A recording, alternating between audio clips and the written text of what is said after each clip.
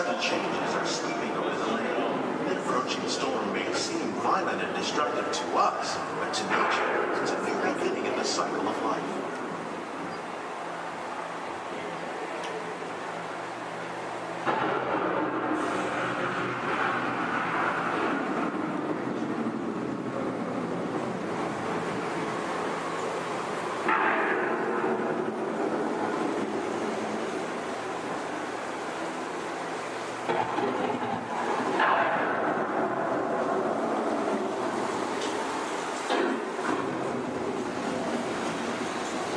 Beneath the surface of the land, roots trap water from the flowing mud, extracting precious nutrients and minerals. These elements, when combined with sunlight, create the diverse living systems of our planet.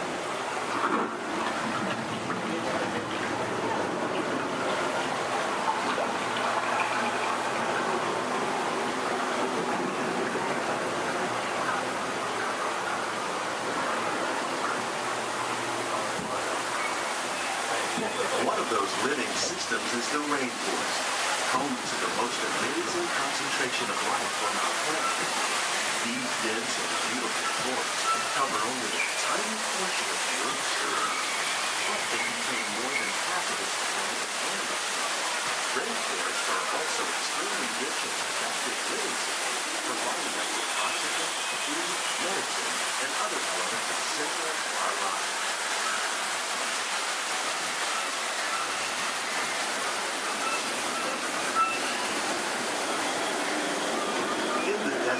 Nature has created a very different, no less beautiful living system. And while this arid landscape may seem lifeless, it is very much alive. The plants and animals that have learned to survive in these harsh conditions make use of what little water they can find and avoid the scorching. The American prairie once appeared as desolate as the desert, but over time, rainwater and nutrients gradually penetrated the hard surface of this land. Even the hooves of the mighty buffalo helped create the rich soil, one day become home to the American farm.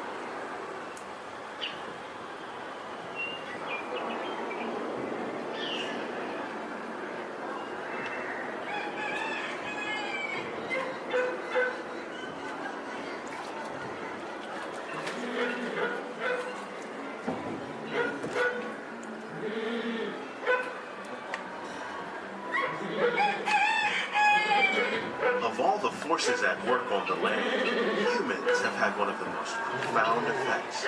The need to produce food for a growing world led to the enormous use and sometimes overuse of the land. In our search for more efficient ways to grow food, we often fail to realize the impact of our methods.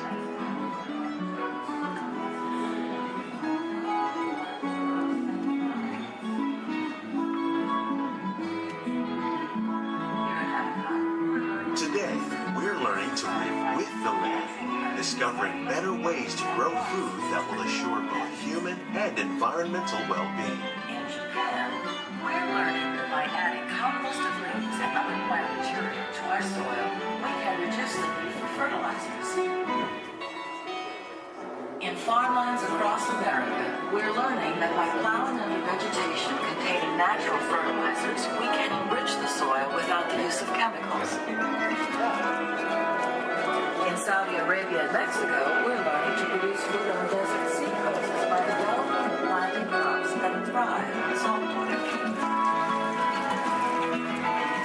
Here at Epcot, we're learning to reduce the need for pesticides by using natural predators like ladybugs and wasps to control pests. How will we meet tomorrow's growing needs for food production, yet still respect the needs of the land? Some of the answers are being discovered just ahead.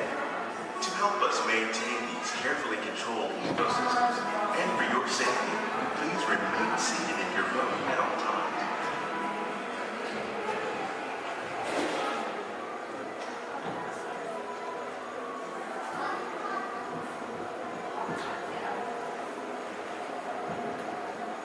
Welcome to our living laboratories, where scientists from Epcot and the U.S. Department of Agriculture are exploring innovative ways to produce bountiful harvests now and into the future. The tropics are home to the greatest diversity of plants on the planet. Many of these, like papaya, bananas, cacao, coffee, and rice, are well known around the world. Others, like the jackfruit, fluted pumpkins, and dragon fruit growing here, represent the vast number of lesser-known tropical plants. As we learn more about these crops, we discover that many are rich in vitamins and minerals, while others are well adapted to growing in less than ideal conditions. For instance, the fluted pumpkin thrives in the poorest soil conditions of Africa. With its edible seeds and leaves, the pumpkin could become an important staple for areas where other crops don't grow easily. The unique-looking dragon fruit is actually a member of the cactus family. The fruits are high in vitamin C, rich in antioxidants, and have a light, sweet taste. The fruit originated in Mexico or Central America, but is already becoming popular in Asia. It could become a source of important nutrients for people living in many areas of the world. These and many other lesser-known crops may one day be as popular as the bananas growing on both sides of the boat. More than 28 million tons of bananas are eaten annually, making it the most popular fruit in the world.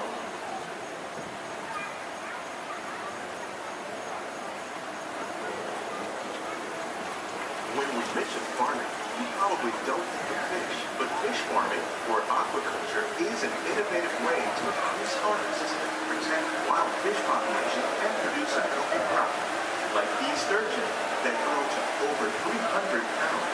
Now that's a lot of cattle. Tilapia, bass, and catfish are three popular crops raised by fish farmers around the world.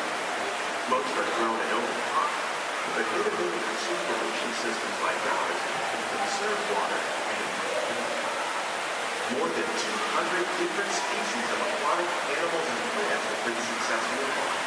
Even these American alligators can be successfully raised in controlled environments like ours.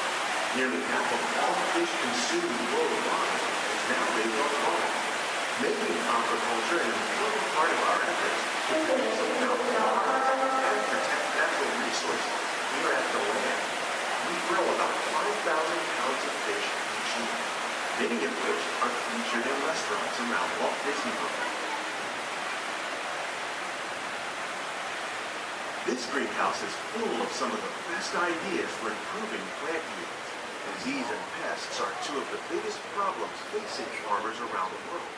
By careful selection and crossbreeding, we can grow crops like these sunflowers and winter melons that are more resistant to pests and diseases. Scientists have even been able to breed plants that can flourish in marginal areas where water and nutrients are in short supply. The result of these efforts is higher yields with less impact on the environment.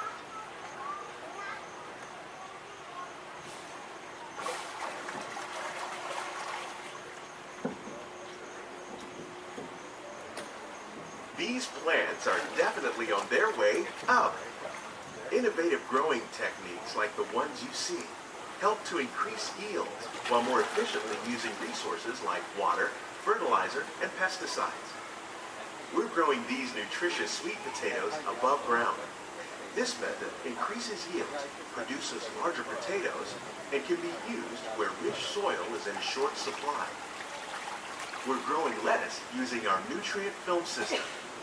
This technique precisely controls and recycles water and nutrients. With it, we can produce over 27,000 heads of lettuce a year in this one small area.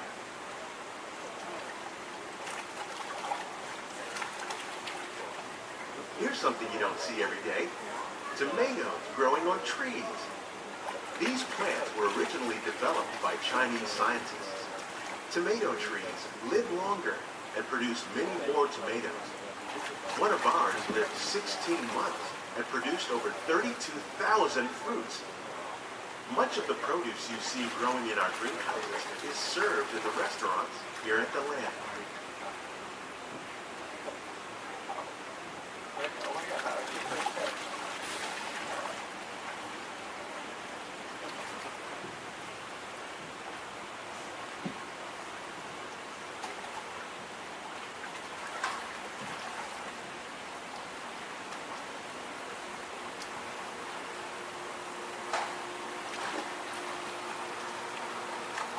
The future of agriculture includes some high-flying ideas like the ones you see here.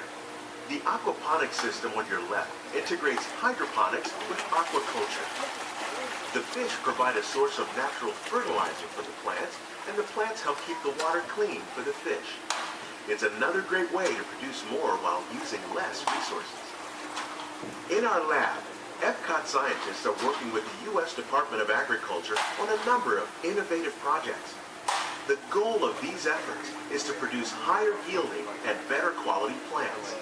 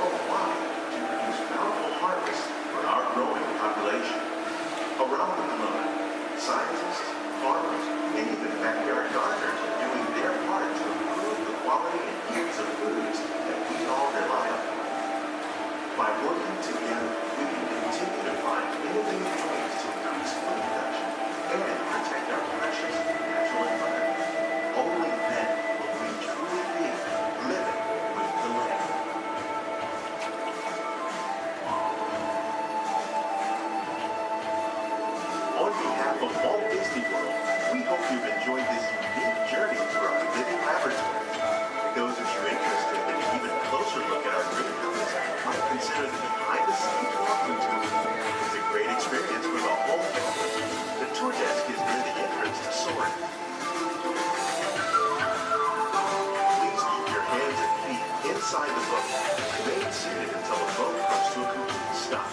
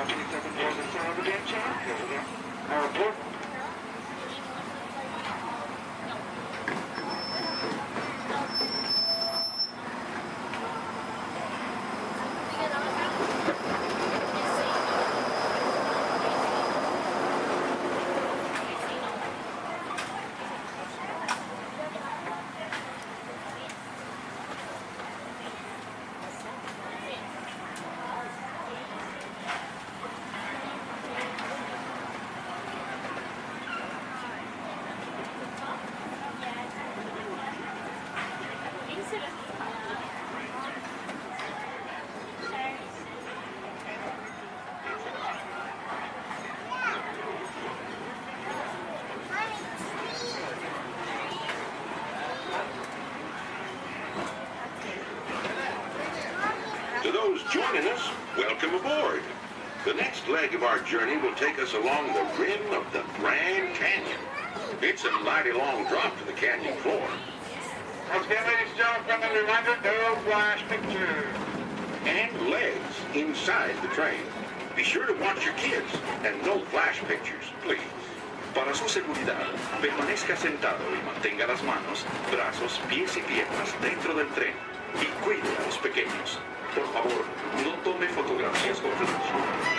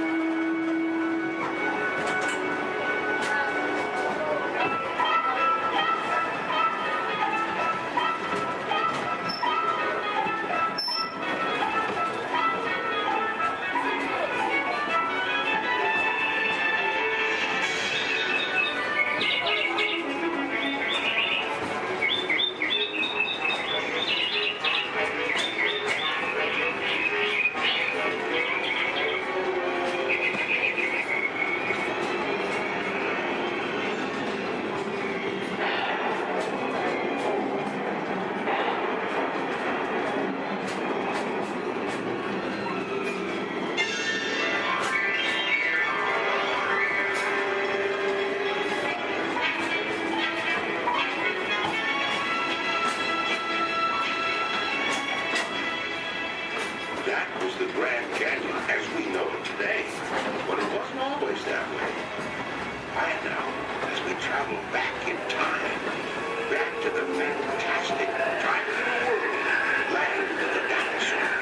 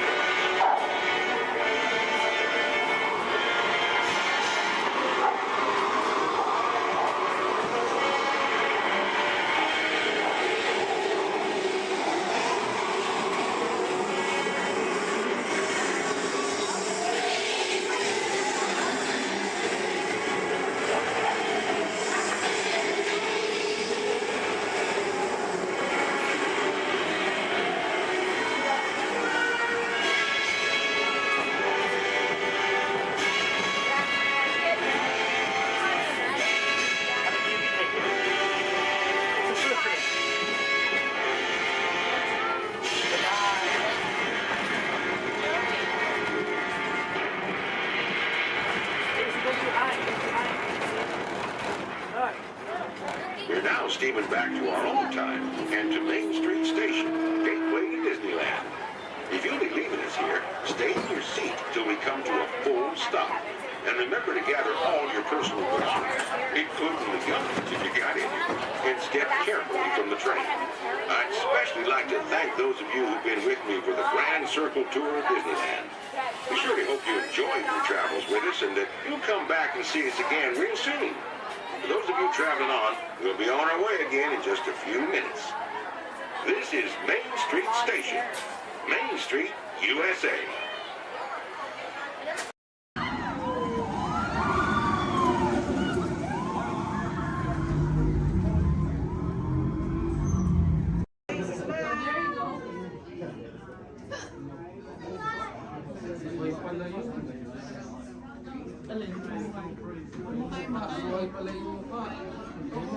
As promised, your time has come. Please enter and gather around the dying fire. When hinges creak in doorless chambers, and strange and frightening sounds echo through the halls, whenever candlelights flicker, where the air is deadly still, that is the time when ghosts are present, practicing their terror with ghoulish delight.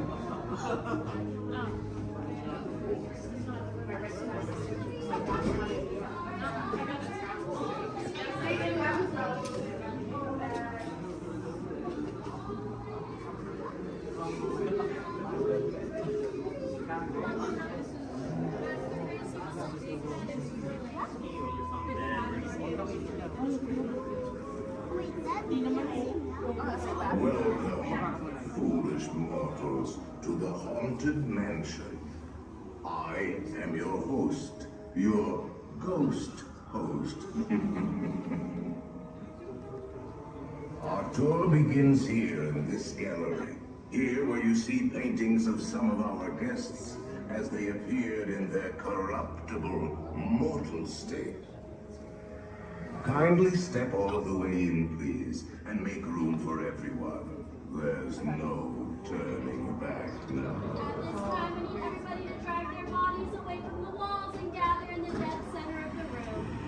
Your cadaverous pallor betrays an aura of foreboding, almost as though you sense a disquieting metamorphosis. Is this haunted room actually stretching? Or is it your imagination? And consider this dismaying observation. This chamber has no windows and no doors. Which offers you this chilling challenge to find a way out.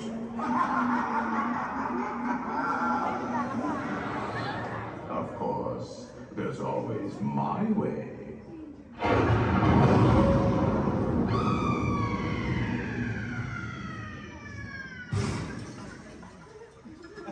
Oh, I didn't mean to frighten you prematurely.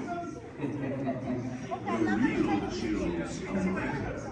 Now, as they say, look alive, and we'll continue on it. And let's all stay together. You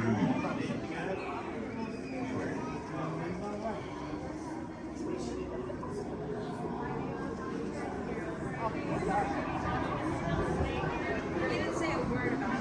I'm just gonna go outside.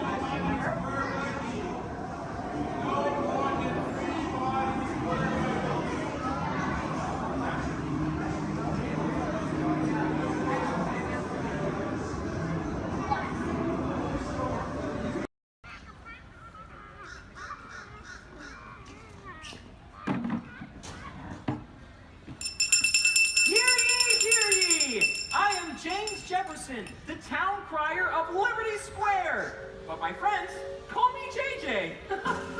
Come on, everyone, gather round. You're just in time.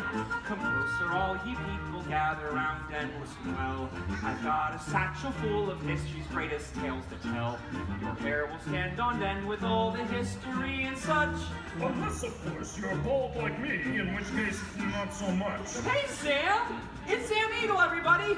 Tell us, Sam, what great American story are we sharing today? Today we shall salute the Declaration of Independence. Ah, a great story indeed. The people of the colonies, they said, let freedom ring! Declared their independence. And they overthrew the king. There were battles, there was violence, there were spies and triggers too. We won't speak about all that. This is wholesome through and through. Right, let's bring out some friends to help us. Hey there, that's your cue. Welcome! Hiya! Woo! Great moments in history. Tra la la la la. Great moments in history. And this one features more. And here's what you will take away in all your minds and hearts. Great moments in history. Great moments in history, but just the American parts. Hi-ho, and welcome to Great Moments in History. But just the American parts. That's right, Sam. And as the official Liberty Square historian, I have drafted tributes to every important event in American history. JJ, please remind everyone which great moment we are sharing today. The Declaration of Independence! Excellent! I read it every night before bed, and so should you. And now I will recite from memory the entire Declaration of Independence. When in the course of human... Excuse me, Sam? Kermit, you are interrupting America.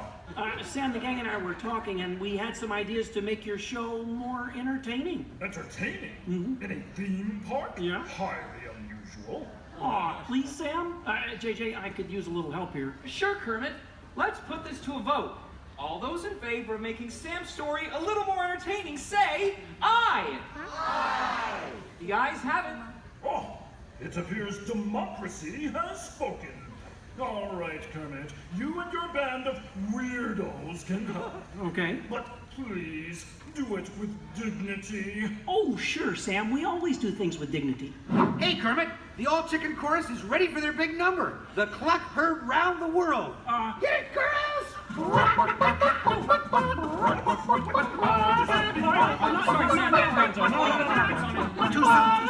to the dressing room.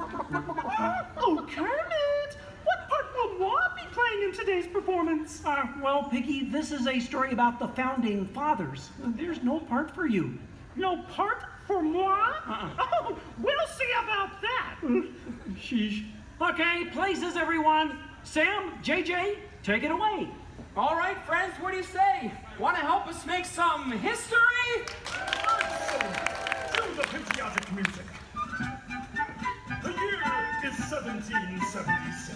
1776. We are in Philadelphia. Philadelphia. JJ, why are you doing that? I'm the town crier. Well, cheer up and allow me to continue. 1776. And the Second Continental Congress has concluded. Roll call. Thomas Jefferson. Hi-ho, Jefferson here. John Adams. Hey, that's me! Woohoo! And the highly quotable Benjamin Franklin. Ah, Ben Franklin here. A penny saved is a penny earned. And if at first you don't succeed, then skydiving is definitely not the sport for you. Let's hear it for your founding fathers. Sam. The delegates are discussing the question of America's independence from England, and there is much debate.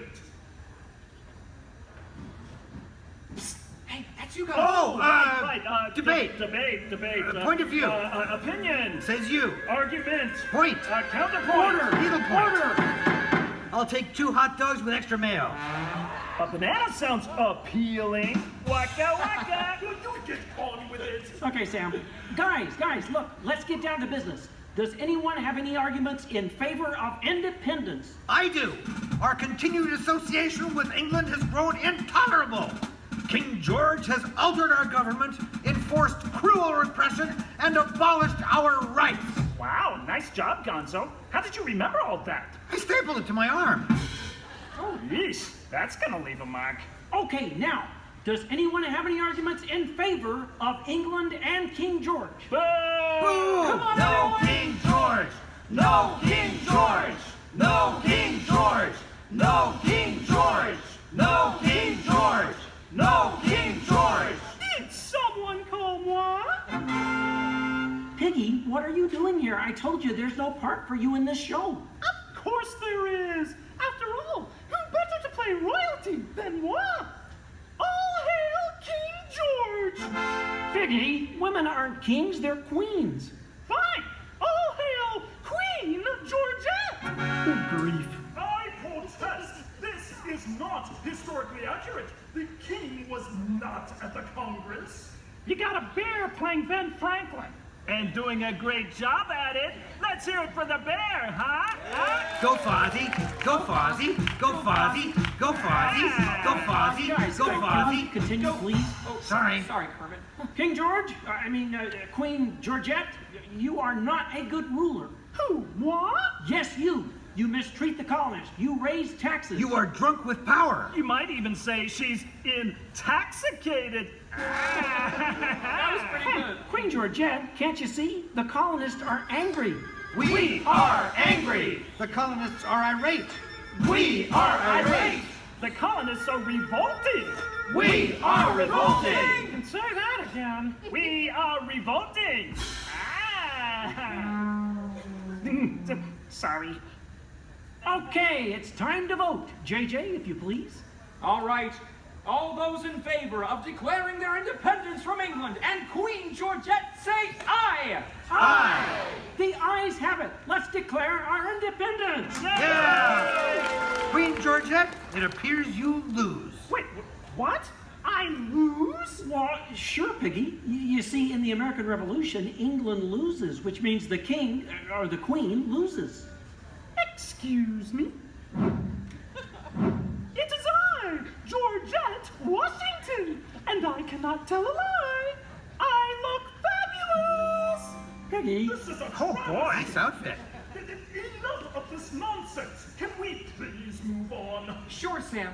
Now, we need someone to write the declaration. We need someone with the brains, someone with the wit. Someone with a pen. Sheesh. Okay, I, Thomas Jefferson, will write the declaration. But I'm going to need everyone's help. Let's start with a list of demands, shall we? I demand a new cell phone, a bigger dressing room. I want a cell case phone. of rubber chicken. Yeah, Oh, somebody said chicken. Okay, girls, hit it. Case of banana.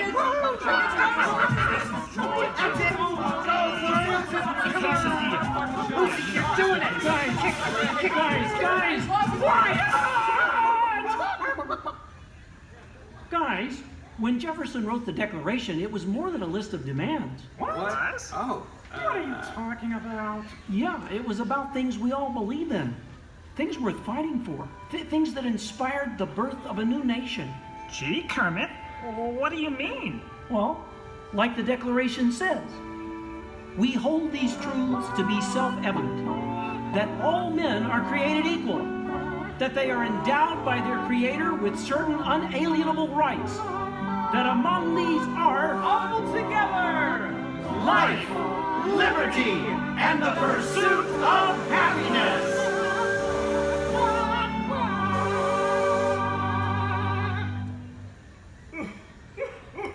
Sam, why are you crying? I thought that was pretty good. It wasn't good. It was glorious. Yes! Way to go, everyone. Hey, Sam, looks like now you're the town crier. Just ring the bell. Let freedom ring! Great moments in history, the 4th day of July. Great moments in history, we said King George goodbye. And here's what you will take away in all your minds and hearts.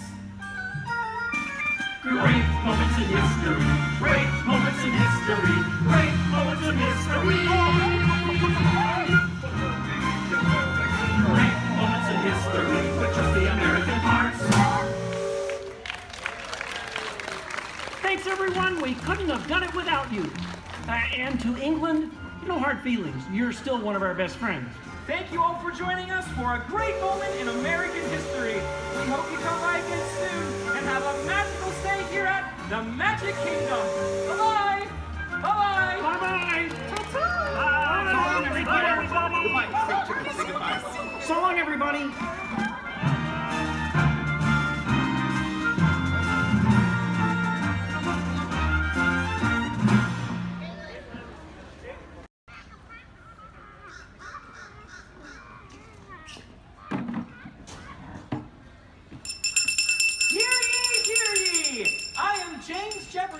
The town crier of Liberty Square. But my friends, call me JJ. Come on, everyone, gather round. You're just in time. Come closer, all ye people, gather round and listen well. I've got a satchel full of history's greatest tales to tell. Your hair will stand on end with all the history and such. Unless, of course, you're bald like me, in which case, not so much. Hey, Sam! It's Sam Eagle, everybody! Tell us, Sam, what great American story are we sharing today? Today we shall salute the Declaration of Independence. Ah, a great story indeed. The people of the colonies, they said, let freedom ring! Declared their independence. And they overthrew the king. There were battles, there was violence, there were spies and traitors too. We won't speak about all that. This is wholesome through and through. Right, let's bring out some friends to help us. Hey there, that's your cue. Welcome! Woo! Great moments in history. Tra-la-la-la-la.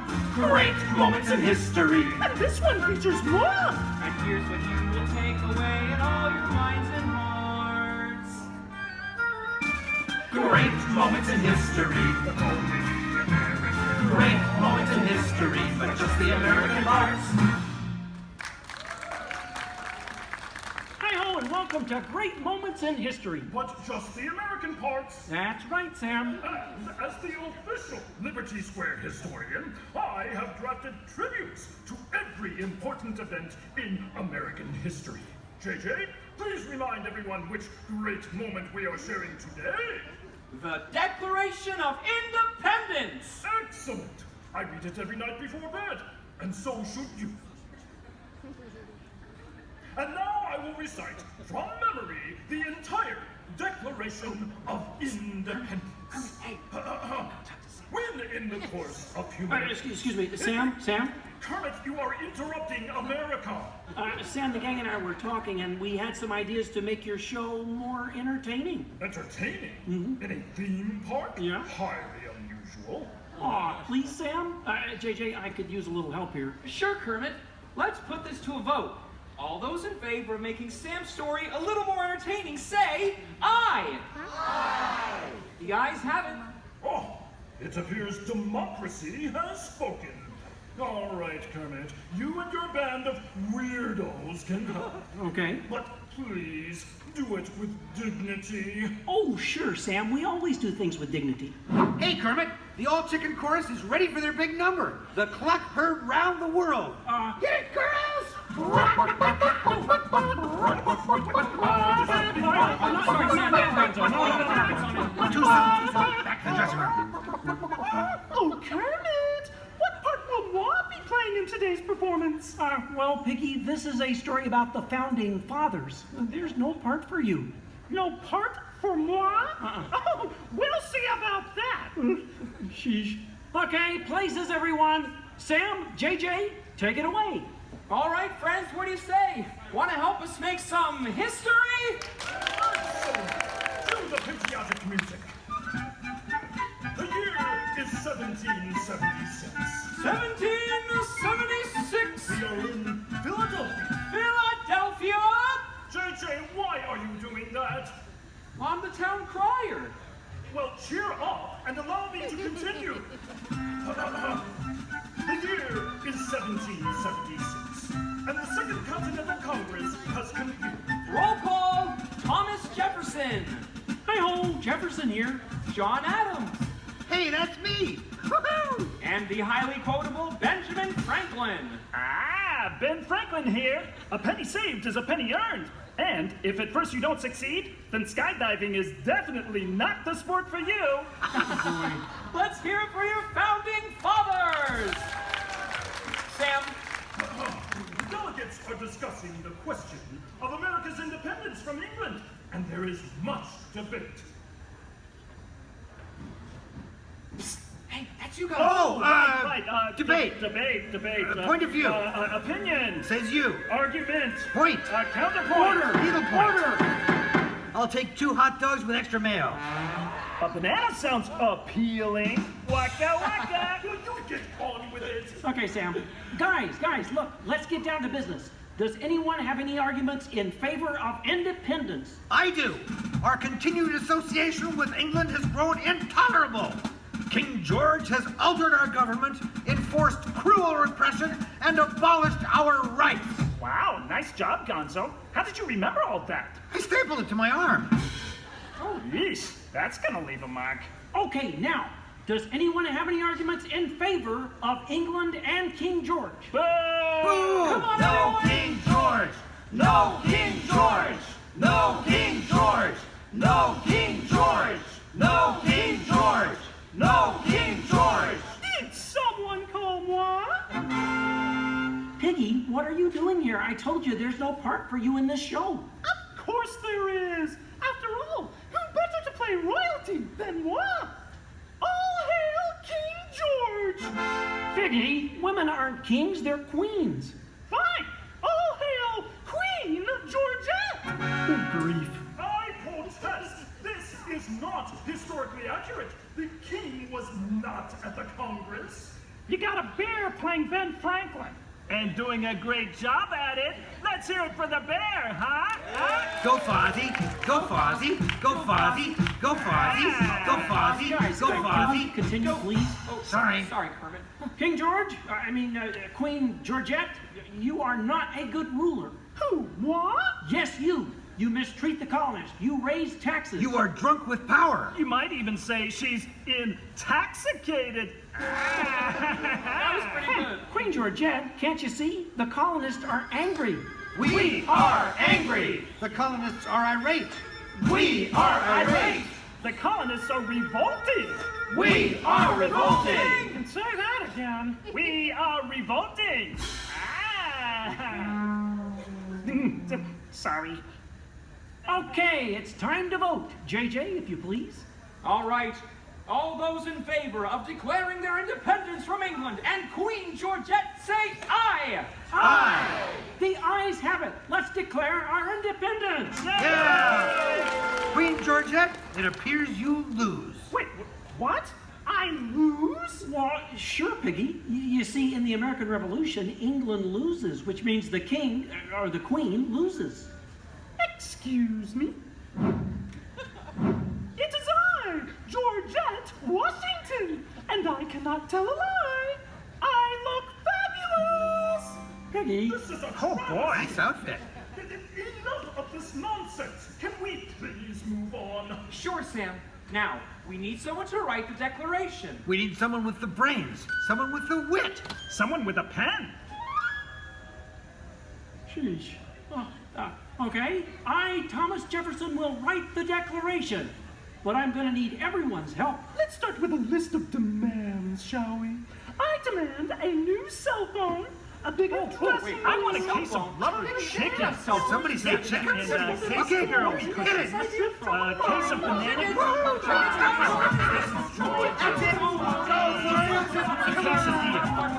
You're doing it! Guys! Guys, when Jefferson wrote the Declaration, it was more than a list of demands. What?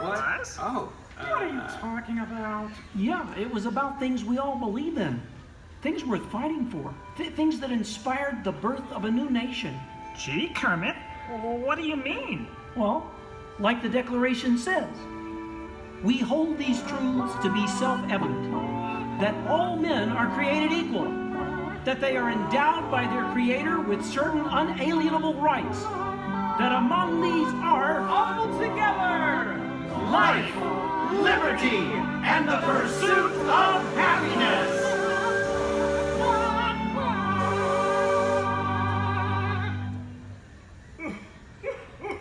Sam, why are you crying? I thought that was pretty good. It wasn't good. It was glorious. Yes! Way to go, everyone. Hey, Sam, looks like now you're the town crier. Just ring the bell. Let freedom ring! Great moments in history, the 4th day of July. Great moments in history, we said King George goodbye. And here's what we will take away all your minds and hearts. Great moments in history, great moments in history, great moments in history. Great moments in history, with just the American parts. Thanks, everyone. We couldn't have done it without you. And to England, no hard feelings. You're still one of our best friends. Thank you all for joining us for a great moment in American history. We hope you come by again soon and have a magical stay here at the Magic Kingdom. Bye-bye! Bye-bye! Bye-bye! Bye-bye! So long, everybody.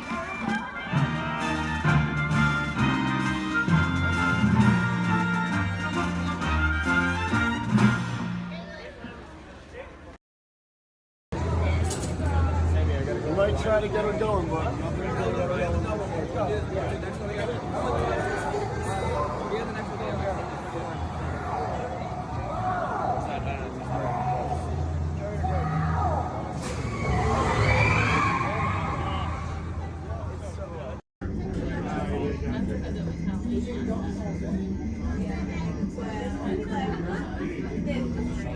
This is Disney's Port Orleans French Quarter Resort. Please collect your belongings, watch your head and step as you disembark, and take some home somewhere fun.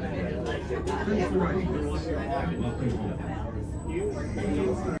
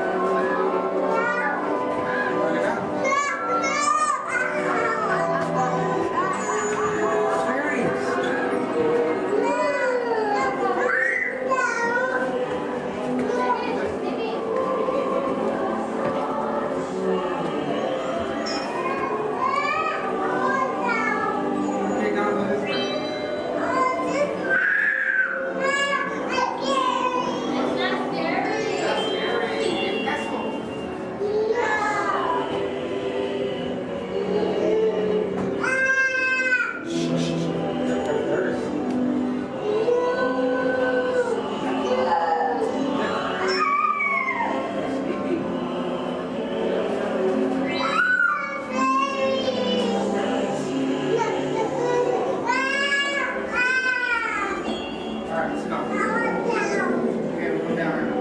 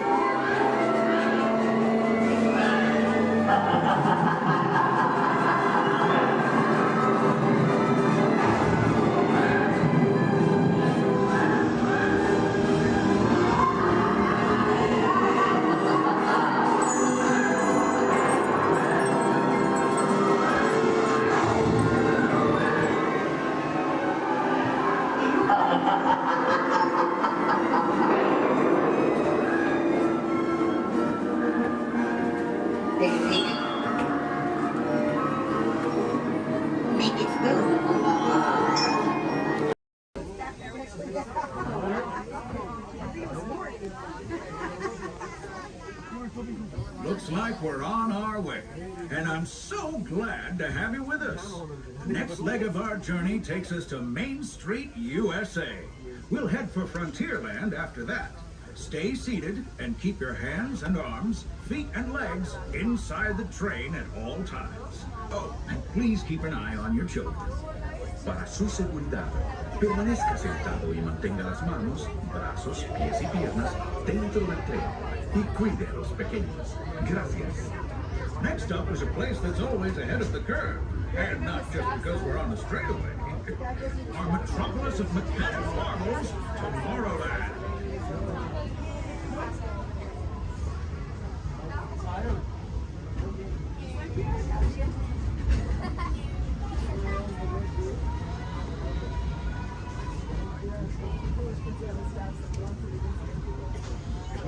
As you know, I love this railroad about as much as a songbird loves the morning. But I'm still awed by the rockets and space.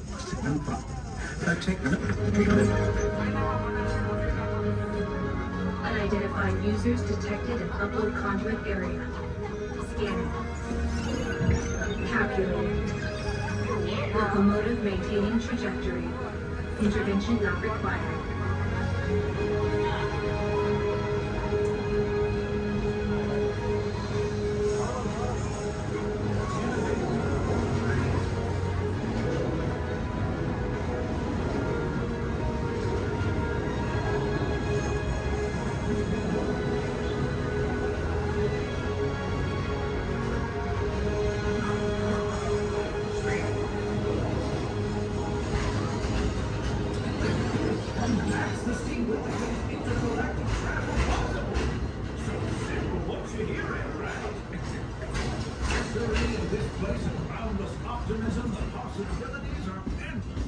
You might say the sky's the limit, but even that is no obstacle in Tomorrowland.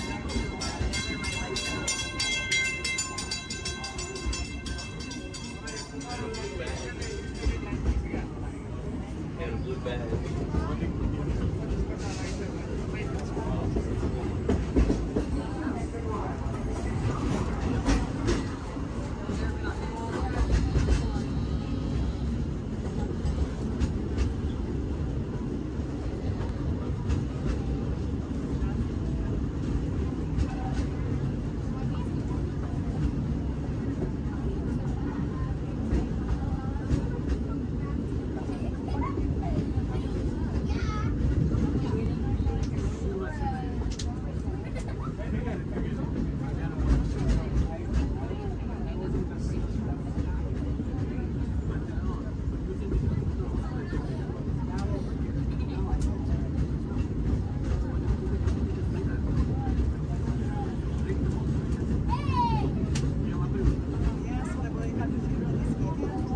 trip around the Magic Kingdom is almost complete. I can't thank you enough for spending part of your day with me. And I hope you've enjoyed your journey as much as I've appreciated being a part of it. We're now approaching our most charming destination, Main Street, USA. A place where the only thing sweeter than the townsfolk is the treats. After our stop, we'll be heading for Frontierland, followed by a visit to Fantasyland. For now, stay seated until our train comes to a complete stop. Then pick up your belongings and carefully disembark. If you have strollers to unfold, please take them all the way beyond the platform so new passengers can safely hop aboard. It'd be mighty kind of them. And while we're being neighborly, what say we give our fellow travelers a friendly wave hello? This is Main Street Station House. Welcome to Main Street, USA. As we come into Main Street Station, please remain seated until I give the all clear. Please remain seated.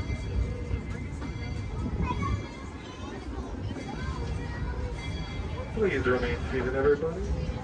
Please remain seated until I give the all clear.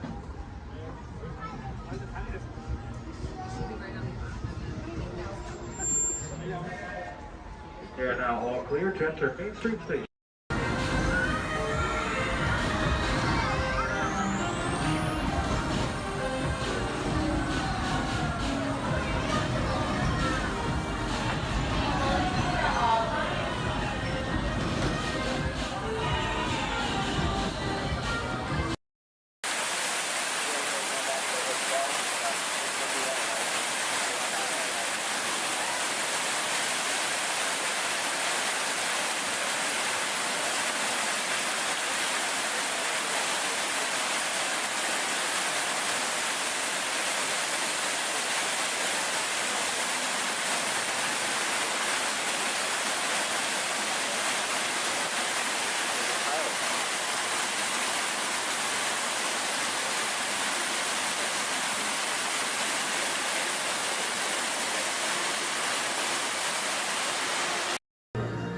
Pay attention to the following safety information. When the automatic doors have opened, please proceed directly across the ramp into the cabin. Continue to move all the way across your aisle, filling in every available seat. Galactic regulations require that all carry-on items be safely stowed beneath your seats. To fasten your restraint, use the yellow strap to pull the belt out from the right side of the seat and snap the belt into the buckle on your left. For your safety, remain seated throughout your flight with your restraints securely fastened, and please watch your children. Para su seguridad, permanezcan sentados, con el cinturón de seguridad ajustado, y cuiden a los pequeñitos. Do not put on your flight glasses until instructed to do so by a crew member. One final reminder, smoking and photography are never permitted on any Star Tours flight. If you have any questions, don't hesitate to ask a Star Tours agent. You'll be boarding in just a few moments. Thank you.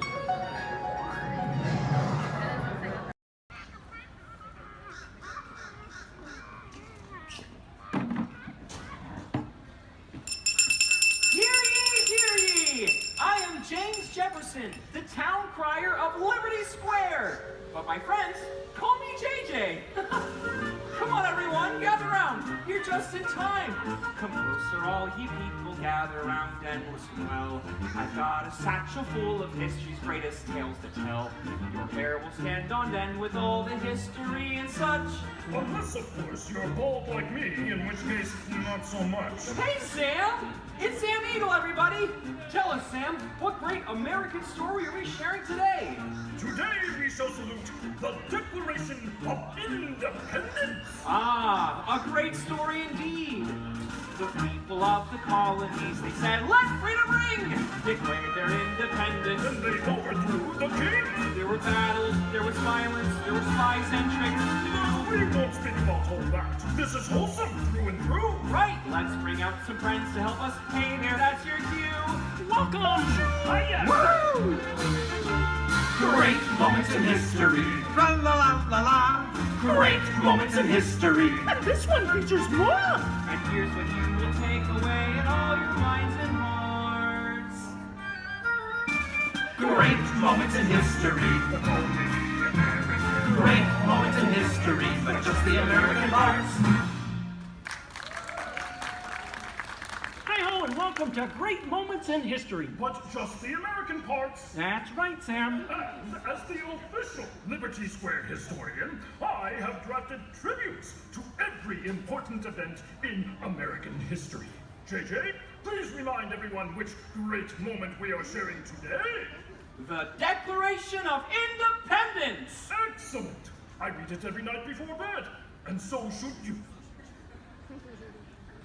And now I will recite from memory the entire Declaration of Independence. When in the course of human... Excuse me, Sam? Kermit, you are interrupting America.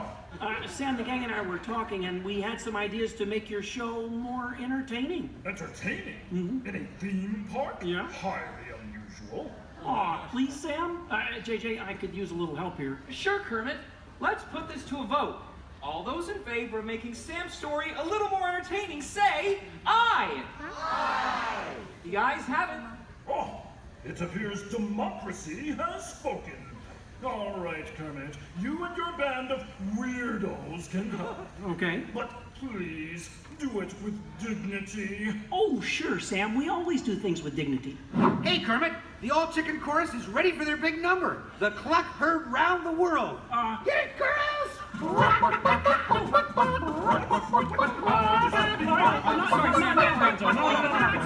soon. Back to the dressing room. Oh, Kermit! What part will Walt be playing in today's performance? Well, Piggy, this is a story about the Founding Fathers. There's no part for you. No part for moi? Oh, we'll see about that. Sheesh. Okay, places, everyone. Sam, JJ, take it away. All right, friends, what do you say? Want to help us make some history? Cue the patriotic music. The year is 1776. 1776. We are in Philadelphia. Philadelphia. JJ, why are you doing that? I'm the town crier. Well, cheer up and allow me to continue. The year is 1776, and the Second Continental Congress has convened. Roll call, Thomas Jefferson. Hi-ho, Jefferson here. John Adams. Hey, that's me. Woohoo! And the highly quotable Benjamin Franklin. Ah, Ben Franklin here. A penny saved is a penny earned. And if at first you don't succeed, then skydiving is definitely not the sport for you. Let's hear it for your founding fathers. Sam. The delegates are discussing the question of America's independence from England, and there is much debate. Psst. Hey, that's you guys. Oh, right. Debate. Debate. Point of view. Opinion. Says you. Argument. Point. Counterpoint. Needle point. I'll take 2 hot dogs with extra mayo. A banana sounds appealing. Waka waka. You get on with it. Okay, Sam. Guys, look, let's get down to business. Does anyone have any arguments in favor of independence? I do. Our continued association with England has grown intolerable. King George has altered our government, enforced cruel repression, and abolished our rights. Wow, nice job, Gonzo. How did you remember all that? I stapled it to my arm. Oh, yeesh. That's gonna leave a mark. Okay, now, does anyone have any arguments in favor of England and King George? Boo! Come on, No everyone. King George! No King George! No King George! No King George! No King George! No King George! Did someone call moi? Piggy, what are you doing here? I told you there's no part for you in this show. Of course there is! After all, who better to play royalty than moi? All hail King George! Piggy, women aren't kings, they're queens. Fine! All hail Queen Georgette! Good grief. I protest. This is not historically accurate. The king was not at the Congress. You got a bear playing Ben Franklin. And doing a great job at it. Let's hear it for the bear, huh? Go Fozzie, go Fozzie, go Fozzie, go Fozzie, go Fozzie, Guys, go can we Fozzie. continue, please? Oh, Sorry. Sorry, Kermit. King George, Queen Georgette, you are not a good ruler. Who? What? Yes, you. You mistreat the colonists. You raise taxes. You are drunk with power. You might even say she's intoxicated. That was pretty good. Queen Georgette, can't you see? The colonists are angry. We are angry. The colonists are irate. We are irate. The colonists are revolted. We are revolting. And say that again. We are revolting. Sorry. Okay, it's time to vote. JJ, if you please. All right. All those in favor of declaring their independence from England and Queen Georgette say aye! Aye! The ayes have it. Let's declare our independence. Yeah! Queen Georgette, it appears you lose. Wait, what? I lose? Well, sure, Piggy. You see, in the American Revolution, England loses, which means the king, or the queen, loses. Excuse me? It is I, Georgette Washington, and I cannot tell a lie. I look fabulous! Piggy. This is a Oh boy. Nice outfit. Enough of this nonsense. Can we please move on? Sure, Sam. Now, we need someone to write the declaration. We need someone with the brains, someone with the wit. Someone with a pen. Sheesh. Okay, I, Thomas Jefferson, will write the declaration. But I'm going to need everyone's help. Let's start with a list of demands, shall we? I demand a new cell phone, a bigger dressing room. I want a case of rubber chicken. Somebody said chicken. Okay, girls, get it. A case of banana. A case of beer. You're doing it! Guys! Quiet! Guys, when Jefferson wrote the Declaration, it was more than a list of demands. What? Oh. What are you talking about? Yeah, it was about things we all believe in. Things worth fighting for. Things that inspired the birth of a new nation. Gee, Kermit, what do you mean? Well, like the Declaration says, we hold these truths to be self-evident, that all men are created equal, that they are endowed by their Creator with certain unalienable rights, that among these are All together! Life, liberty, and the pursuit of happiness.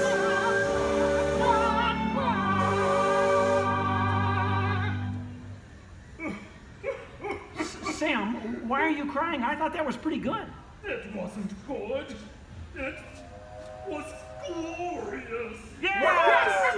Way to go, everyone. Hey, Sam, looks like now you're the town crier. Just ring the bell. Let freedom ring! Great moments in history, the 4th day of July. Great moments in history, we said King George goodbye. And here's what you will take away all your minds and hearts. Great moments in history, great moments in history, great moments in history. Great moments in history, but just the American parts. Thanks, everyone. We couldn't have done it without you. And to England, no hard feelings. You're still one of our best friends. Thank you all for joining us for a great moment in American history. We hope you come by again soon and have a magical stay here at the Magic Kingdom. Bye-bye. Bye-bye. Bye-bye. Bye. So long, everybody.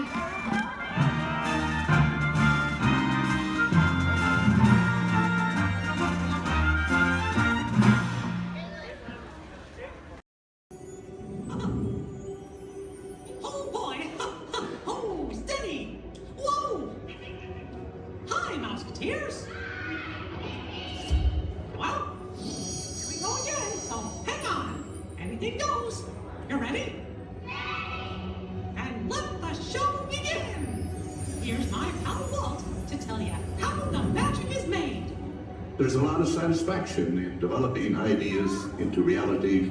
When we consider a new project, we really study it. Not just the surface idea, but everything about it.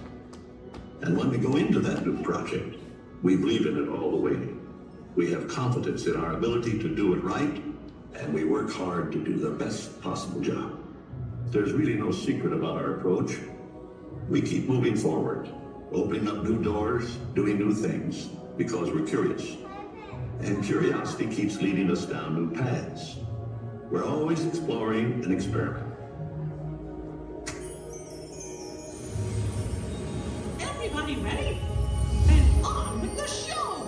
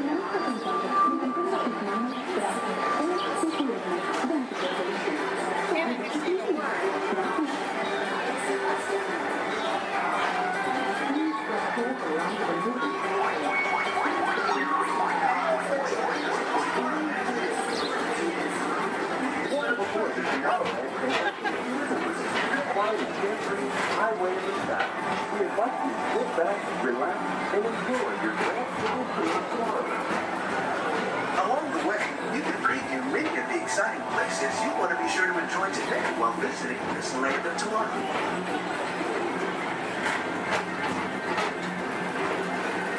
The People Mover is the perfect vehicle for people watching, so keep your eyes peeled. You never know who you might see.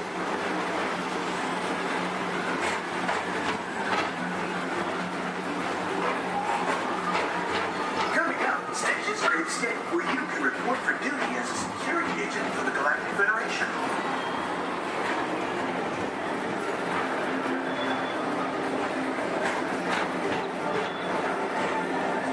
The mission is to keep Experiment 626, the biggest little mischief maker in the galaxy, under control.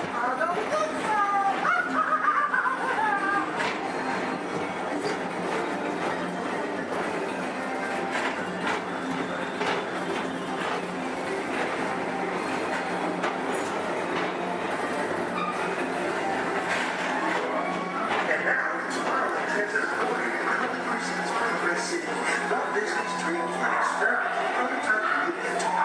Progress City was the inspiration for Epcot, and many of its forward-thinking ideas have been realized throughout Walt Disney.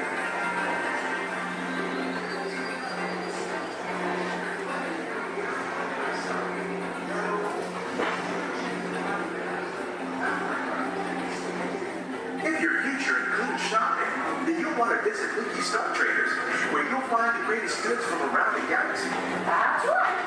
It's out of this world!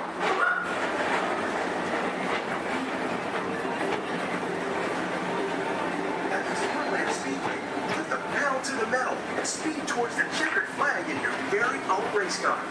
Young or old, this is your chance to drive in the fast lane without worrying about getting a speeding ticket.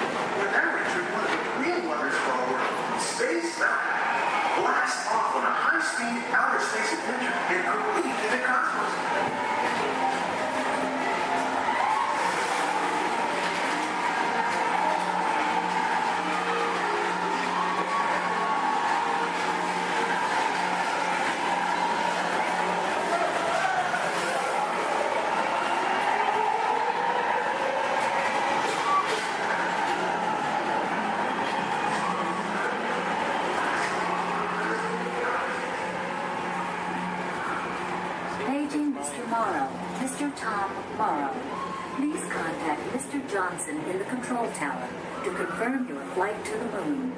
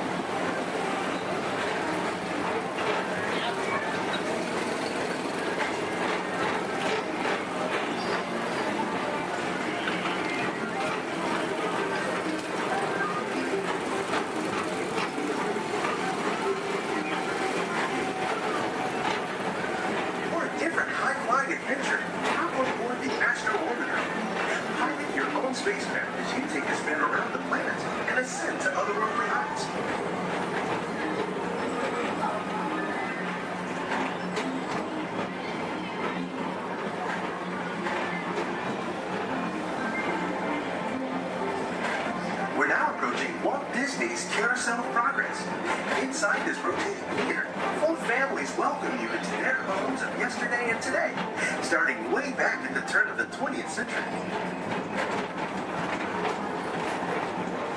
First presented at the New York World's Fair, this legendary circular theater celebrates the progress that has made our lives better. It's a perfect reminder that there's always a great, big, beautiful tomorrow shining at the end of every day.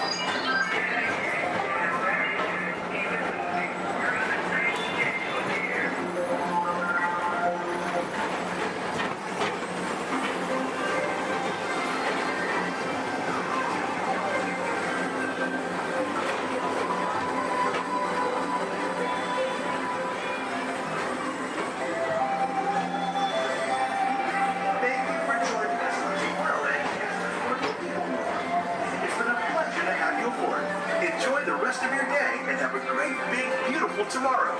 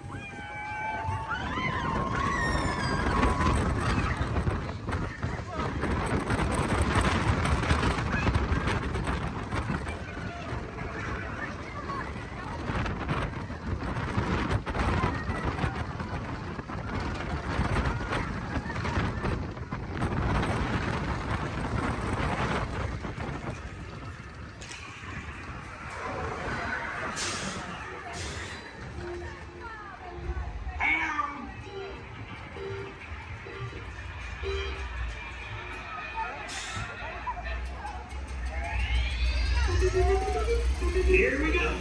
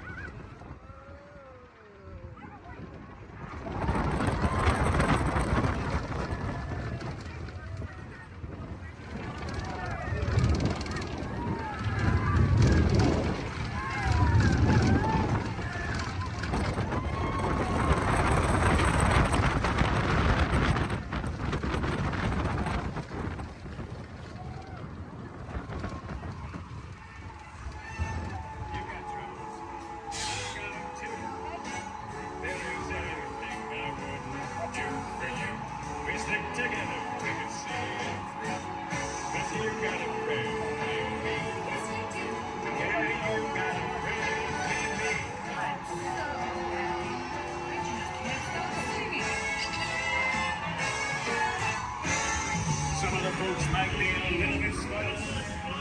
Stay safe until we come to them.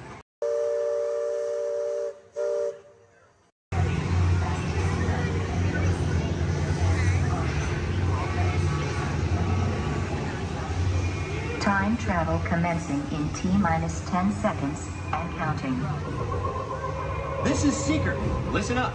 We've got to get in, grab the iguanodon, and get out before that asteroid hits. Let's roll!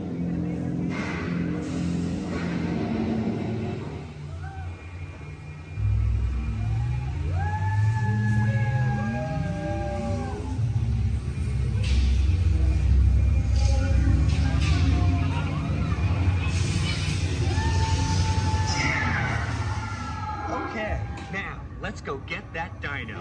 Computer, what are you tracking? Styracosaurus. Not our dino. Warning, meteor shower in range. Just little one. Oleoramus. Hadrosaur.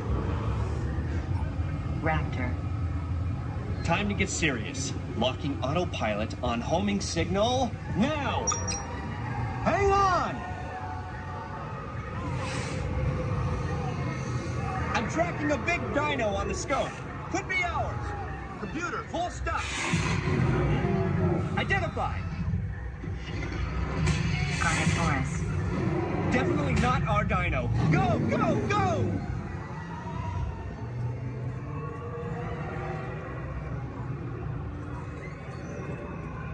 Another big guy coming up. Computer.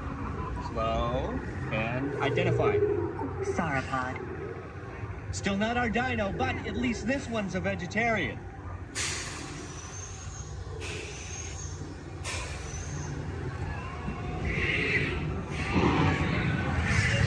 Asteroid impact in 90 seconds. We better move it. Pterodactyl. Incoming! Asteroid impact in 60 seconds. We can't stop now. Keep going, keep going. Compsognathus.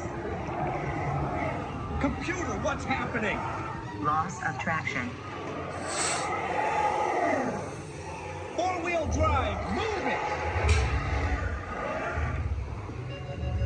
Warning, meteor strike. Evasive maneuver! Left! Right! Left! Right! That was close. Computer, now what? Carnotaurus. That's it! Abort mission! Abort! Abort! Iguanodon. Forget it! Get them out now! Asteroid impact. Brace yourself! This is it! They're not gonna make it! They're not gonna make it! Mission accomplished. You made it! I knew you would, and guess who made it back with you? I better find him before security does. Thanks for everything!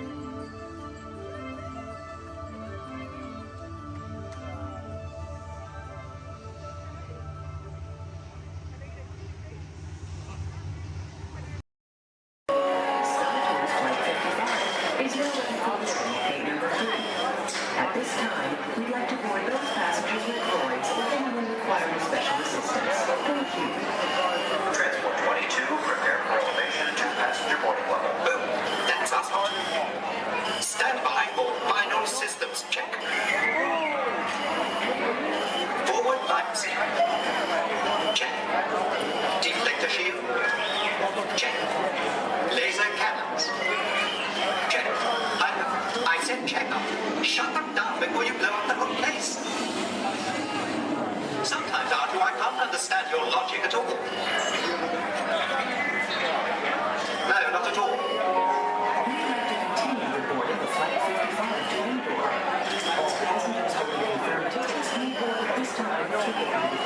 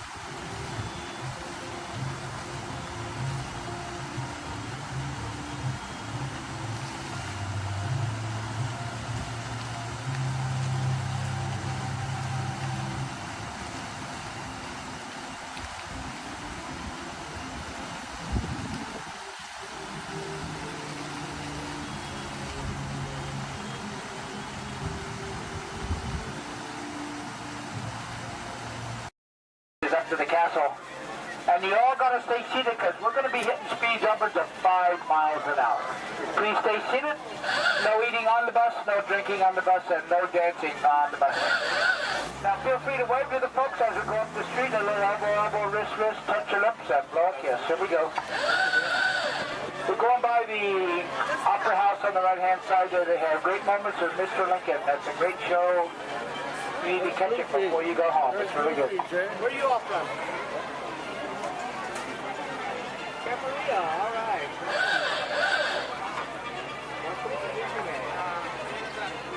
Our folks are coming down to Main Street, USA. Plus, this here at Town Square, the characters come out throughout the day here at Town Square. And here at Main Street, USA, this is Main Street as Walt imagined it many years ago from that small town in Marceline, Missouri, where he grew up. On the left-hand side is the Emporium. That's the largest gift shop in the park. On the right-hand side is the movie theater. They have 6 continuous showings of cartoons, including the famous Steamboat Willie, and it's air-conditioned in there, too.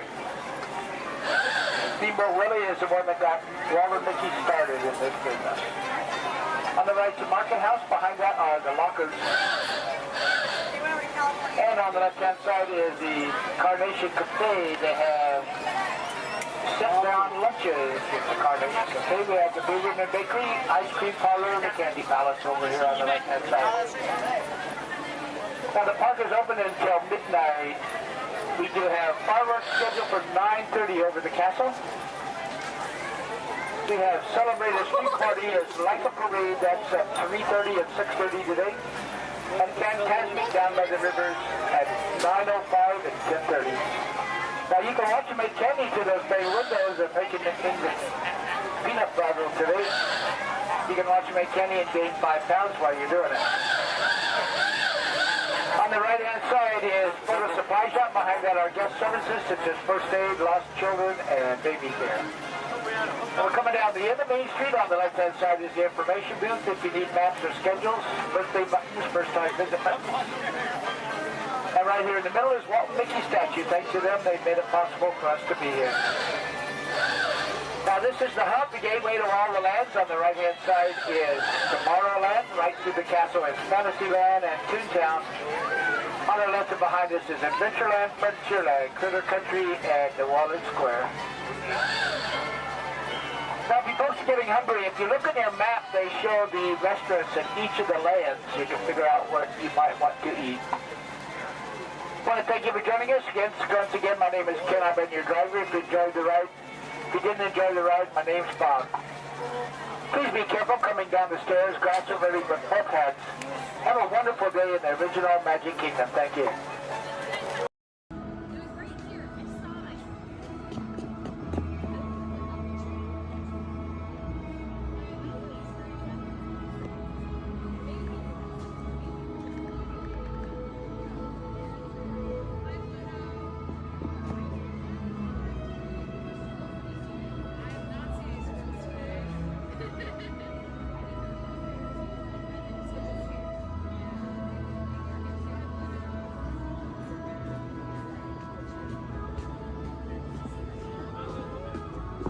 Hi, Pluto. There. Now you don't chase those cats up those trees. Oh no, we don't chase any cats. No. We're big friends of Pickles. We love him. He's the best. We're out looking for some treats, so have you guys found any? Or maybe you have some, Pluto? Nope, haven't seen any treats yet. Yet? Okay. I'll keep an eye open though. It's a promise you'll let us know if you find I will certainly let you know. Perfect. Pinky swear. There you go. Thanks, Red. You're welcome. Bye. Good evening, friends. Look around you. There is a special magic that flows through this land. A magic of fantasy, swirling with pixie dust, made more brilliant by the light that lives within you. It inspires us to wish upon stars, follow our hearts, and find our happily ever afters. Tonight, as we gather together under the spires of this majestic castle, our dreams ignite the magic to create a beacon shining out and celebrating 50 years of the most magical place on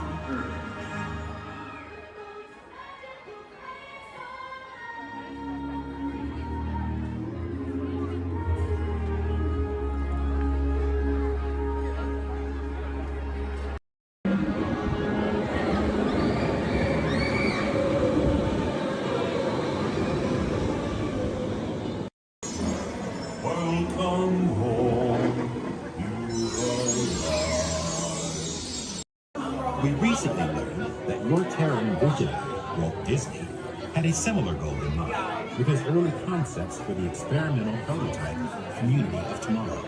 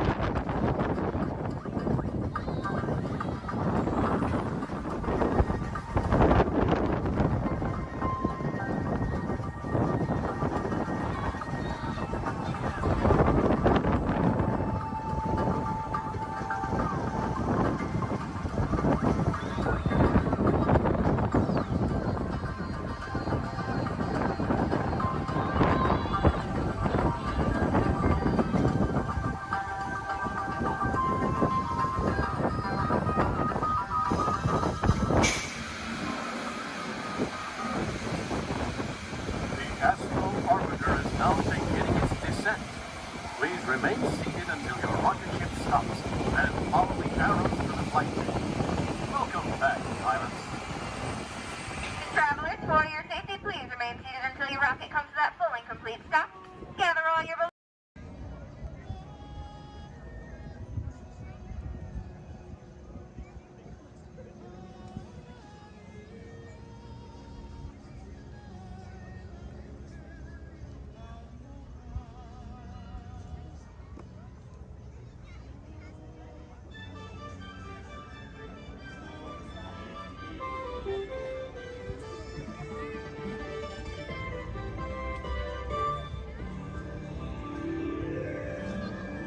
Guests of Disney's Polynesian Village Resort, aloha! Since 1971, the electrical water pageant has lit up the shores of Bay Lake, entertaining generations of dreamers from the young to the young at heart. As we celebrate 50 years of magic here at Walt Disney World Resort, we invite you to join us in this time-honored tradition. Enjoy the lights, the music, the magic of Disney's electrical water pageant.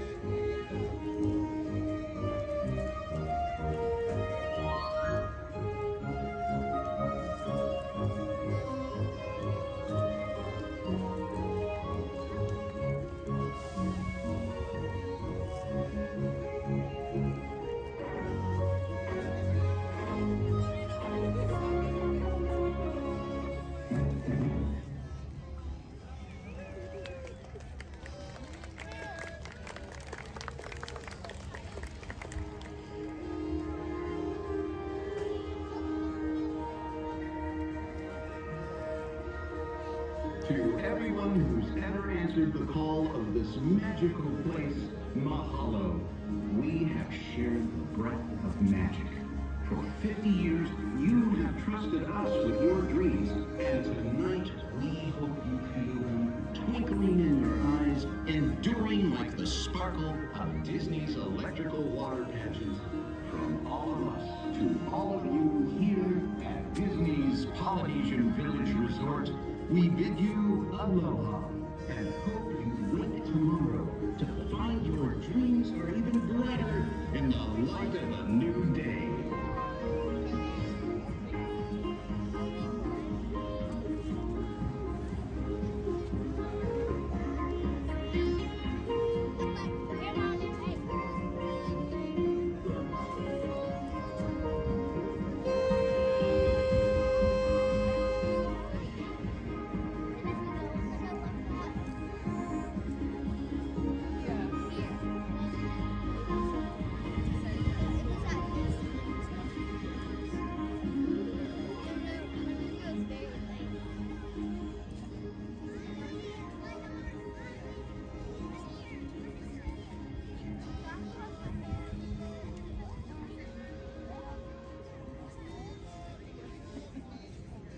Everybody's to let us know what we need to get done back on the road.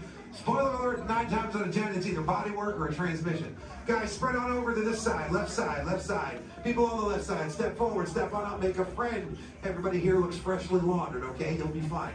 Come on in, right this way, everybody.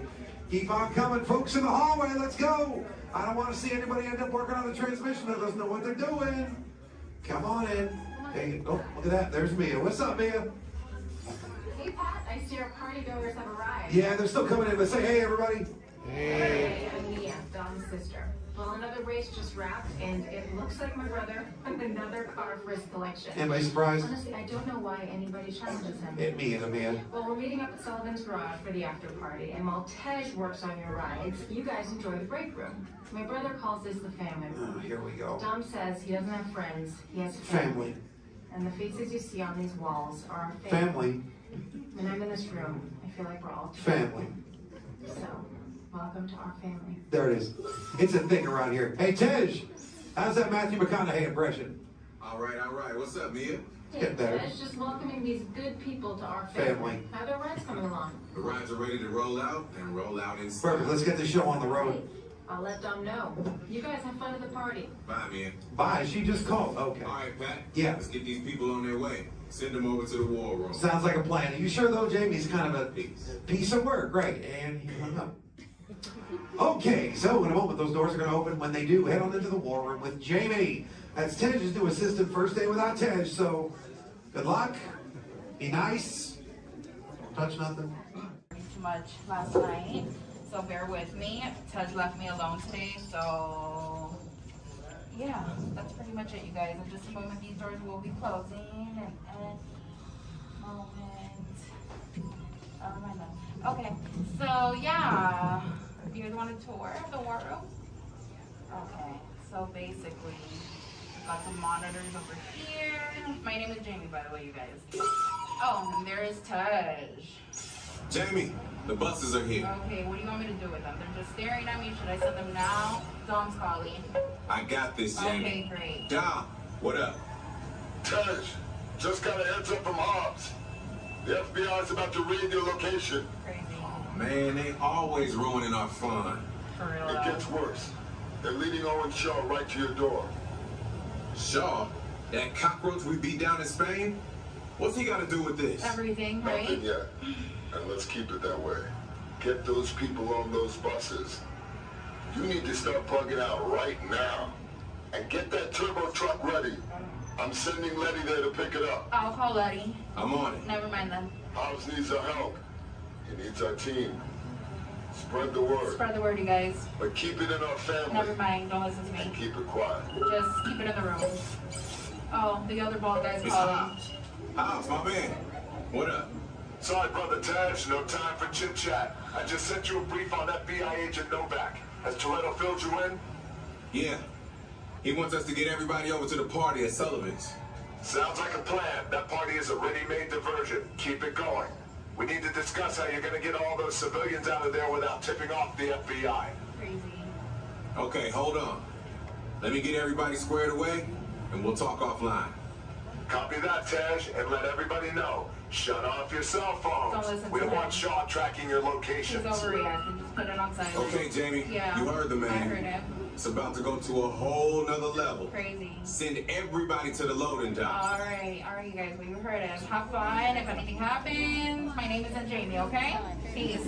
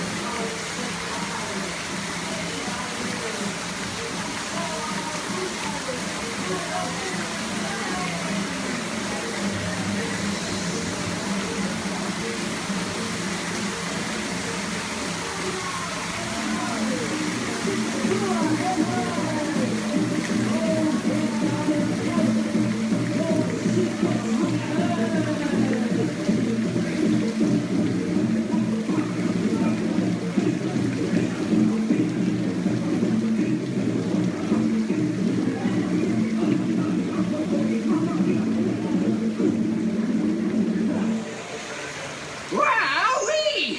Phew, that's almost as much fun as New Year's Eve in the orange groves. I'm glad we did get a mite carried away, huh? Yeah. I say, look out there across the water. It appears we're a bit of company. Law me, yes. Welcome, you all. Permit us to introduce ourselves. My name is Claude, and my loquacious cousin over here is... I'll introduce myself, if you don't mind. Hi there. I'm, now, let's see now. It's right on the tip of my beak. Clyde Birdbrain. Oh, yeah. I'm Clyde Birdbrain. Oh, I say, perhaps you good people have never conversed with toucan birds before. Well, neither did we, till one day we discovered this magic sunshine pavilion. By Jove, yes. I remember just how it happened, many, many bird baths ago. There we were in an explorer's launch on a mysterious river in deepest Adventureland. Off in the distance comes the fierce roar of an African lion. And as we round a bend in the river, a huge bull elephant bellows forth in protest of our intrusion.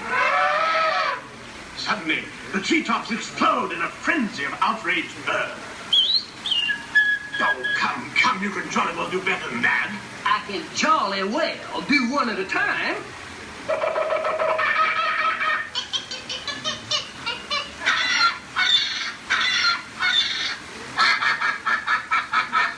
Meanwhile, shifty-eyed crocodiles lurk by the water's edge.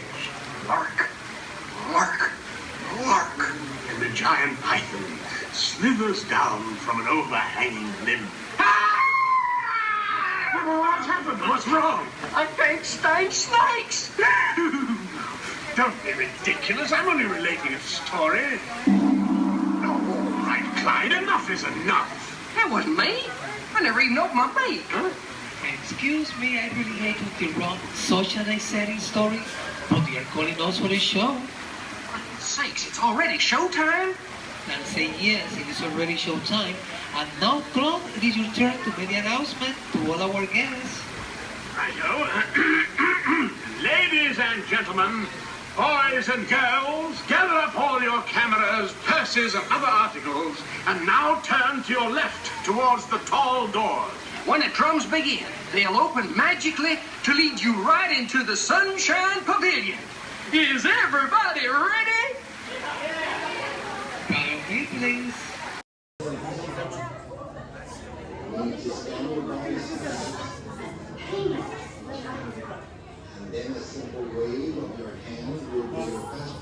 Raise your hands for security clearance. And presto, the doors open for you. I now present to you Tannelier Tavon's private office.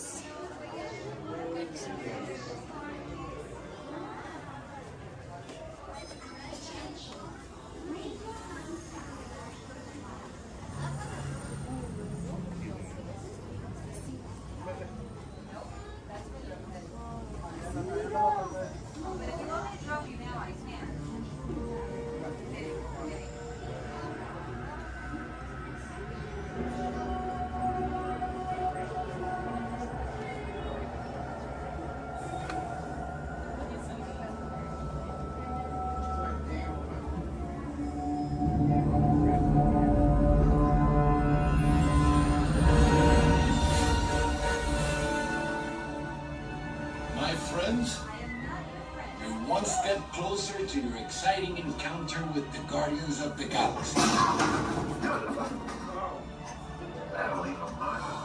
You're now standing in my private office. I know. Where I Carefully scrutinize each and every piece that comes to me from different parts of the galaxy let's mute this guy.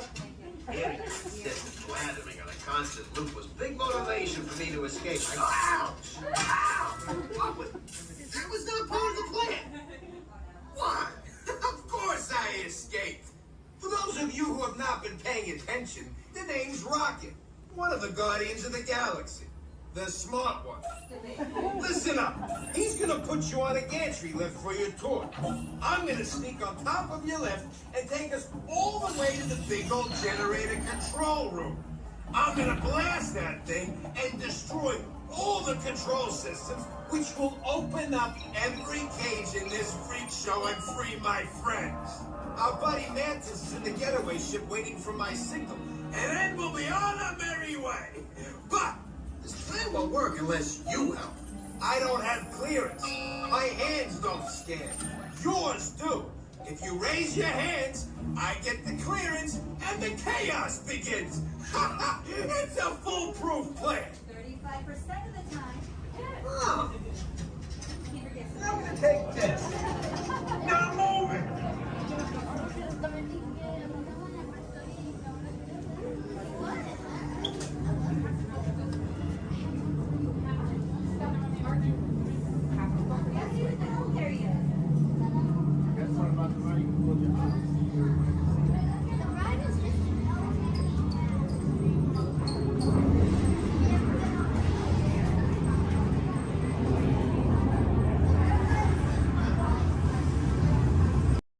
Right here in our very own special effects water tank. Now, water tanks just like this one continue to play a major role in action films. Here, the explosive, out-of-control mayhem that you see in movies like Crimson Tide, The Rock, and Pearl Harbor can all be created using large-scale mechanical and physical effects. The action is then filmed as a carefully planned sequence of events. And today you guys are in luck because we are in pre-production for our very own action sequence that we like to call Harbor Attack. We're going to be using some of the same special effects that directors like Michael Bay use in their films. Now, if you'll turn your attention to those overhead monitors, here's Michael to set the scene. In this scene, a patrol boat is on a surveillance mission. Searching the skies for enemy aircraft, the crew is caught off guard when the real danger surfaces from beneath the sea. This is going to require a full range of physical effects, split-second timing, careful direction. We have the lights, we have the cameras.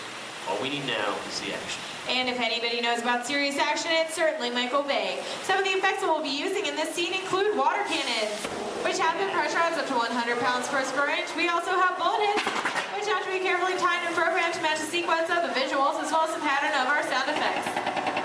And the last but probably the most important physical effect in a scene like this is fire, which must be ignited at a precise moment, because it takes a lot of time and work to reset the charges for an explosion. Of course, the number one consideration in the timing of all these effects is the safety of our actors here on the set, and that's where you come in. Everyone, please give Mitchell a big round of applause! Yay! You have been cast as the mechanic in our scene today. Your scene is going to take place way down here in the engine room of our PT boat. Now, you don't have to swim. You can follow Stephanie, she'll show you right where to go. All right, we're going to be filming 2 scenes today, but not in the order in which they appear in the script. Many movies today are shot out of sequence, which means that actors have to react to a situation which may not have yet been filmed. This can be difficult, so it's up to the director to provide the motivation for the scene. All right, Mitchell, here's the setup. The phone next to you is going to buzz as 800 gallons of water are going to dump out of those tanks, fly down that chute, and slam into you like a freight train. Are you feeling motivated to hang on? Good. It's actually 1,000 gallons of water, but we find there's a fine line between motivation and fear. All right, roll playback and action. Pick up the phone and talk to your captain. Let him know you just lost your engine. Keep talking. Keep talking.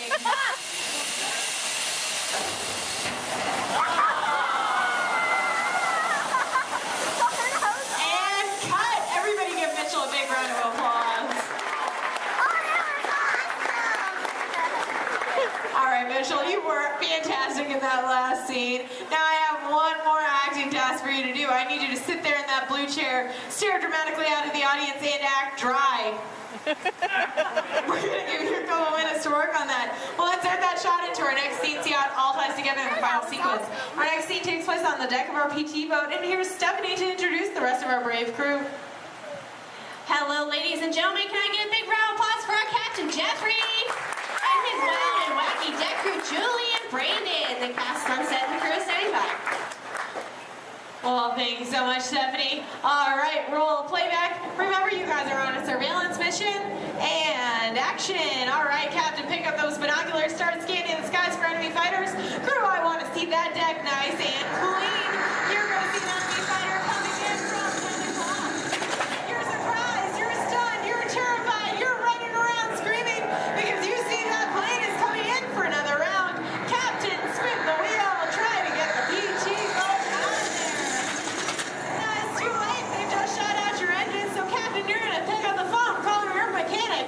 What's that, crew? You see something coming in fast off the starboard side of the boat? Give them one. Oh, no, it's an enemy torpedo. Now, Justin, you think it's all over and you can start to relax. You hear more enemy planes approaching. You point to the sky because you see bombers coming in from 12 o'clock. Bombs away. Everybody head for deck.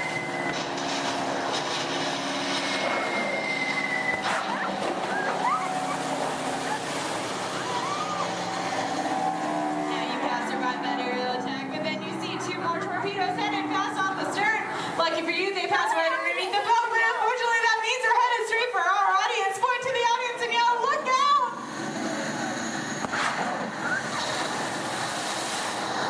And that's a wrap. What'd you guys think? Give them a big round of applause. All right, now we're going to see what that whole sequence looks like when we have some computer-generated images, a couple of lines of pre-recorded dialogue, and an exciting musical score. Ladies and gentlemen, I'm proud to present Harbor Attack.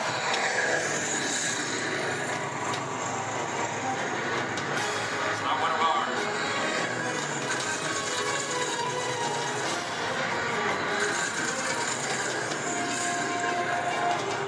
Skipper, he's coming around for another run. Metro, report. Both engines are gone. Torpedo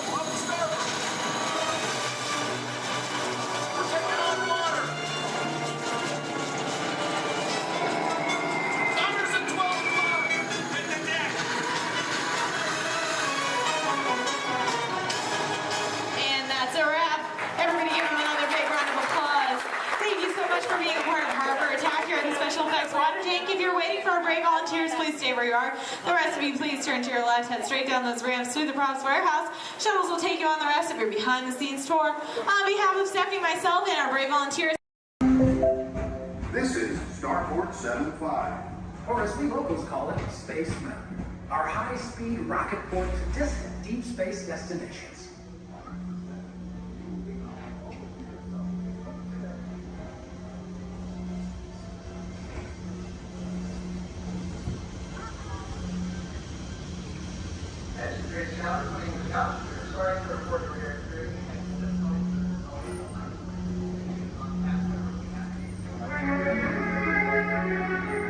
Let relaxation wash over you at the most refreshing retreat in the galaxy, the coral rooms of Pisces 7. You H2O it to yourself. Book today.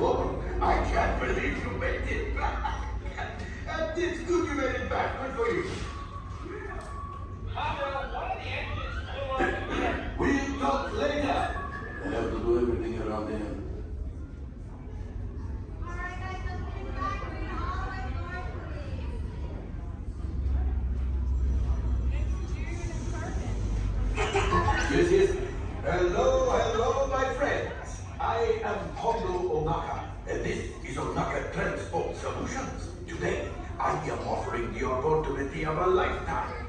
I need flight crews to transport this valuable merchandise across the galaxy, pilots to navigate, engineers to operate the ship, and gunners to defend the shipments.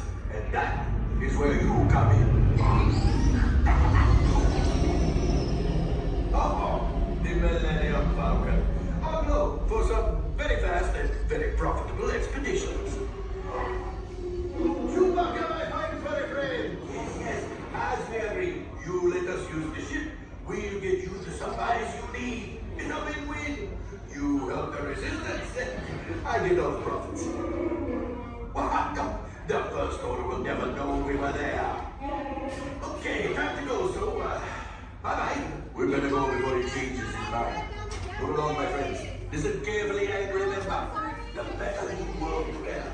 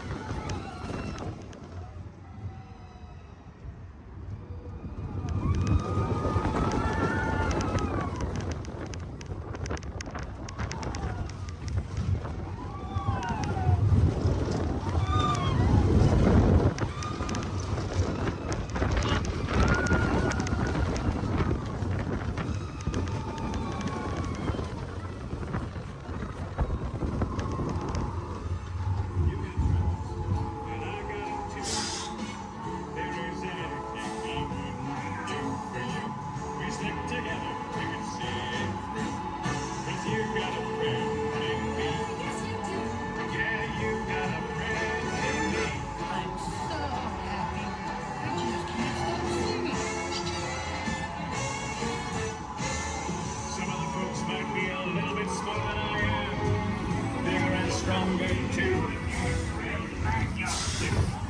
please stay seated till we come to a complete stop. Remember to grab all your stuff and step out to your right. So long, pal.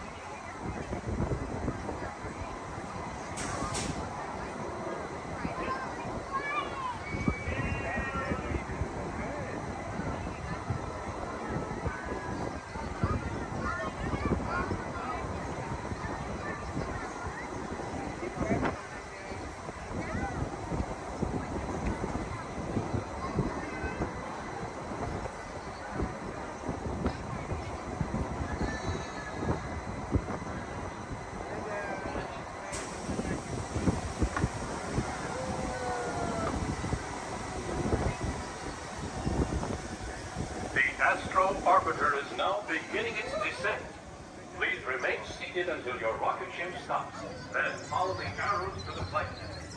Welcome back, pilot. Yes, Walt has some of the brightest minds in the world, but I keep things around here pretty chill, so the kids can create the next big idea that will give you the tools to become the next generation of heroes.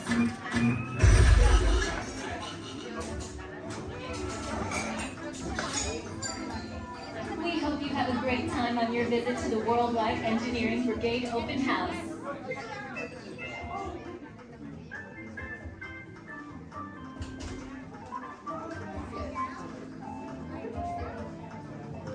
And now, our project lead, the brilliant... Peter Parker! Hey, what's up? I'm Peter Parker. And here at Web, we get access to some pretty awesome tech, like Vibranium from Wakanda, or this crazy alien juice stuff. We have Kim Particles and Star Tech. It all helps us develop really cool stuff, like these spider bots, for example. Check it out. They have this really cool self-replicating feature. Because? This is awesome. Buddy, you can stop doing that now. But anyway, you guys are here today to help us test the Web Slinger vehicle. Using onboard tech, you will be able to sling webs just like my buddy Spider-Man. Peter, your presentation is getting away from you. Yeah, I'm aware of that, Sharon. If you could just initiate the safety protocols, it'd be great. Problem with that, So anyway, Peter? if you want to sling a web, all you gotta do is sling your arm in the direction you want to shoot the web, and that's it. It's awesome. Peter, your spider bots are continuing to replicate and are consuming everything in their path. They seem to be stuck in self-recognition mode. If you could just handle that for me, please. On it. Contacting Mr. Stark. Don't call Mr. Stark! Don't call Mr. Stark. Sorry, Michelle. Could you just call someone else? Ask them to do it. Okay. Contacting Spider-Man. Here. I'm gonna go find Spider-Man first off, because he's around here somewhere. Okay, goodbye. Spider-Man! As you may have noticed, the spider bots are locked in that awesome self-replication mode. In spite of what you see, they were created to be robotic helpers that can break down raw material and create all kinds of useful tech. But because they are stuck in self-replication mode, the spider bots are currently consuming everything in sight and multiplying at an alarming rate. If left unchecked, my calculations predict this will lead to the devastation of the entire Avengers campus. That should be safe until Spider-Man gets here, as long as they don't get into the alien fluid. This is now a bigger problem. Activating threat level protocols. Hey guys, what's up? I hear you have no problem. I'm here to help. You made it. Great. Threat level is at exponential danger. You might need some help. Perhaps I'll call the Avengers? Don't worry, everyone. I got this. Okay, everybody. Open house is canceled. Wise idea. And I could use some help. Yes, you could. Sharon, prep the slinger vehicle. Already on. Everyone head to the slingers and we'll team up to stop the spider bots before they destroy the campus. It's easy. Okay, we have a plan. Please move quickly through the doors and down the hall to the slinger vehicle bay. Your open house demo has been upgraded to a high-stakes mission to save the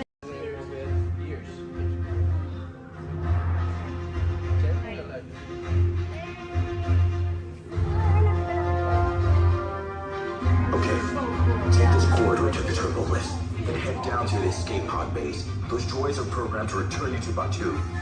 Hurry and don't get caught. Lieutenant Beck will guide you. Recruits, for your safety, stay seated with seatbelts securely fastened. Keep hands, arms, feet, and legs inside the transport and supervise your children. Tell them it's a prisoner transfer. Did it work? Good. Now get a move on. There's a clear path to the turbo lifts at the end of the hallway. Turn right.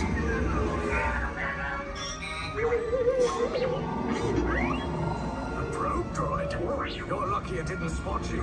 Take those turbo lifts and stay out of trouble. You're not authorized. Wait, those are the prisoners.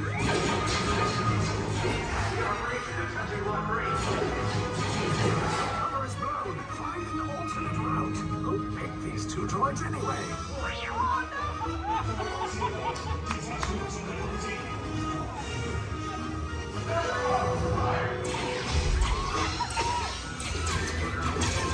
Take cover, recruits. If anyone's backing a blaster, now's a good time. The escape pod's just below us. Wait, why are you going up? I said down. Up is bad. Up is real bad.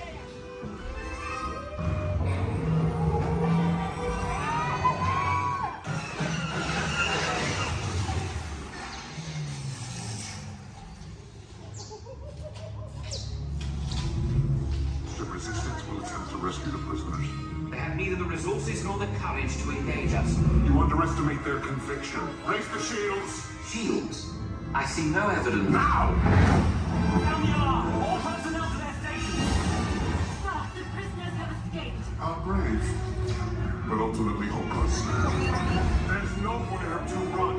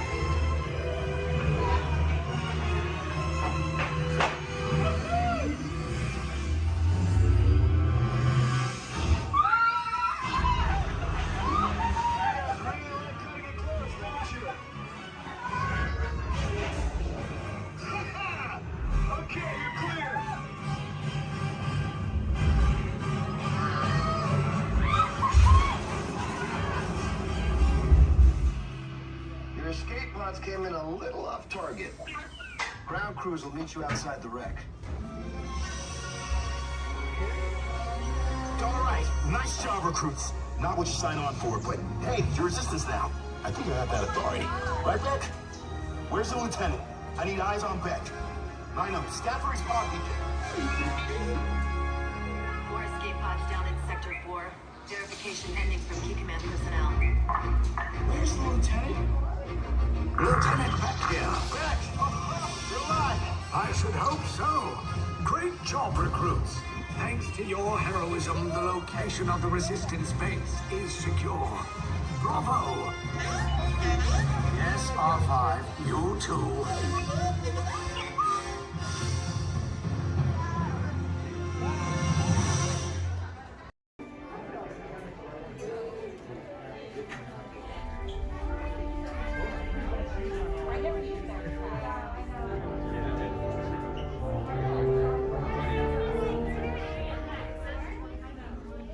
Hello and welcome to Soarin'.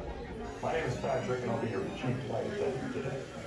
We'll begin boarding in a few minutes, but first I'd like to acquaint you with some important safety information.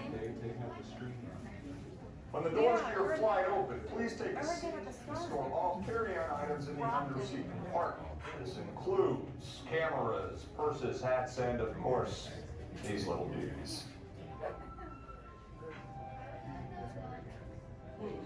Next, fasten your seatbelts, inserting them into the buckle on your right. If smaller aviators don't measure up to the height indicator on the seat, just put the belt through the loop in the center strap before buckling it.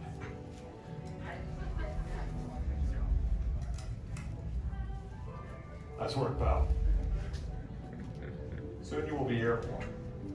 So if you or your little aviators have a fear of flying or of heights, you might want to wait for your party if you arrive in. Okay, let's review. That is seat belt, carry-on item, safety strap, fear of heights, keep your hands and arms inside at all times. Anything else? Yeah. Have a nice flight. All right, my friends, we're going to load about 3, followed by 2, then 1. Rose, please follow me. 2, you're going to follow 3. 1, you're going to follow 2.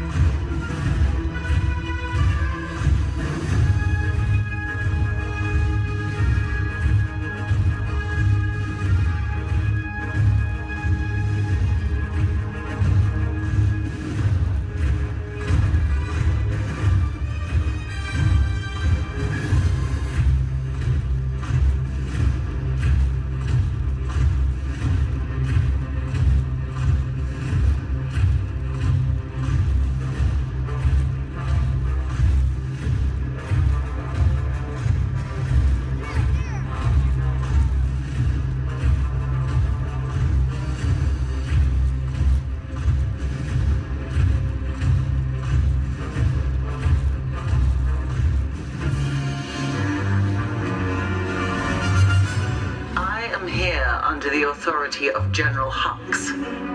You are here under the authority of me. Stand proud.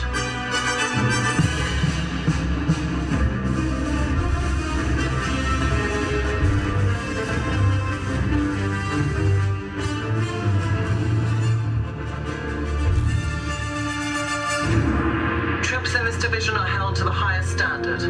Mine. Show me fearless.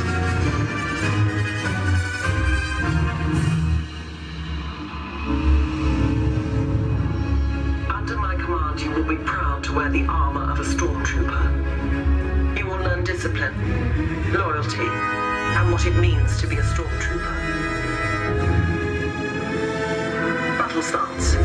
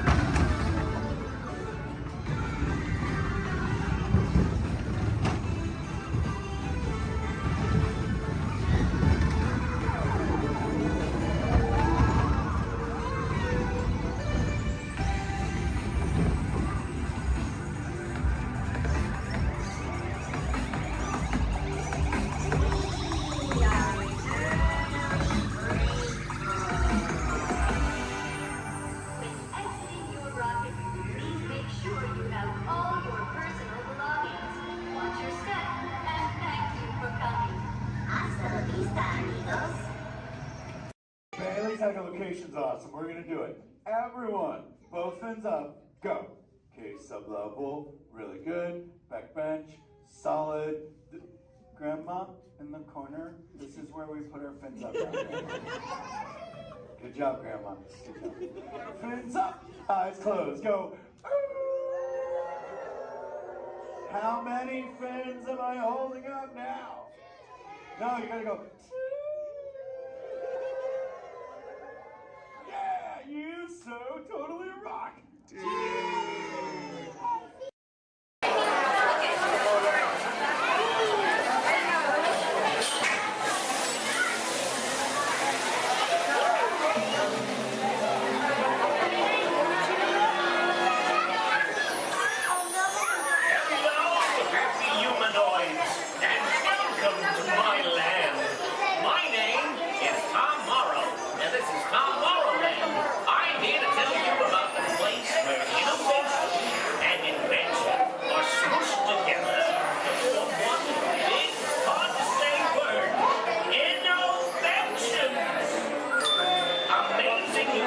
That is going to make your life better.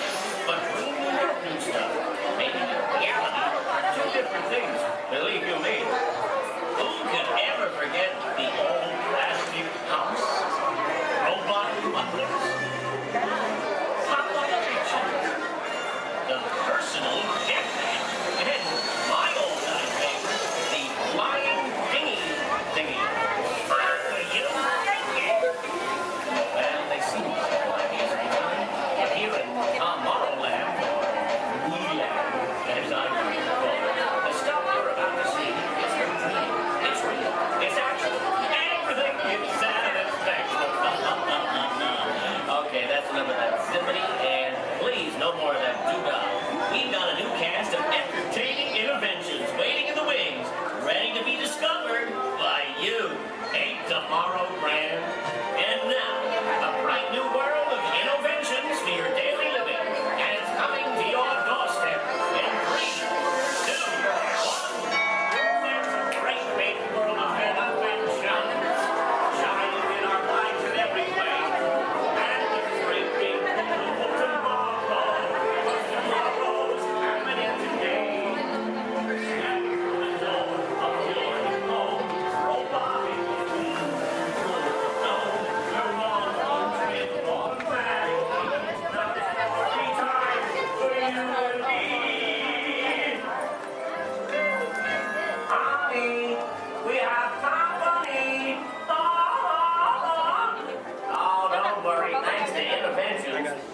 Unexpected company is a snap. But getting them to leave is still a nightmare. We're still working on that. Yes, sir, we've got all the latest things. And I'm not talking Mr. Coffee, whose work I admire, by the way. I'm talking smart relatives of mine. Genius gadgets that take the hard work out of housework. You want digital, analog, interactive, hyperactive, radioactive. Can you believe it? It's all here. You're gonna love it. I'm gonna have to ask you to leave now. I'm expecting company to arrive at any moment, so if you'll excuse me, I have to clean up this house. There's a great, big, beautiful tomorrow headed right this way. We'll see you around and around and around and around and around. Oh, bye.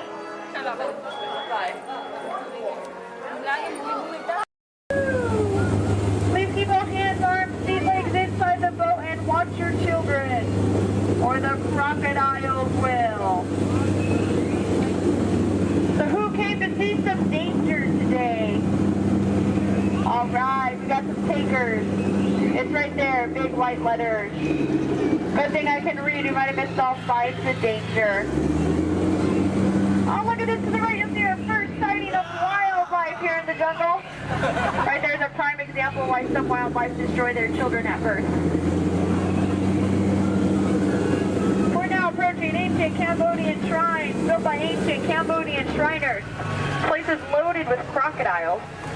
Speaking of crocodiles, to the left you'll see a Bengal tiger, known to jump over 25 feet, but don't worry, they're like 15 feet away, he should jump right over us. Watch out for Ginger, Ginger snaps. She's the one to stop cooking.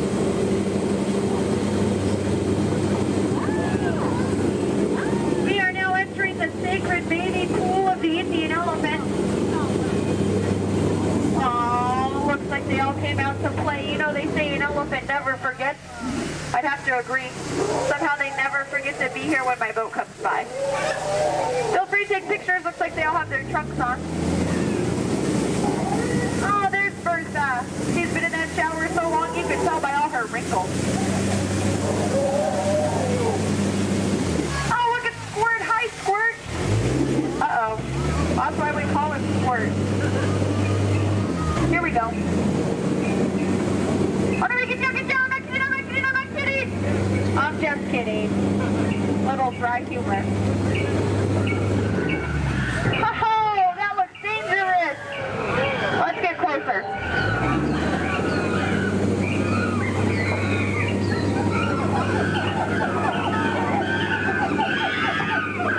Looks like the gorillas took over this camp. Look what they did to that truck. Unbelievable. They left the lights on. What a shame. Uh-oh. The monkey has a gun. Let's get out of here. Woo! Now if you look over here to the left, real hard through the trees, through the bushes, you'll see absolutely nothing.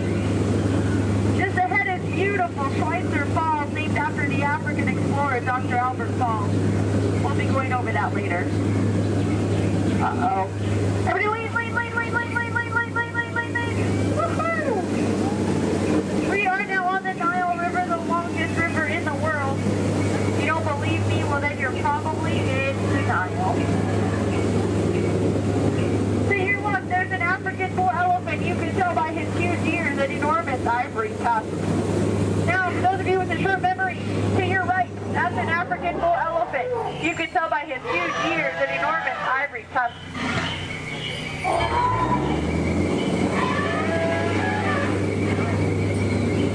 We are now in the African belt where the hand of man has never set foot. Aww, look at the pride of lions protecting the sleeping zebra. That's how zebras sleep, on their sides, eyes open, surrounded by lions. He looks dead tired. We'll let him rest in peace. Oh no, there's that lost safari they were looking for. I told them not to mess with the rhinos. They always get their point across. In the end. Hate to be the low man on that totem pole. And now we're off to the infamous pool of the hippopotami. These creatures could easily upset our boat. Just last week they knocked over 6 boats, but I don't think you have anything to worry about. Only 5 of those boats were mine. Uh-oh, this doesn't look good. Oh no, these two are charging, come here, I'm gonna scare them away! Look at that, scared stiff. We are now entering headhunter territory. It's a terrible place to be headed. To your right, you'll see some native arts and crafts. Art's the one on top. Oh, looks like they're celebrating something here. I'll see if I can translate for you. Nope. Oh no, we're being attacked by one party. Everyone get down, all goes out of here. Watch out for spears. Spears, spears, spears, spears, spears, spears. Spears, spears, spears, spears, spears, spears, spears. Ooh, that was fun to hear those spears flying by. And now the moment you've all been waiting for, the amazing, incredible, the backside of water. Woohoo! Get excited! Now if you look back, you can see the side of water. We're now in the Amazon. I heard it's a killer place to fish. Just stop, drop a line, and the fish are always biting. I think this looks like a pretty good spot right here. Uh-oh. Wait a minute, what are these bubbles? This isn't good, not in the Amazon. What is going on? Whoa! Piranhas! Man-eating piranhas! Ladies, children, you're safe. These are man-eating piranhas. Now these fish are on a strict diet.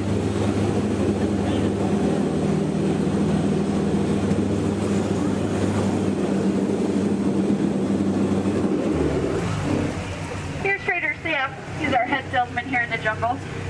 Business has been shrinking, but it looks like he's having a special today. 2 of his heads for just 1 of yours. Anyway, you slice it, you'll come out ahead. Trader Sam's actually...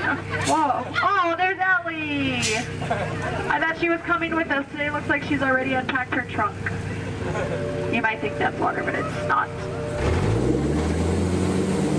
And now for the most dangerous part of our journey, the return to civilization. I don't know how, but you just survived the jungle cruise. Woohoo! Please keep all hands, arms, elbows, fingers inside the boat. Don't want you to get caught between the boat and the dock. That could really, really hurt my boat. Well, here we have Matt and Matt. They're going to have professional elbow grabbers to help you out today. All right. Look inside yourself.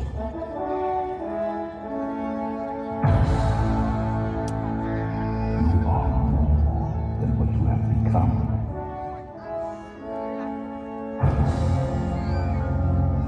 Remember who you are.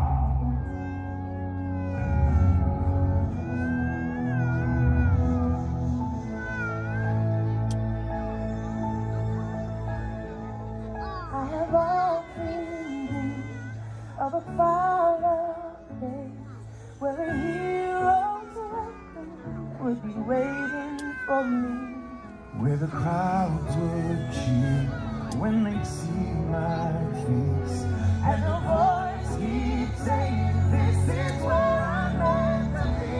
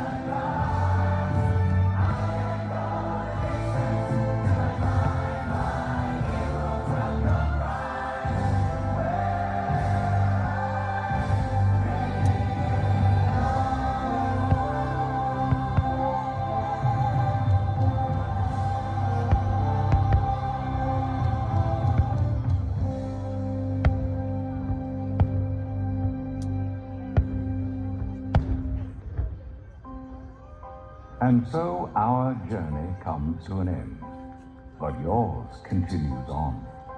Grab hold of your dreams and make them come true.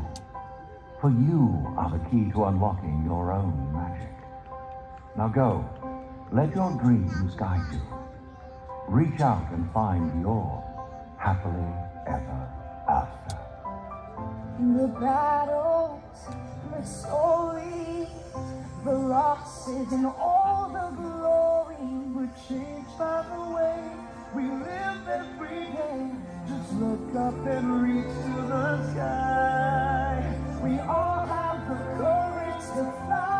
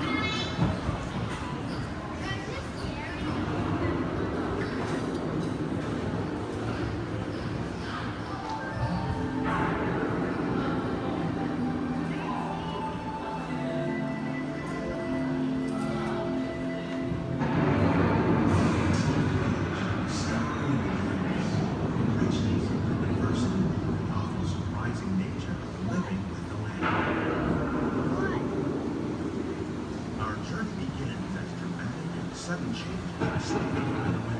The storm may seem violent and destructive to us, but to nature, it's a beginning in the cycle of life.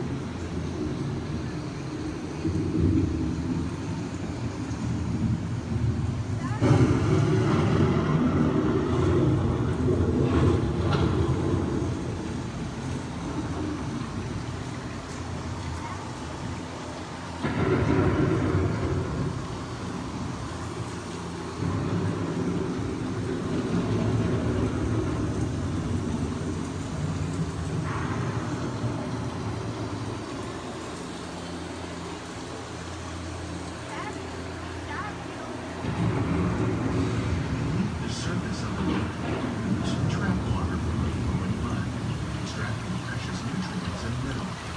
These elements, when combined with sunlight, create the diverse living systems of our planet.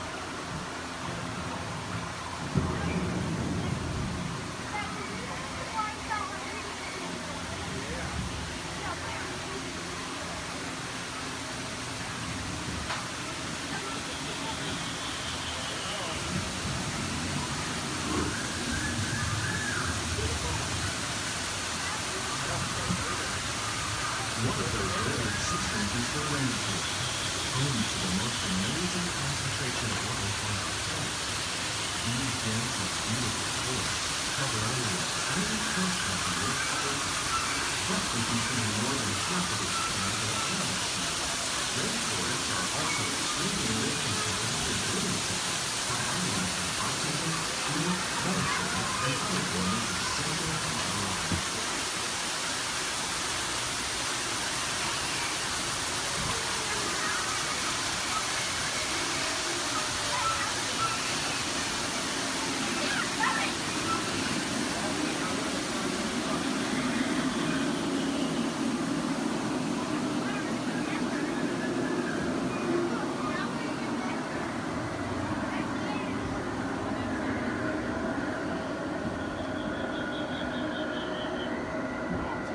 In the desert, nature has created a very different, known as beautiful living system. And while this arid landscape may seem lifeless, it is very much alive. The plants and animals that have learned to survive in these harsh conditions make use of what little water they can find and avoid the scorching rays of the relentless sun.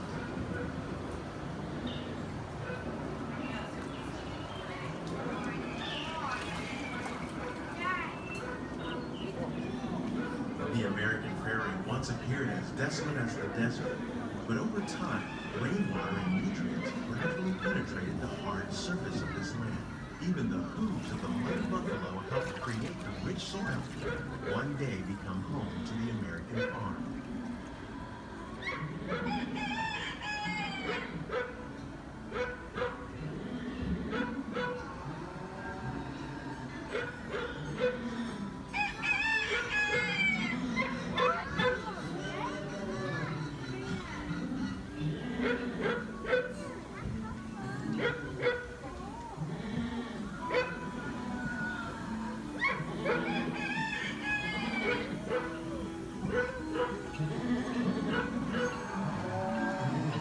Forces at work on the land, humans have had one of those profound effects.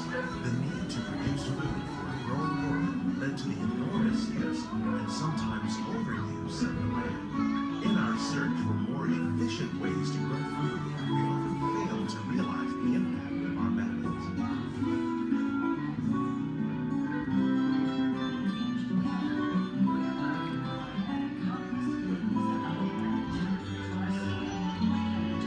Today, we're learning to live with the land, discovering better ways to grow food that will assure both human and environmental well-being. Fertilizers, we can enrich the soil without the use of chemicals. In Saudi Arabia and Mexico, we're learning to produce food on desert seacoasts by developing and planting crops that thrive on saltwater. Here at Epcot, we're learning to reduce the need for pesticides by using natural predators like ladybugs and wasps to control pests. In Japan, We're learning that by adding composted leaves and other plant material to our soil, we can reduce the need for fertilizers. In farmlands across America, we're learning that by plowing under vegetation containing natural fertilizers, we can enrich the soil without the use of chemicals.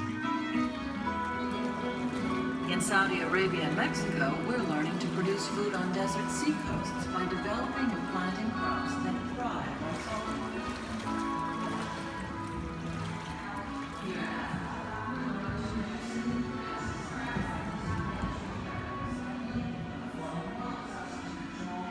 How will we meet tomorrow's growing needs for food production, yet still respect the needs of the land? Some of the answers are being discovered just ahead.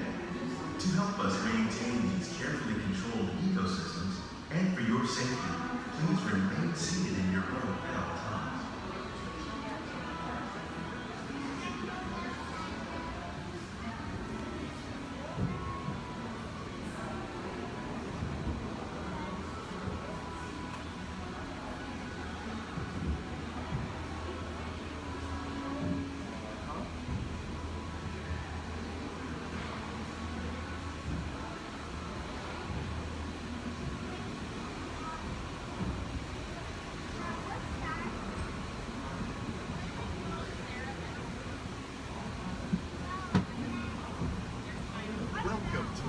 Laboratory, where scientists from EPCOT and the U.S. Department of Agriculture are exploring innovative ways to produce bountiful harvests now and into the future.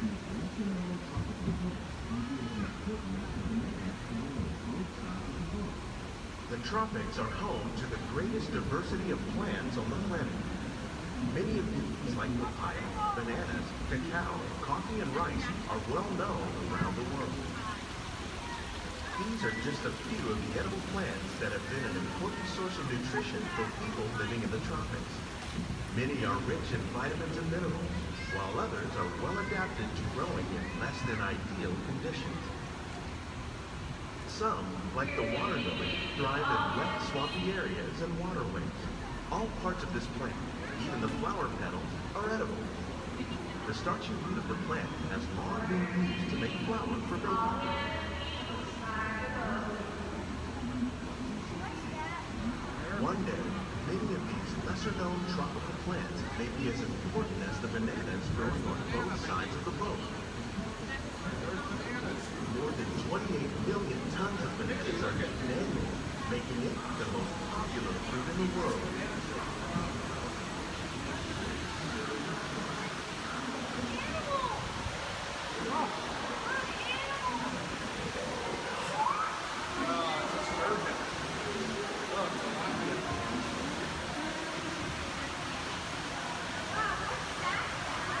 When we mention farming, you probably don't think of fish, but fish farming for our agriculture accounts for nearly half of all the food consumed globally. Species of plants and captive, like the ones you see here, are three of the more popular crops raised by fish farming. The sustainable system we're using here recycles the water in the tank. As a result, we're able to save millions of gallons each year.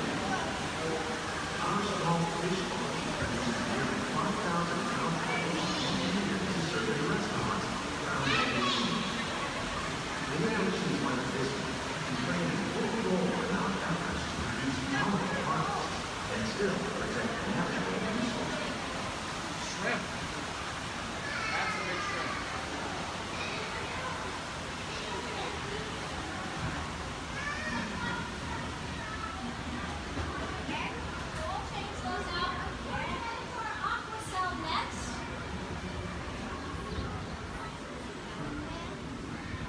Little sunflowers.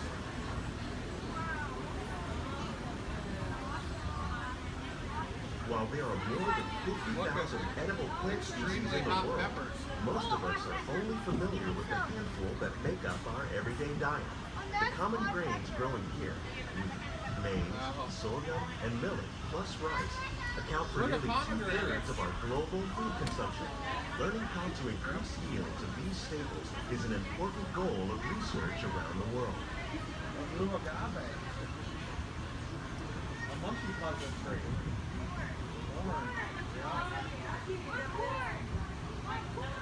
These plants are definitely on their way up. Innovative growing techniques like these increase yields while more efficiently using resources like water, fertilizer, and pesticides. Another innovation at work here is our integrated pest management program. By populating our greenhouses with beneficial insects that prey on harmful pests like aphids and flies, we are significantly reducing our reliance on conventional pesticides. We're growing these crops using our nutrient film system. This technique precisely controls and recycles water and nutrients. With it, we can produce over 27,000 heads of lettuce a year in this one small area. Look at the cucumbers.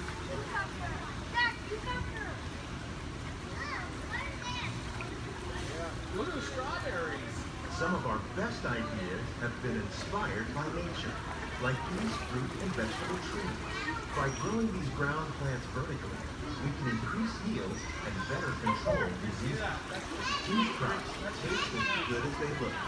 In fact, we serve more than 15 tons of produce from our greenhouses in restaurants here at the land every year. Look at the jalapenos. That's a great idea.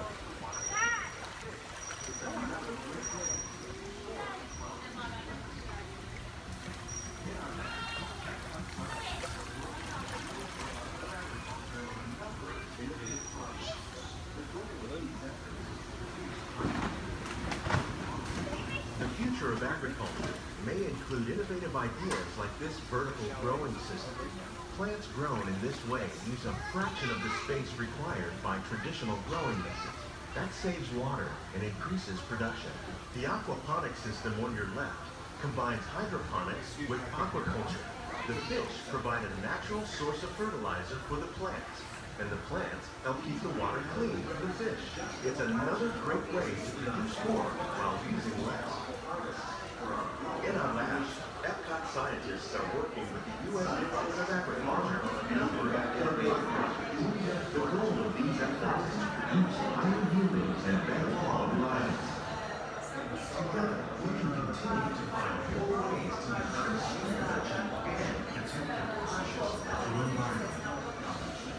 Only then will we truly be living with the land.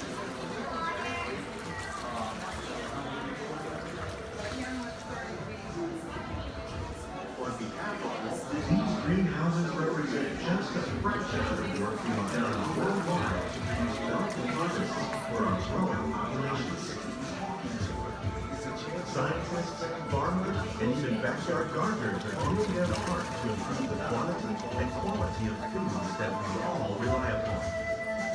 Together, we can continue to find more ways to increase food production and protect our precious natural environment. Only then will we truly be living with the land.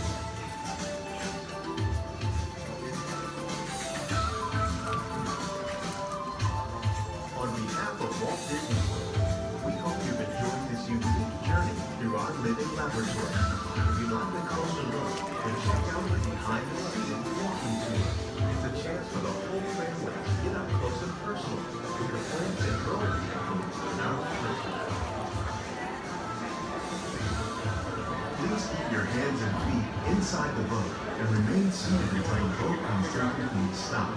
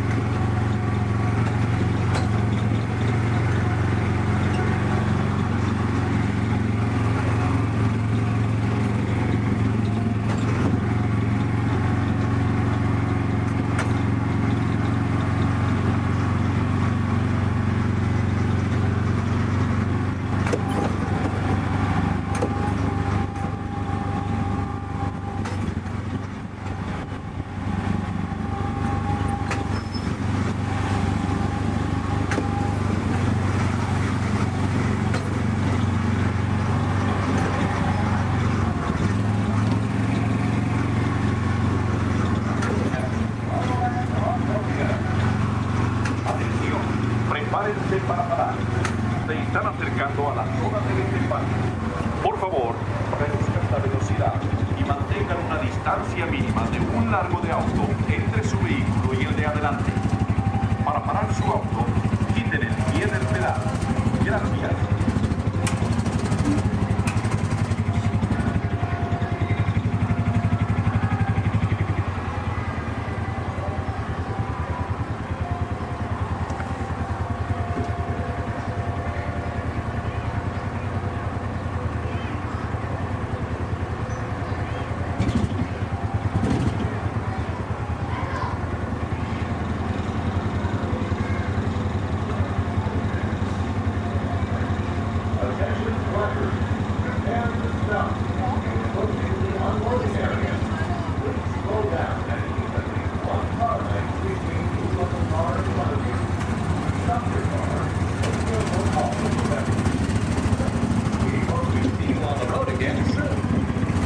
Atención, prepárense para parar. Se están acercando a la zona de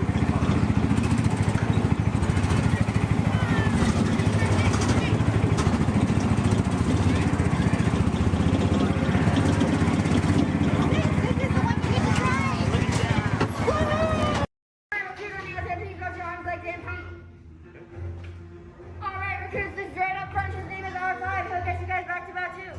Good luck and may the force be with you. Alright, friends, it looks like we have an incoming transmission from 6. Stand by. Okay, take this corridor to the turbo lift, then head down to the escape pod base. Those droids are programmed to return you to Batuu. Hurry and don't get caught.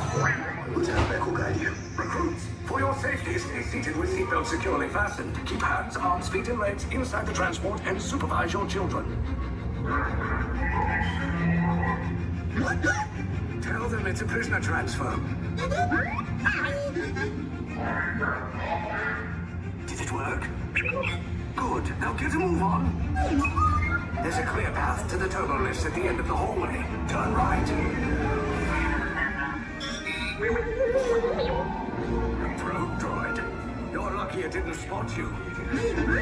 Take those turbo lifts and stay out of trouble. Hey, you're not authorized. Wait, those are the prisoners.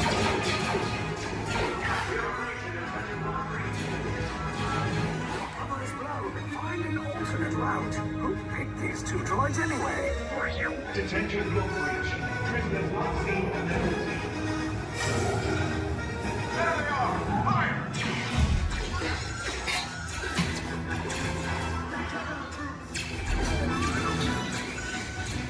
These escape pods just below us. Take the lights down. I'll cover you. Hurry! No, not up! I said down!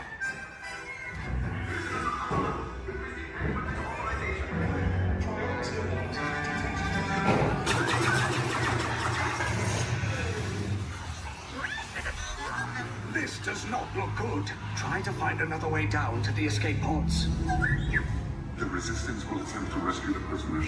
They have neither the resources nor the courage to engage us. You underestimate their conviction. Raise the shields! Shields? I see no evidence. Now! Sound the alarm! All personnel to their stations! Sir, the prisoners have escaped. How brave, but ultimately hopeless. There's nowhere to run.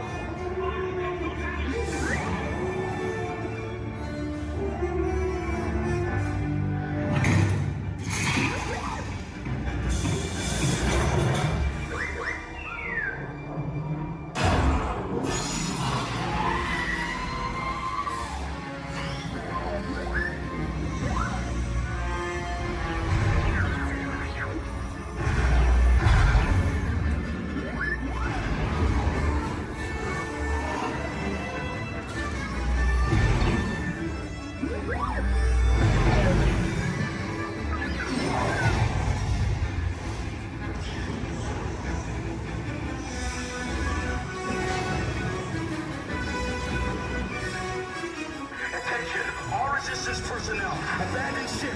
I repeat, abandon ship. This destroyer's about. There's no escape. You will tell me the location of the secret base, and then I will destroy you and the Resistance.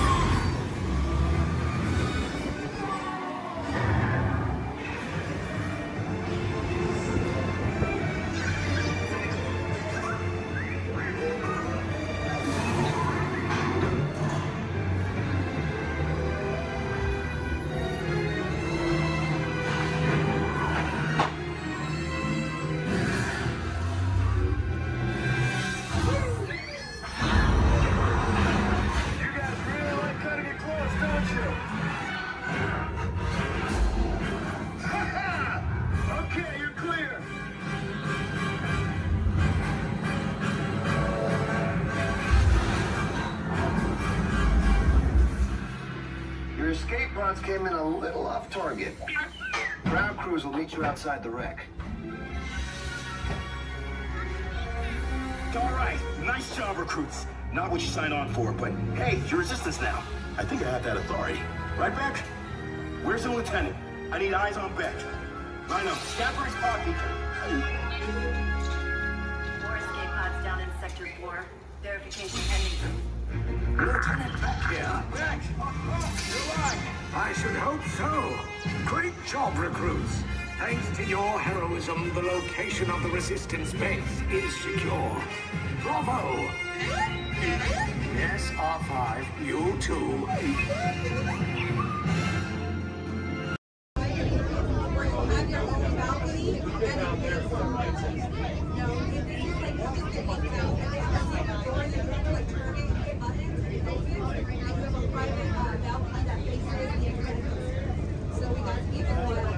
That's what they call it now, the accreditation.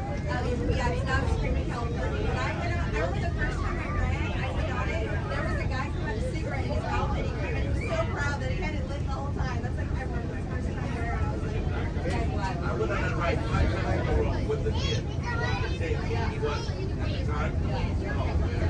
My shoulder. yeah, it's fun. That's a good one. It is. I grew up in Santa Clara and then Marriott North America. California after. He's from Redondo, and so we're like 30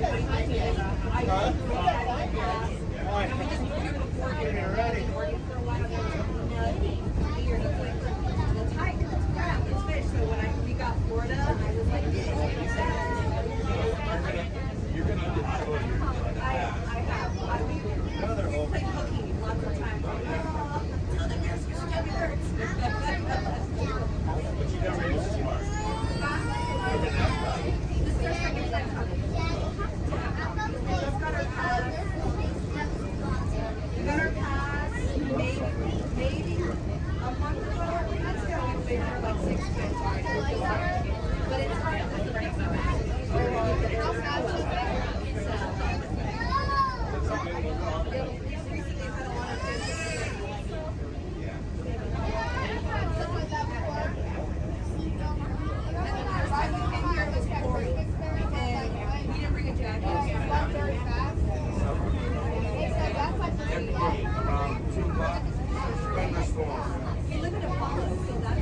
Any country you want, literally connect. You'll have so you'll be like pretty soon it'll be like Italy, France, Moscow. Yeah, but that's the rate in order.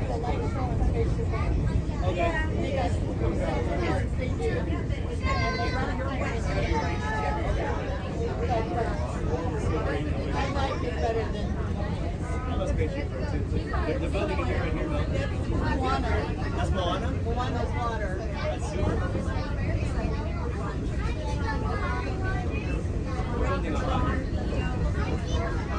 They're building Moana, baby. Personal. It's in the media. It's not my department. Can't touch it. Just saying. Anyway, let's get this game going. You ready, contestants? Our first question from a show called Dancing with the Stars. Here we go, everyone. This is Dancing with the Stars.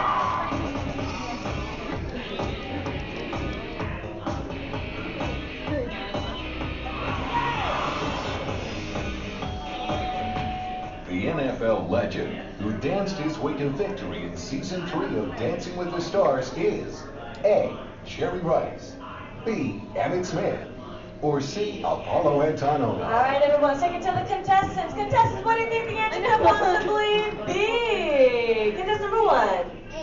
You sure they're going to be a better answer? Like maybe like change it B? Maybe like to change it to something different?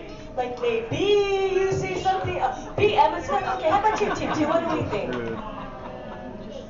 You sure you don't want to change it to what contestant 1 said? Like, because I think there could be a better answer. Like maybe if you change it, B. Okay, you sure? Last chance. You're sure? All right, contestant 3, what do you think then? B. Emmett Smith. Well, let's find out what we've got. Emmett and Sharon! Sharon, it's gonna be Emmett Smith. Good job, contestant 1 and 3 getting a shine started up on your board. Don't worry, still 2 questions left to go. And this one's from a long time running show. It's called America's Funniest Home Videos. Here we go.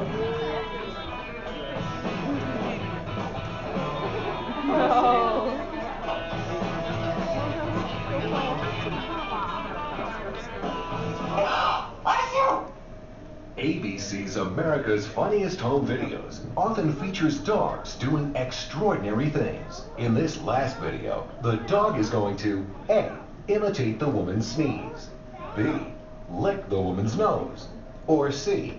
Fetch the woman a tissue. Alright, contestants, you might see a subtle hint up there to help you out with this answer. So who wants to answer first? Hit that button. Here we go. Team number 2. B. B? Lick the woman's nose? You don't see something up there that might change your answer? C. Fetch your woman a tissue. Okay, here we go. Contestant 3, what do you think? C. And contestant number 1? C as well. Let's find out, everyone. We've got a sneeze. And we got a tissue. Good job giving all of you a shining star. Anyway, folks, commercial break time. Here we go. If any of you missed your favorite ABC shows or just want to start watching new one, log on to the website. It's abc.com. Up there you can see their motto is Start Here, and that's because they're a multi-platform network, which means you can watch their shows not only on your big screen, but your computers and now even your handheld devices. Anyway, everybody, take the focus off me. I'm back up here on the screen because we're moving on to our final question. Are you ready, contestants? It's from Extreme Makeover Home Edition.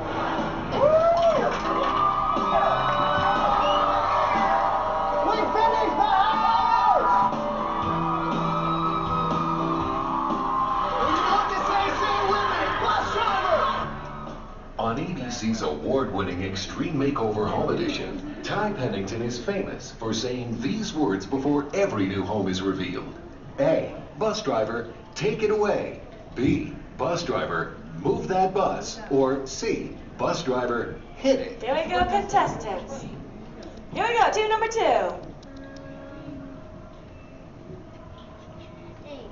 A, take it away. B, move that bus. All right, guess number 3. And guess number 1. B as well. Audience, if you know the answer, say it with us. Then bus driver, move that bus. Yeah. Anyone wants to show? Do you remember that you want to end it? It's okay. Anyway, audience, if you're going right this way, we've got ourselves a tie with guess number 1 and 3, which means they watch way too much television. But how about a round of applause for all our contestants for coming on up? Now, folks, I hope you had fun here with me, but we have reached our destination. The Elias Stream Home is there behind us. Everyone, jump onto their front yard and party.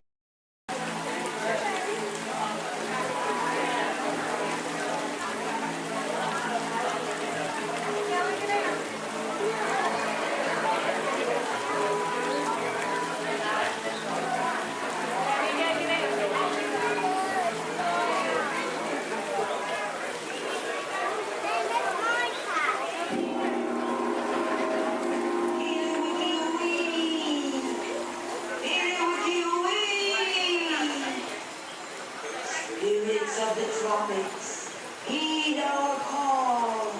Descend with your rhythms for one and for all.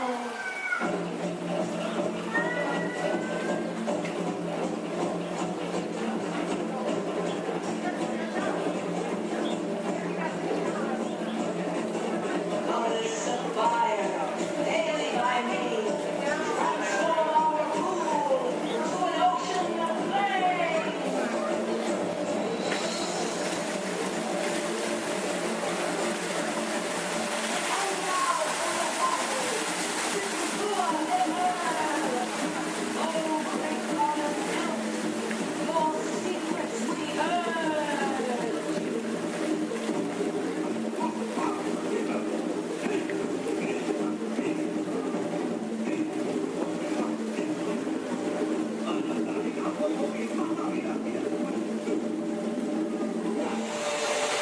Wowee! Phew, that's almost as much fun as New Year's Eve in the orange groves. My word, we did get a mite carried away. say, look out there across the water. It appears we're a bit of company. Allow me, yes. Welcome, you all. Permit us to introduce ourselves. My name is Claude, and my loquacious cousin over here is... I'll introduce myself, if you don't mind. Hi there. I'm, well, let's see now. It's right on the tip of my beak. Clyde Birdbrain. Oh, yeah. I'm Clyde Birdbrain. I say, perhaps you good people have never conversed with toucan birds before. Well, neither did we, till one day we discovered this magic sunshine pavilion. By Jove, yes. I remember just how it happened, many, many bird baths ago. There we were in an explorer's launch on a mysterious river in deepest Adventureland. Off in the distance comes the fierce roar of an African lion. And as we round a bend in the river, a huge bull elephant bellows forth in protest of our intrusion. Suddenly, the treetops explode in a frenzy of outraged birds. Oh, come, you can jolly well do better than that. I can jolly well do one at a time.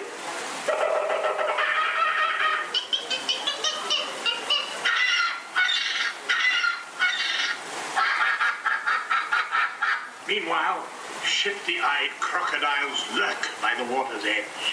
Lurk, lurk, lurk. And the giant python slithers down from an overhanging limb. What's happened? What's wrong? I can't stand snakes. Don't be ridiculous. I'm only relating a story. All right, Clyde, enough is enough. That wasn't me. I never even opened my beak. Huh? Excuse me, I hate to interrupt such an exciting story, but they're calling us to the show. Land's sakes, it's already showtime? Land's sakes, yes, it's already time for the show. And Claude, I do believe it's your turn to make the announcement. Righto. Ladies and gentlemen, boys and girls, gather up all your cameras, purses, and other articles, and now turn to your left towards the tall doors.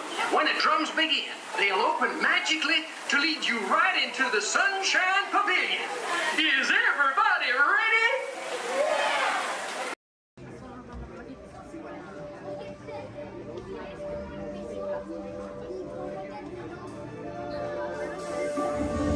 I see we have new visitors. Welcome, Terrans, to the wonders of Xandar. I am World Mind, sentient supercomputer of Xandar. I hold the knowledge, memory, and experiences of all Xandarian citizens, past and present. This gives me extensive knowledge, yet I am constantly learning, and I am now learning about you and your planet, Terra.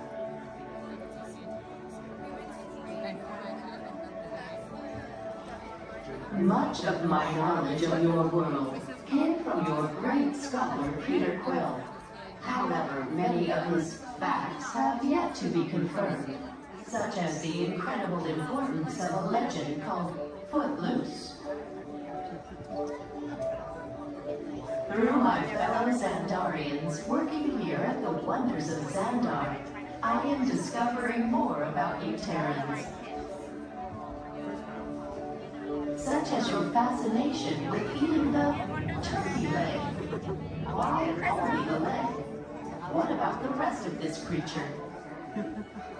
We are eager to learn the answers to these questions and so much more about your world.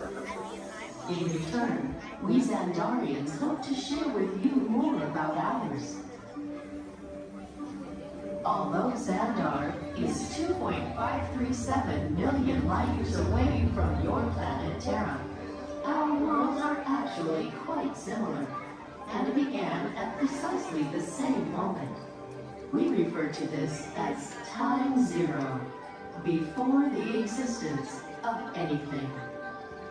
Our worlds were born of a single point of matter and energy that blasted outward in what you Terrans refer to as the Big Bang. And from nothing, came the beginning of everything.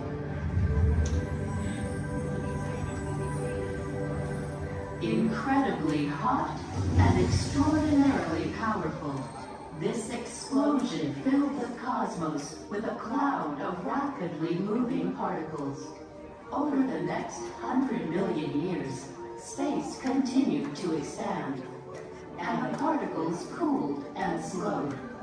As they coalesced into huge swirling clouds, gravity pulled them into larger, denser clusters.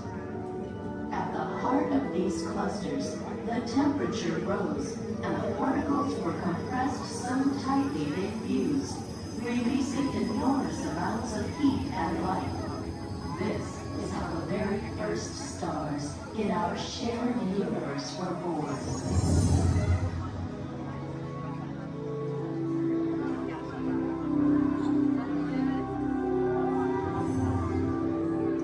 The singularity is just one of the commonalities between our two worlds that we will explore today. Welcome, Terrans, to the wonders of Xandar.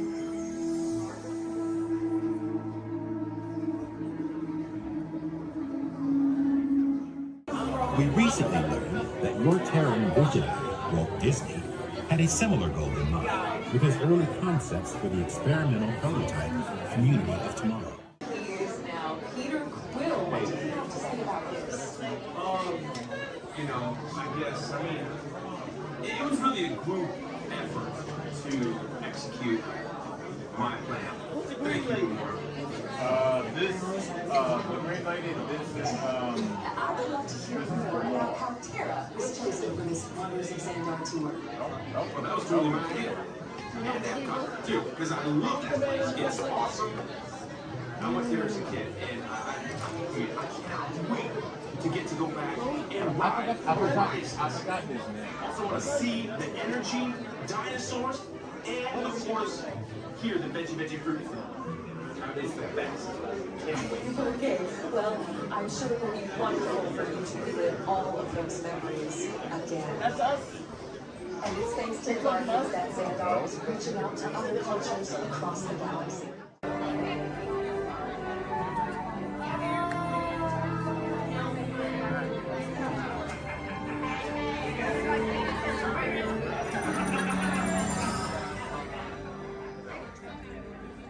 Greetings, Terrans. I am Nova Prime Irani Rayal, Commander of the Nova Corps. On behalf of all Xandarians, I hope you have enjoyed exploring the wonders of Xandar.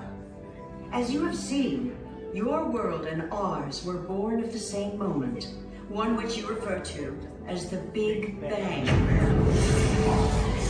As such, we are all galactic neighbors in a vast universe which we and countless others share. For you to travel to Xandar would take 2.5 million years, assuming you had a ship that could fly at the speed of light. So we decided to come to you.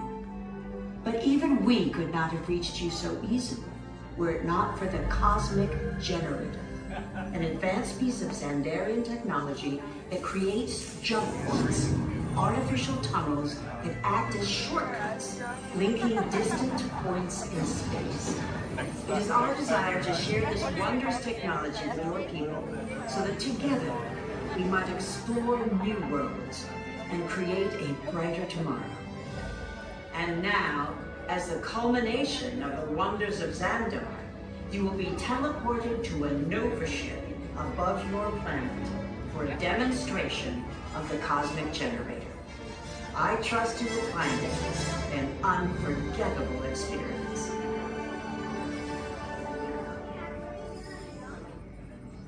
Welcome, people of Epcot, Epcoters, Epcotians, citizens of Epcot. Does anyone know what they call themselves? What? Someone needs to tell me when I'm on.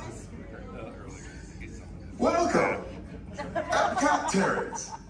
I am Centurion Tal Merrick, and we're just about ready to teleport you up to the ship for the demonstration.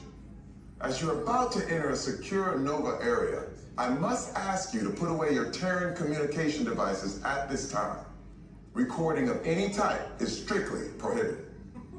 I am very serious about this. Now, please step forward into the chamber. You're gonna love this. You're on! That was the best. That was like probably highlight. You're on!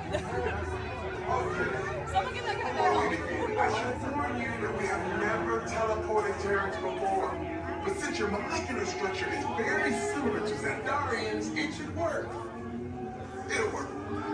So long as you are standing inside the lighted ring. You do not want to know what happened last time someone did not stand where I told them to, okay? Stand by the teleportation. Here we go.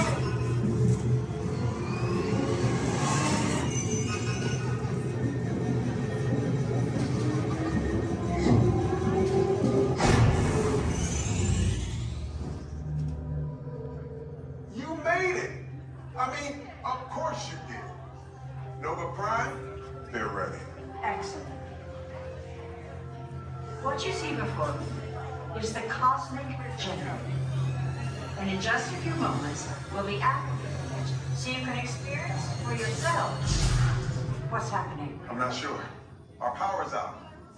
And the cosmic generator is gone. Interior Mod, go to Code Red. Prepare the fleet. And call the Guardians. Now. There is no cause for alarm. Turn off that alarm. I've got an important transmission coming in.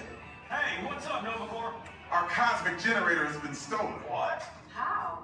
Why didn't we think of that? That thing's gotta be worth a fortune. I am Groot. Good question. Yeah, who do you think took it? Perhaps that really big man outside your ship. Oh, that is a big man.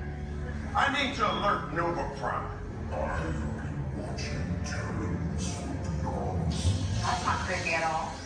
This species has failed. Wait, whoa, we didn't even know there was a test. He's got the cosmic generator. He's creating a new jump point. Jump point to where? Not where. It's some kind of mutant jump point. He's going back to the dawn of time. Dawn of time, why? To erase the error. Well, that doesn't sound good. Your time is over. Wait, what do you mean? What do you mean that's so vague? The jump point is closing. Hey, Nova Dude, your Nova Corps need to follow that whatever it is until we get there. We can. Our power is down, and I've got to get these Terrans onto evacuation shuttles. I got it. I reprogrammed the shuttles to follow them through the jump point. Wait, what? Look, they're our only chance of keeping track of that whack job until we get the cosmic generator back. Piece of cake. Wait! There's King. Where's the King? The odds are impossible. Yeah. But it's our only shot. Good luck. Are you sure you can control it? Come on, it's me. We got this. We're all toast. First there was cake, now there is toast. This plan is making me so hungry.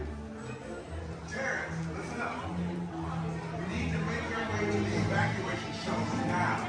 We'll follow with the fleet and get our power. Okay, they're headed for the jump point. This plan is never gonna work. Ah, yeah. Well, okay, I'm locked onto your vehicle. We'll be right behind you. Nothing to worry about. Unless we cannot stop this unusually large man. We are likely doomed. Good luck. You're gonna need it.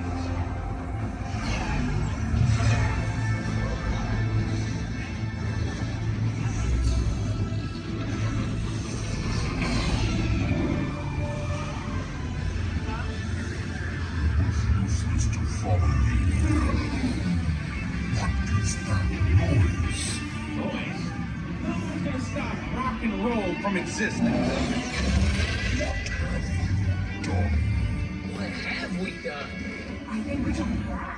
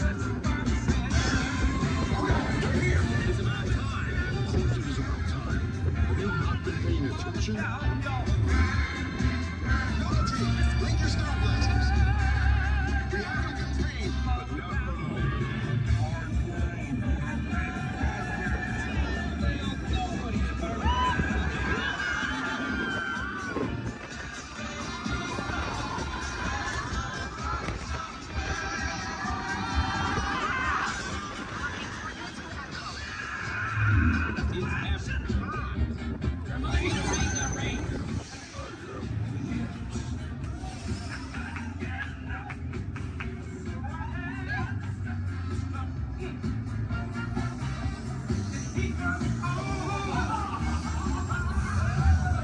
all heroes. Do you really think they deserve to be called heroes? Do you see how they dress? It's just a figure of speech, Drax. You are lying to them. Now I understand. Welcome to the Guardians of the Galaxy. The eye chart to test your vision. Now, all together, if you would please read line 3. With L-I-G-M-E-N-T, you can see things differently. Sure, you can see with your eyes, but imagine what you could see if you used your imagination. Follow the bouncing figment. One spark of light can light your fancy. Your mind sees more than what your eyes see. Your sense of sight can make your fancy fly. There's more to sight than meets the eye.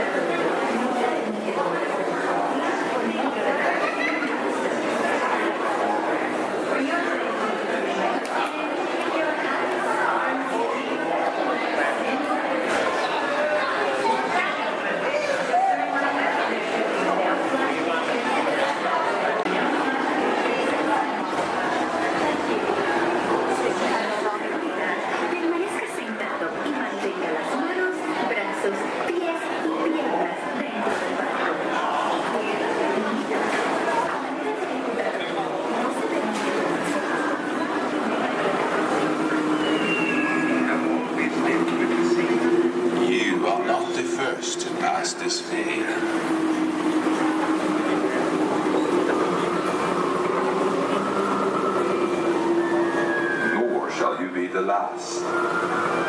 Those who seek the spirit of Norway face peril and adventure, but more often find beauty and charm.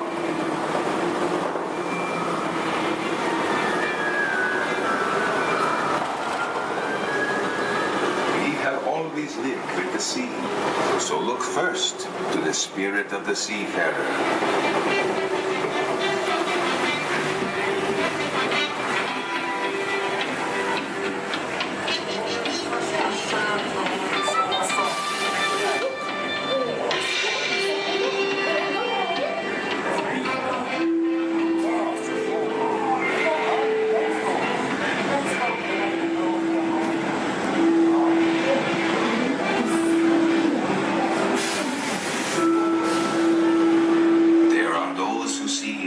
Spirit veiled in a land of forests and mystery, where trolls still prowl the water's edge. What is this? How dare you come here? Invaders! Stop! This is troll country! Get away! Be gone! I'll cast the spell. Yes! Yes! You disappear! Disappear! Disappear! Back! Back! Over the farms!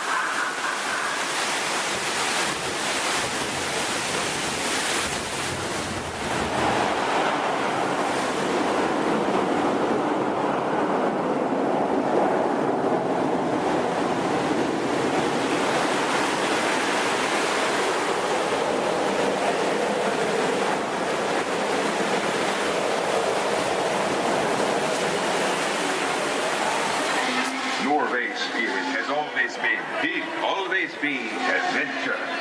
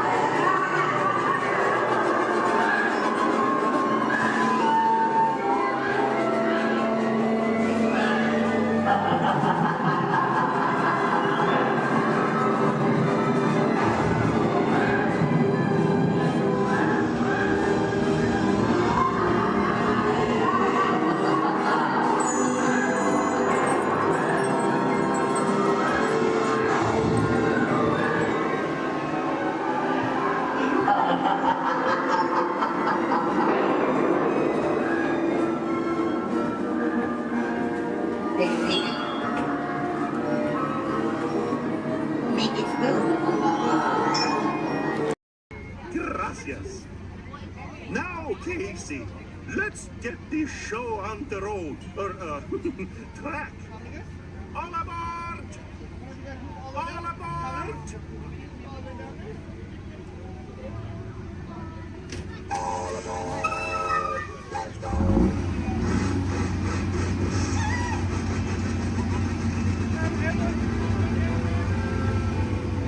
Casey Jim is coming down the track, coming down the track, with the smoker snack. Big and Merlin coming round the hill. Casey's getting good. Every jack and Jill, every time it's fun, a little whistle sound. Everybody moves to the circus grounds. Time for lemonade and Cracker Jack. Casey Jim is back. Casey Jim is back.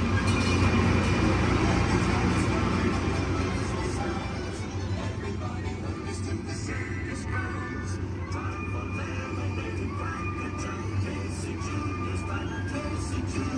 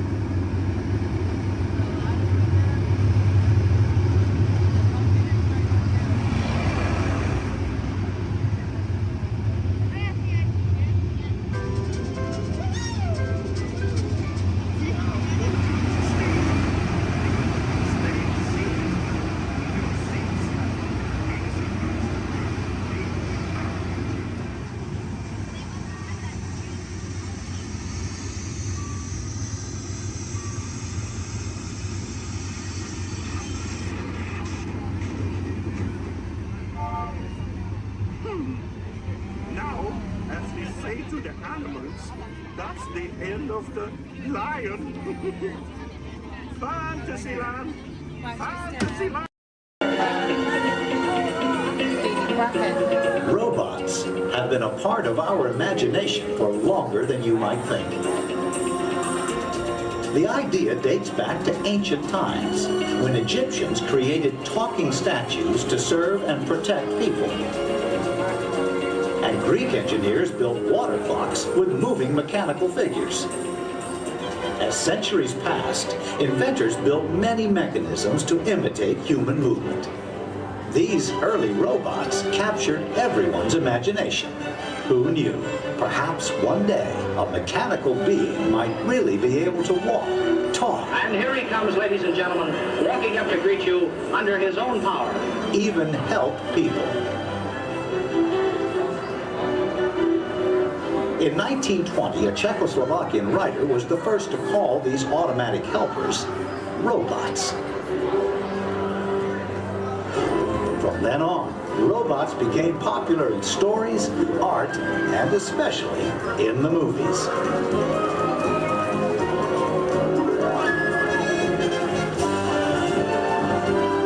Movie robots often had fantastic abilities. And not all were helpful. Some were downright scary. Like most 20th century kids, Walt Disney grew up fascinated by robots. They quickly found their way into classic Disney cartoons.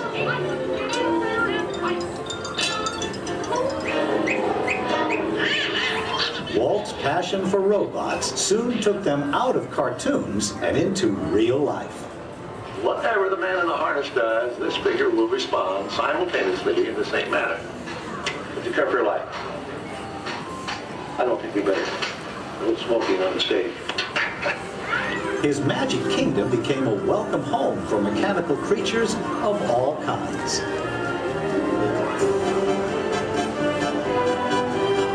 Walt's pioneering work in audio animatronics made robots familiar entertainers at Disneyland, delighting millions of visitors. Meanwhile, in the world of science, advances in hydraulics, microcircuitry, and digital computers were turning science fiction into science fact. Robots had stepped out of the realm of imagination. Today, they are everywhere we and they look.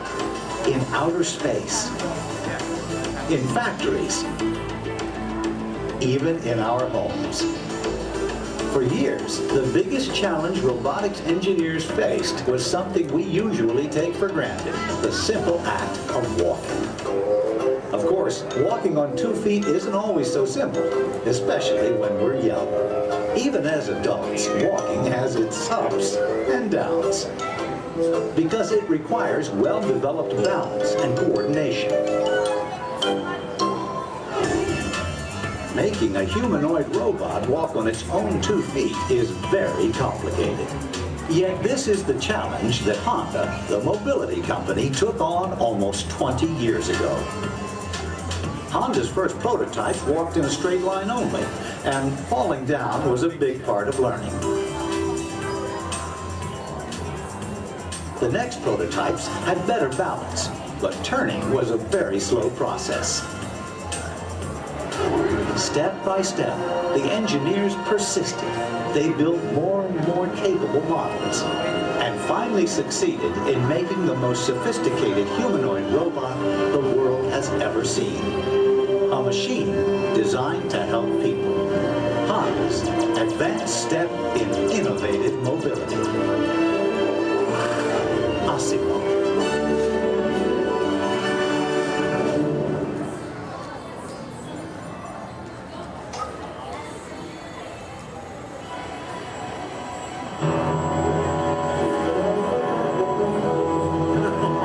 I know.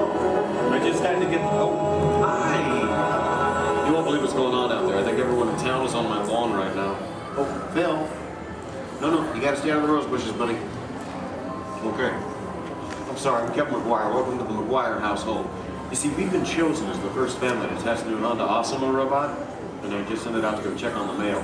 It was so much fun watching the neighbors' faces when they first see Asimo. Like, they all... No, you can't borrow the robot. Just... Okay. Now, if you're not familiar with Asimo, you're going to be amazed at the way it... You know what? You're just going to have to see it to believe it. Of course, when we first met Osmo a couple weeks ago, we learned that its name stands for Advanced Step in Innovative Mobility. Oh, here it comes now. Everyone, say hello to Osmo.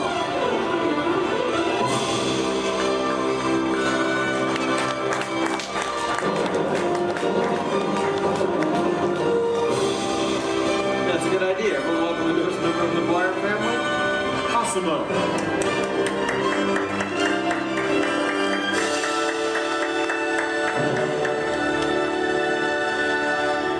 Hello, everyone. Oh, Osmo. Did we have any mail? No, but your neighbor gave this to me. Ooh. I wonder if it's from Phil. Oh no, it's an invitation to Cassidy's birthday party. My kids will be very excited, Osmo. Thank you, that was great.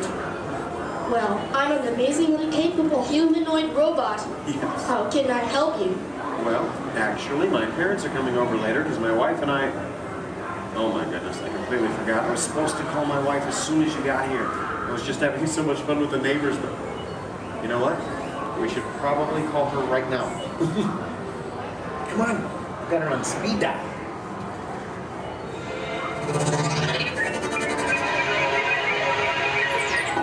Hi, honey. Hi. Hey, look what just arrived. Awesome-o. Yeah. Can I keep it? Sure. Hello. Hi, Awesome-o. I'm leaving work early today, and I'll pick up the kids. They are so excited. So I'll see you in a while. Oh, and honey, don't forget we're going out tonight. So remind your parents that they're babysitting and order pizza. Oh, yeah. Thanks. See you. Bye, honey. Bye. Bye, Awesome-o. Goodbye. Well, Osmo, welcome to the family. Thank you. I just need to remember to order that pizza. What do you think, sausage or pepperoni? What am I talking about?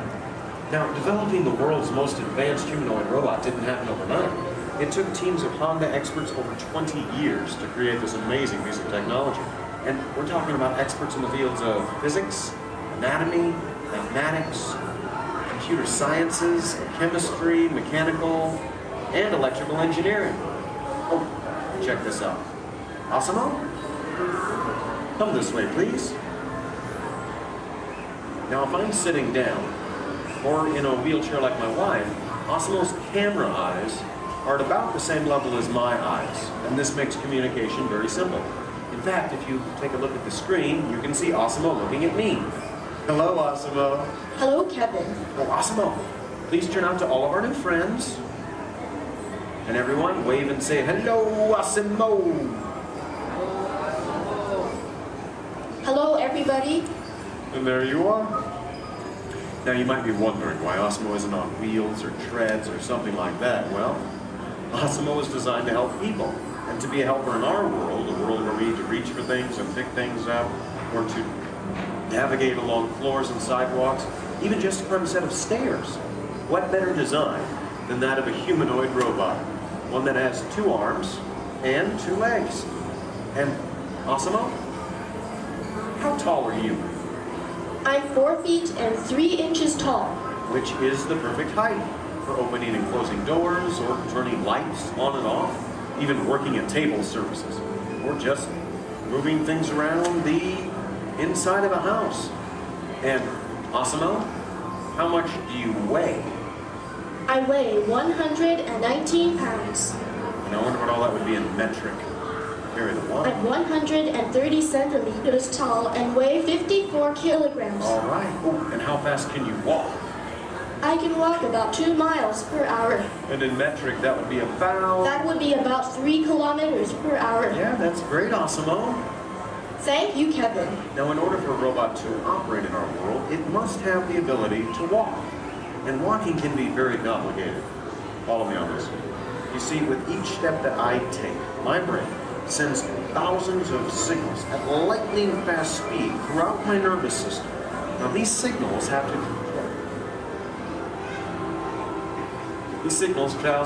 to the muscles, tendons, and ligaments in my legs, hips, arms, and shoulders, which all have to move in sync just for me to keep my balance. But the really amazing thing is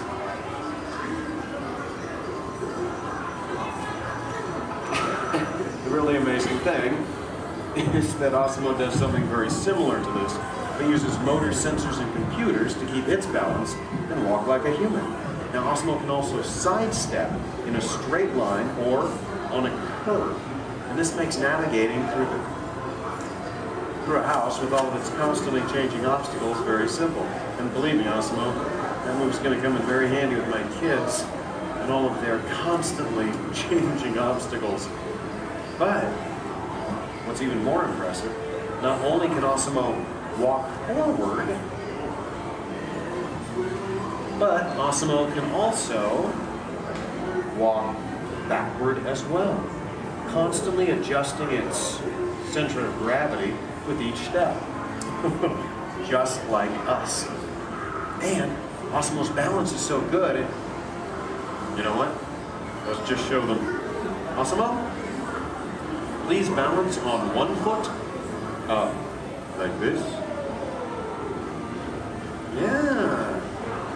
Now Osimo makes it look easy. How about the other foot? All right. And Osimo must constantly analyze the data from all of its sensors and 34 separate servo motors. Well, Osimo, I guess it's true. There's really nothing you can't do, except fly, right? But I could play soccer. Yes, you can. You know, I think Molly left her soccer ball here, so yeah. Why not show everyone? Oh, hold on just a moment. Let me get some goalposts so we can make it official. All right, Osimo. Bend it like Beckham. And that's a goal! Very nice, Osimo. Yes. Now, it looks simple, but kicking the soccer ball actually requires some technically advanced balance, stability, and coordination. But you know, Osimo, with your ability to understand vocal commands and navigate effortlessly through the environment, it's easy to see how helpful you're going to be around the house. Oh, telephone. Okay, Osimo.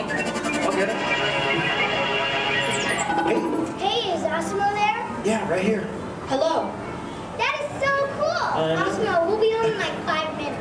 Osimo, I told everyone in school they can come over and meet you. And I invited everyone in the neighborhood. Hold on. They all see your video. Yeah, Osimo, you're a star. Bye, Osimo. Okay, bye, kids. I know. How about a bye, Dad? Bye, Dad. Love you. You're cool. Well, Osimo, looks like you're pretty popular with my kids. Oh, come on. You know what I'm talking about.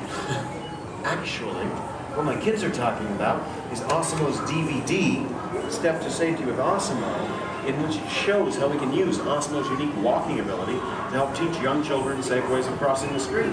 But Osimo can be helpful in many different ways. In fact, Osimo, did you use your wireless networking capabilities to go online and look for tonight's weather forecast? Yes, I will go online. Great. My wife and I are going out for our anniversary tonight, so good. Yeah. Partly cloudy, with a high in the mid-60s. Perfect. I'll just remind her to bring a sweater. We can have dinner on the patio. Now, even though Osimo's current role is to help her in the home today, someday Osimo might be able to work in dangerous situations, like fighting fires or working in unhealthy environments, cleaning up toxic spills. And there's even the possibility... But I'm not only designed to help, I can also have fun. I think I know what you're talking about. Everyone, would you like to see Osimo dance? Yeah? All right, how about this, Osimo? You lead, I'll try to follow. Go ahead and kick it.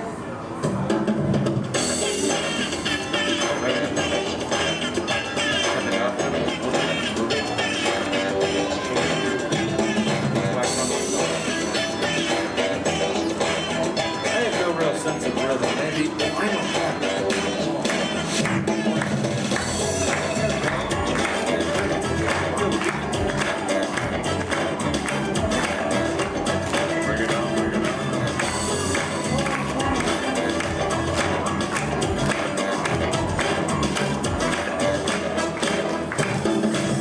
Very nice, Osimo. Take a bit. Hey guys. It's on, Dorothy. Hello. Oh, hi dear. Hi, Mom. What are you doing? Trying to keep the rhythm. Tell them we'll be over in a while. Oh, your father says to tell you we'll be over in a while to watch the kids. Okay. That's about the robot. Oh, did that cute little robot arrive? Yes, Mom. Osimo's right here. Oh, good. Well, we'll see you soon. Okay. Make sure our room is ready. Make sure our room is ready. Dad, I can hear you. We can all hear you. Can hear you, Earl. We're good. Okay, honey. Bye. Bye. How do I turn this thing off, Earl? Use the remote. Use the button on the right. My parents and technology don't always mesh well. There you go. Oh, you know, this is the first time in a long time my parents have actually volunteered to watch the kids. I wonder why. It's a mystery. Anyway, if you'll excuse me a moment, I need to go check on that. Second, Asimo, could you do me a favor? Yes, Kevin. Could you go upstairs and look into the room on the right to see if it's ready for my parents? Of course. Great. Now, what you're about to see is one of Asimo's most challenging maneuvers, made possible by combining all of its onboard technology. The ability to climb a set of stairs with balance and precision is a culmination of over 2 decades of research and development. Now, first, Asimo stops momentarily at the foot of the stairs and adjusts its position by reading a mark on the floor using the sensor in its torso. Oh, are you all ready, Asimo?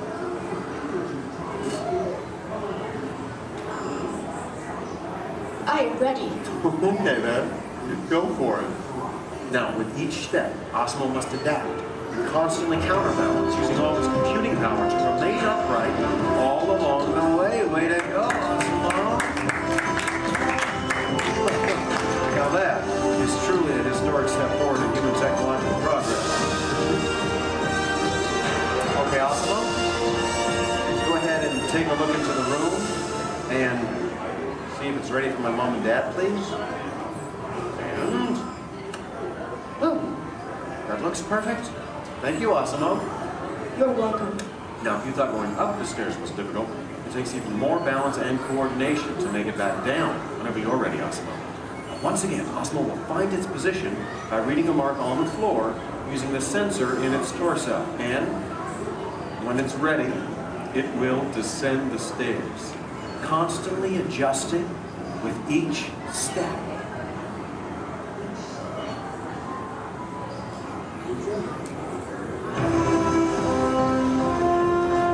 All the way down. That was amazing.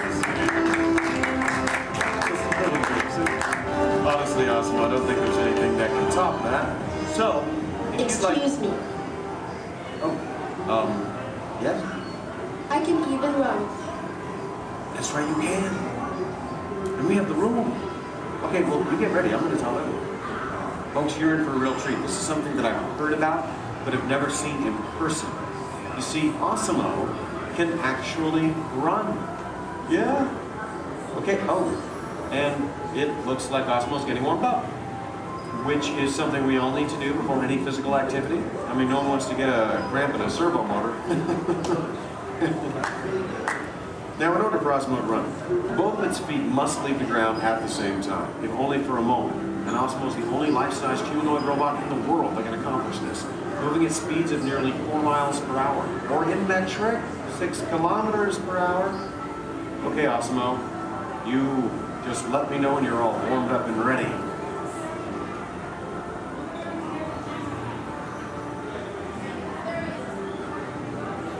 I am ready. Alrighty then. On your mark, get set, go!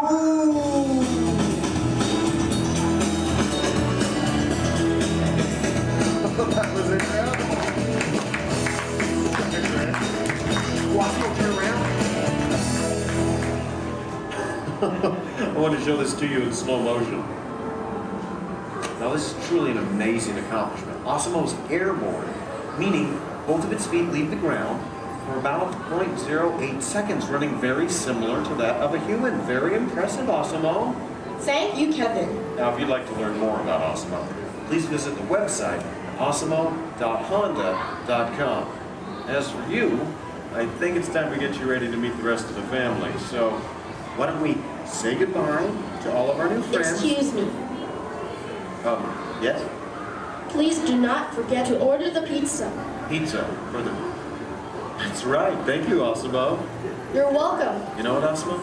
I think this is going to be the beginning of a beautiful friendship. All right. And the kids are home. I hope you're ready to meet them. But before we go, let's say goodbye to all of our new friends.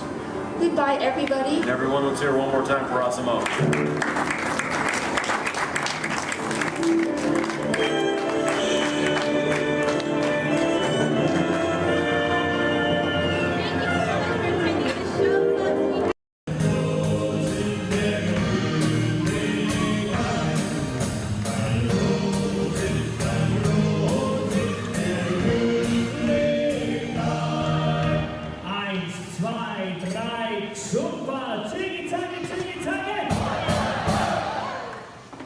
Was that loud enough? Turn to your neighbor and say, louder!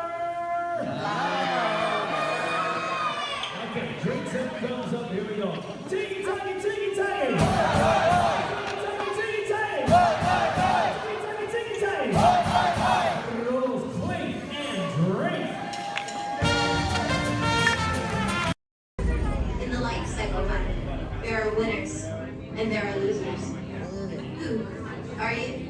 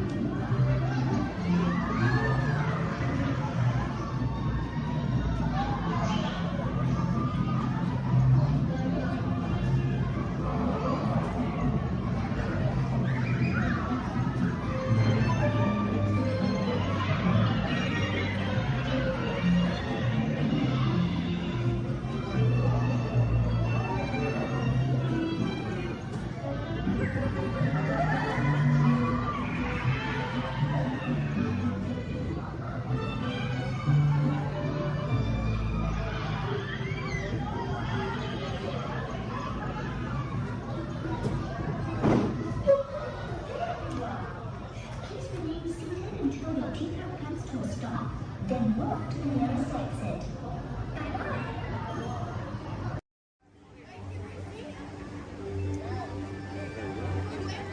Hey there! See ya! This is super fun climb the stairs. Don't forget to tag you on your video. # Amazing Spider-Man.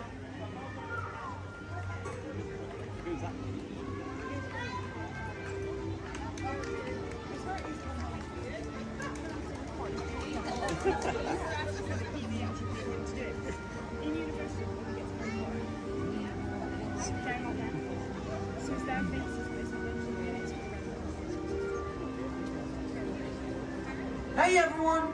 Looking good down there! Wow, this is a friendly neighborhood. Welcome to Avengers Campus.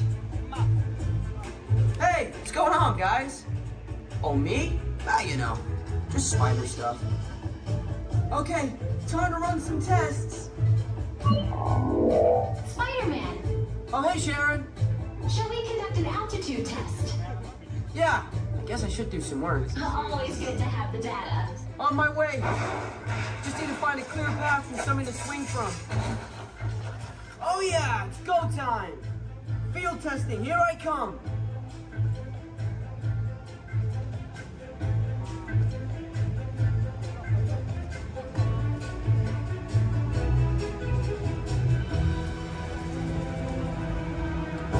Time for some field testing. Here goes something.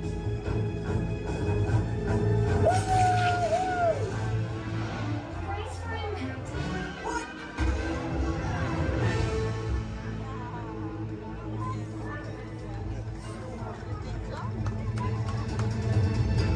I'm good. I'm good. That was less crazy than I thought. Whoa. Sharon, did you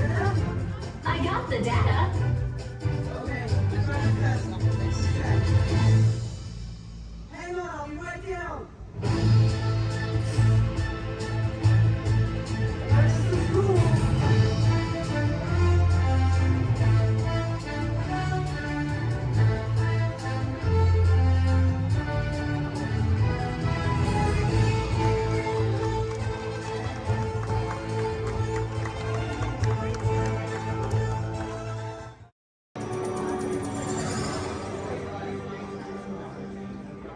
Greetings, Terrans. I am Nova Prime Irani Rayan, commander of the Nova Corps. On behalf of all Xandarians, I hope you have enjoyed exploring the wonders of Xandar. As you have seen, your world and ours were born of the same moment, one which you refer to as the Big Bang. As such, we are all galactic neighbors in a vast universe which we and countless others share. For you to travel to Xandar would take 2.5 million years, assuming you had a ship that could fly at the speed of light. So we decided to come to you. But even we could not have reached you so easily were it not for the Cosmic Generator, an advanced piece of Xandarian technology that creates jump points, artificial tunnels that act as shortcuts, linking distant points in space. It is our desire to share this wondrous technology with your people, so that together we might explore new worlds and create a brighter tomorrow. And now, as the culmination of the wonders of Xandar, you will be teleported to a Nova ship above your planet for a demonstration of the Cosmic Generator. I trust you will find it an unforgettable experience.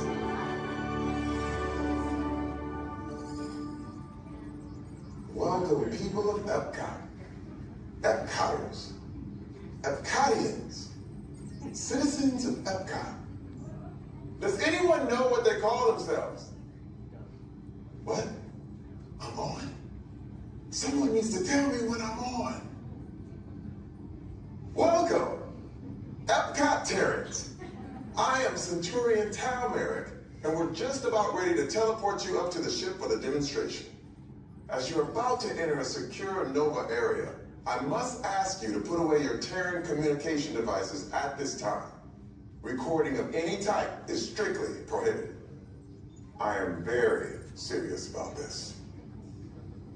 Now, please step forward into the chamber. You're gonna love this.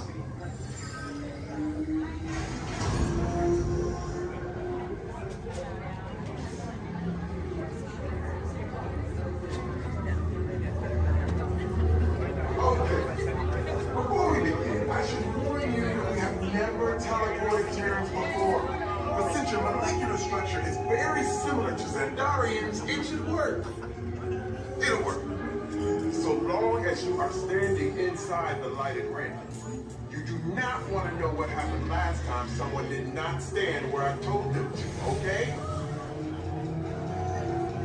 Stand by for teleportation. Here we go.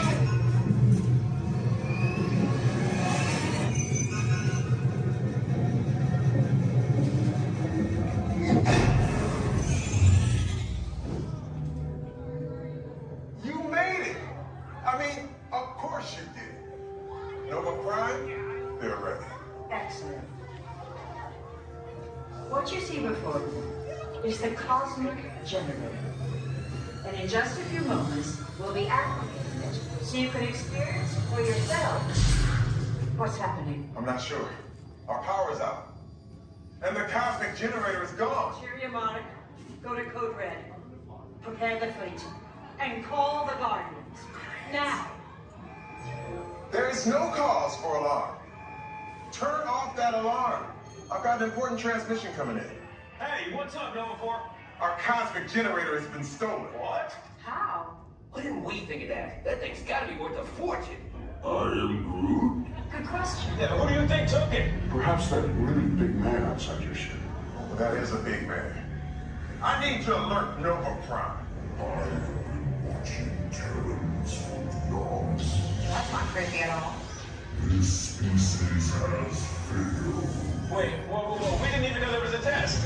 He's got the cosmic generator. He's creating a new jump point. Jump point to where? It's some kind of mutant jump point. It's going back to the dawn of time. Dawn of time? Why? To erase an error. Well, that doesn't sound good. Your time is over. Wait, what do you mean? What do you mean it's so vague? The jump point is closing. Hey, Novadude, your Nova Corps need to follow that whatever it is until we get there. We can't. Our power is down, and I've got to get these Terrans onto evacuation shuttles. I got it. I reprogrammed the shuttles to follow him through the jump point. Wait, what? Look, they're our only chance of keeping track of that whack job until we get the cosmic generator back. Piece of cake. Wait! There's cake. Where's this cake? The odds are impossible, Yep. but it's our only shot. Good luck. Are you sure you can control it? Come on, it's me. I got this. We're all toast. First it was cake, now there is toast. This plan is making me so hungry. Terrans, listen up. You need to make your way to the evacuation shuttles now. We'll follow them when we get our power back. I mean, when we get our power back.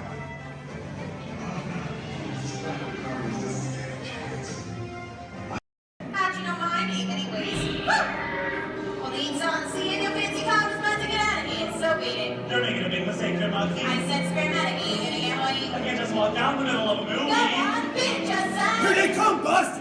Get out your grinders! I'm gonna go by Mr. Osborne!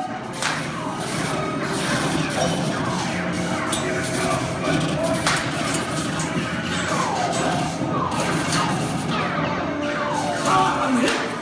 Hey, I'm hit! Foxy! They got spin! Foxy! Foxy! Where's Pip Red? Real again!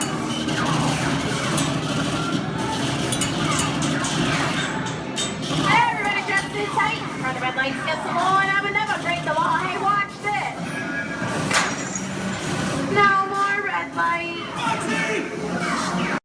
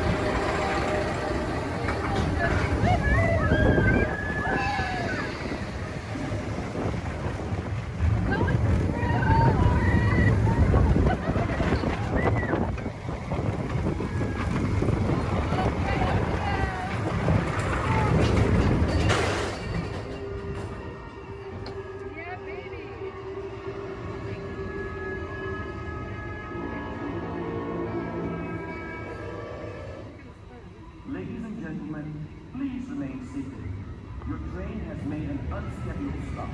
We'll be moving again shortly. Thank you.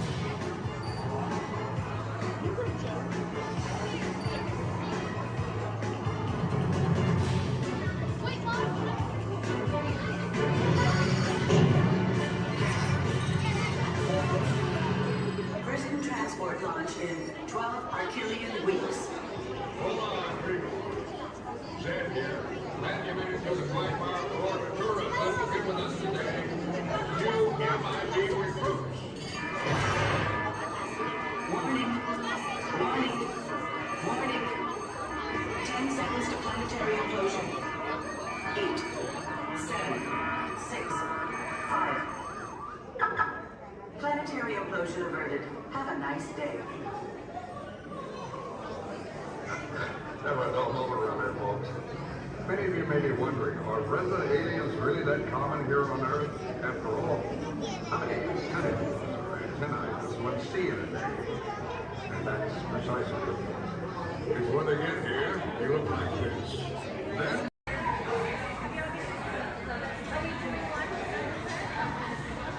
what are you doing?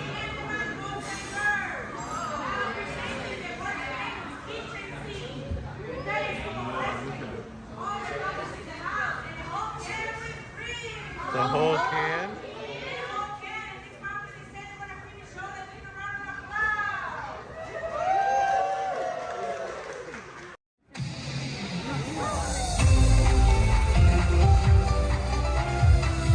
To all who come to this happy place, welcome and good morning, everyone. We have some extra special friends here to welcome you all today. Let's hear it for Mickey Mouse and Minnie Mouse.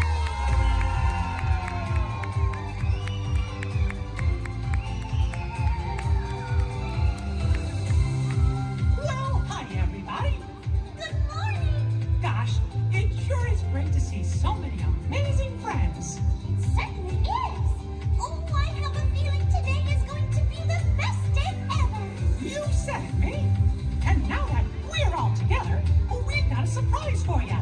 When everybody heard that you were going to be here, they just had to come and give you a great big Magic Kingdom welcome.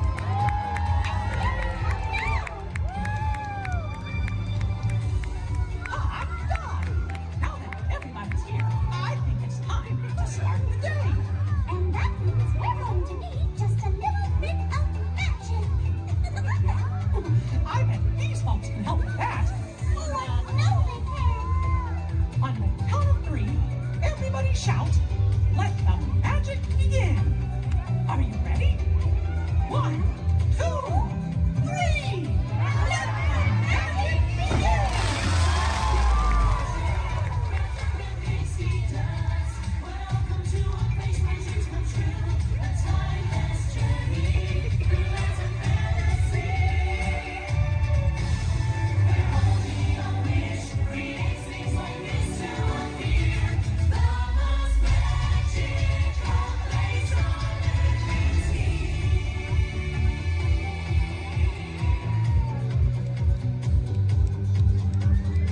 Well, what are we waiting for?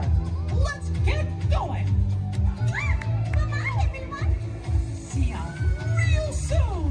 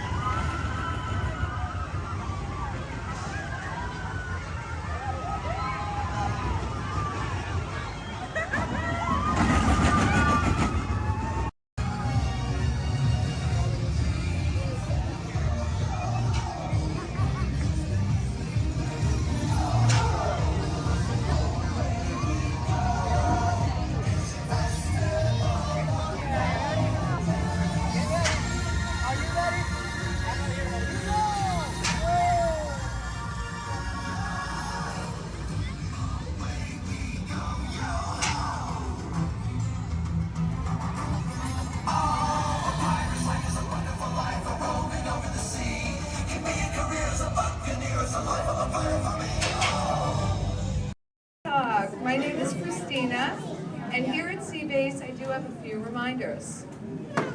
There's no eating, no drinking, no smoking, and absolutely no flash photography. Thanks, guys.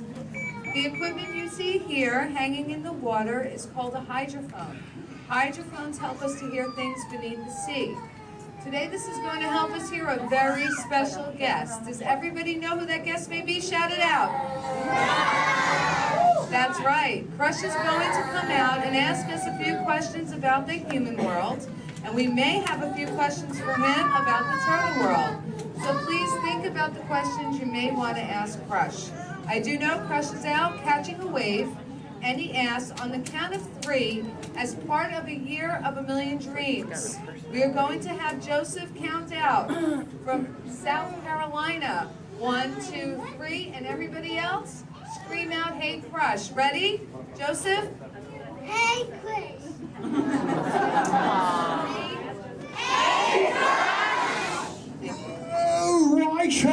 Righteous, dude! Oh, dude, I totally heard my name while I was catching that totally tasty wave, and I was just totally, whoa.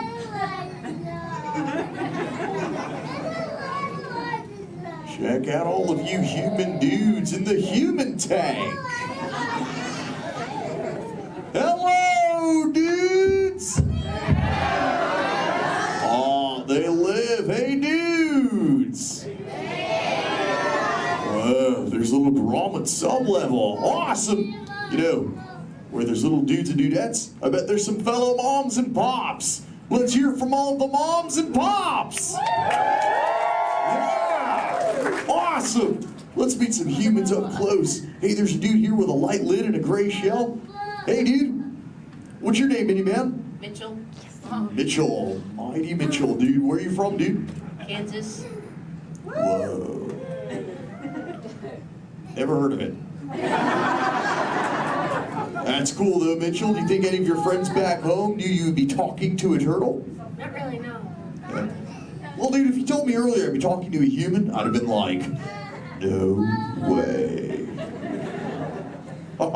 Hey, Mitchell, dude, it's really nice to meet you. I'll just assume the feeling is mutual, dude. Totally, dude. Hey, there's more humans on this side. There's someone with a blue lid and an orange shell, I think, right in the front here. What's your name, dude? Michaela. Minnie Michaela, who brought you here today? Your mom. Where's the mom of Michaela, dude? Oh, way in the back. Sorry to get stuck with the cheap seat. Standing room only, dude. Sorry. Hi, name's Crush. What's your name? Shelly. Shelly. Oh, that's the name of my wife. Shelly. Yes. That's your little offspring, Michaela. Do you have multiple offspring? Yes, I have 3. Awesome, dude. Do they ever ask you questions? Yes, I do. They never stop, do they? No. I bet some days you're like, dude. Am I right, dudette? You are very right. Sure. You know what, Shelly? What? From one parent to another, we just shared a moment. Totally did do that, y'all. Because my offspring Squirt, he always asks me questions about all of you humans. So if you dudes can answer some of his questions, everybody here really loud say Chaw! Awesome, dudes! Now, dudes, before we can answer any of his questions, we gotta make sure we're all on the same page, lingo-wise. Do you dudes know what the most important word, dude, in the turtle language is, dudes?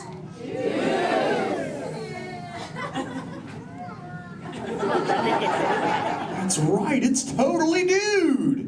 Because dude can be used in so many different ways. Example, if something is totally awesome, you say dude like this.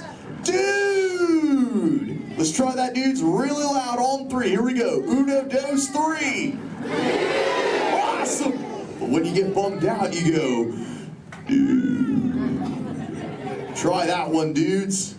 Whoa, you're bumming me out.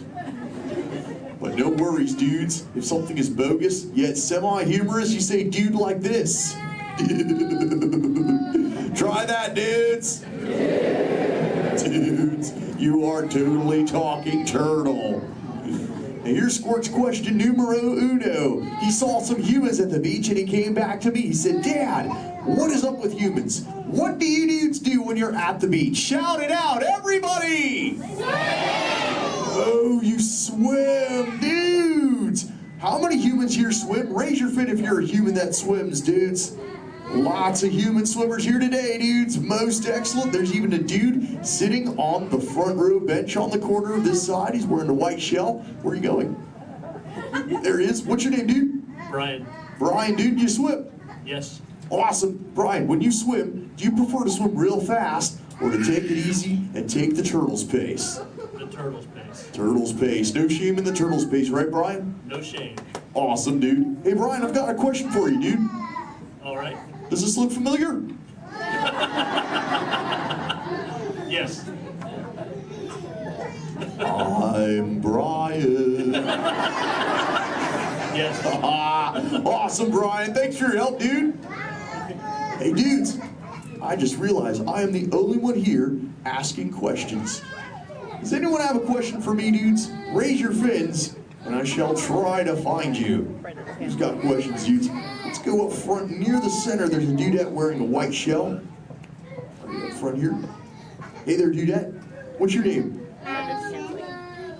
Minnie Madison. What is your question?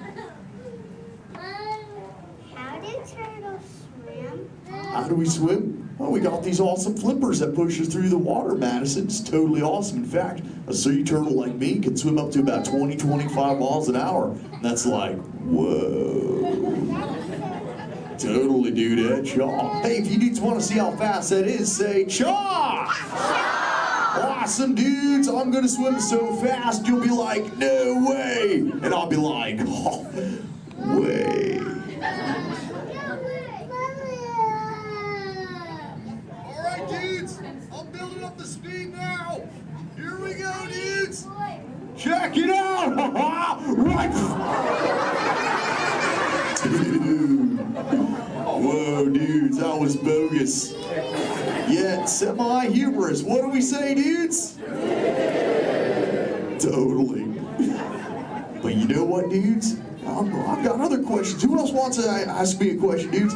Oh, let's go back to the center. Right in that second row, she's got the red shell here. She's got a question for me. Right there in the center with the red shell. What's your name, dudette? Cameron, what is your question? What do you like to eat? Oh, I love to eat green sea grass and green sea kelp. Cameron, what do you like to eat? Chicken. Chicken. Does chicken ever give you bubbles, Cameron? Sometimes green seagrass gives me bubbles, dude. It's kind of bogus.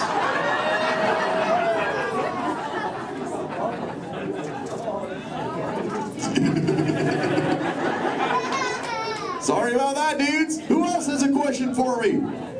Whoa. Let's go over towards this side near the center. He's got the dark shell in that second row. Really dark shell in the second row, sub-level. What's your name, dude? Well, Cameron. Another Cameron?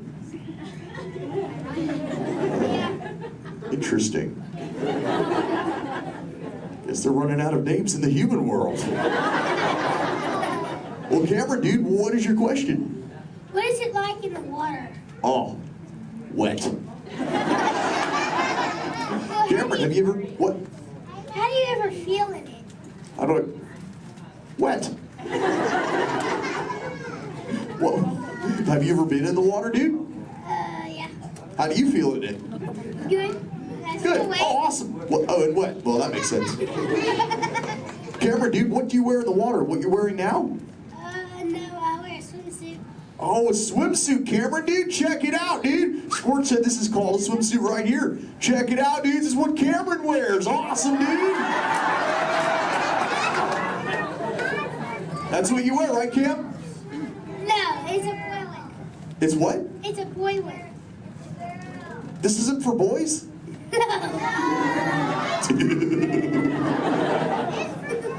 I didn't know that, dude. Cameron, dude, can I ask you a personal question, dude? Yeah. Does this make me look fat? No. No? Oh, thanks, dude. Cameron, dude, remember, when you get older, you'll find that will always be the correct answer to that question. Totally. What, dudes? No, dude's name's Crush. Where you see little blue? On the other side? No way, dudes. That'd be awesome if she were here, dudes, but she's totally not. Hey. Whoa, little blue. I know you. Shaw. Hi, I'm Dory. Totally. I remember you. You're Mush. Little Blue, the name's Crush.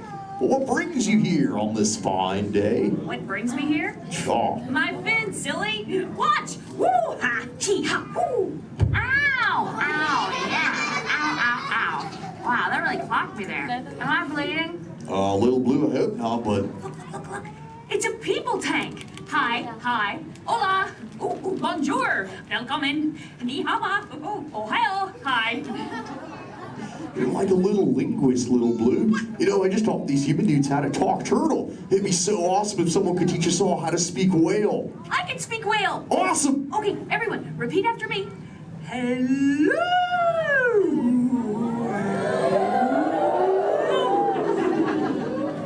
That sounded pretty good, dude. Let's try it all together real loud. Hello.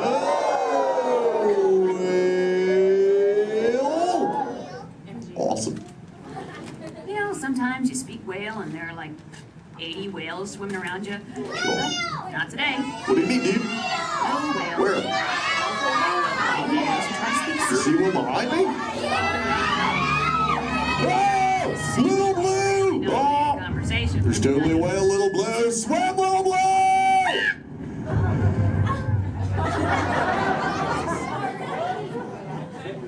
Tell the whale to go away. Help her out, dudes, and say, go away, whale.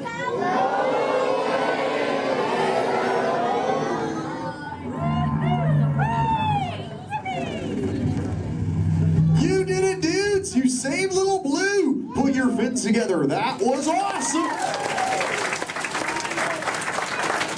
You so totally rock, dudes. You know, I could hang out with you all day, but I have to make sure Little Blue is okay. So before I go, remember, do not fight the current, learn to ride it, and it will totally take you where you're meant to go. And little dudes and dudettes, do the Crush Man a big favor. Keep using that word dude for the rest of the day. Your parents will love it. Bye-bye, dudes. Let's give it up for Crush!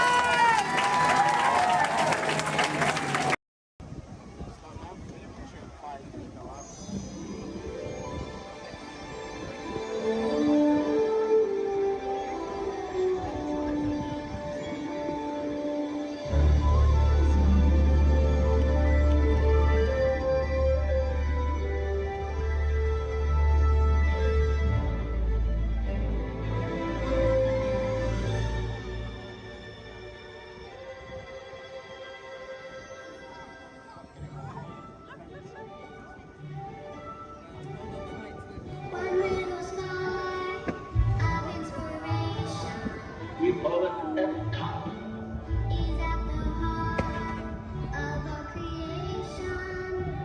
EPCOT.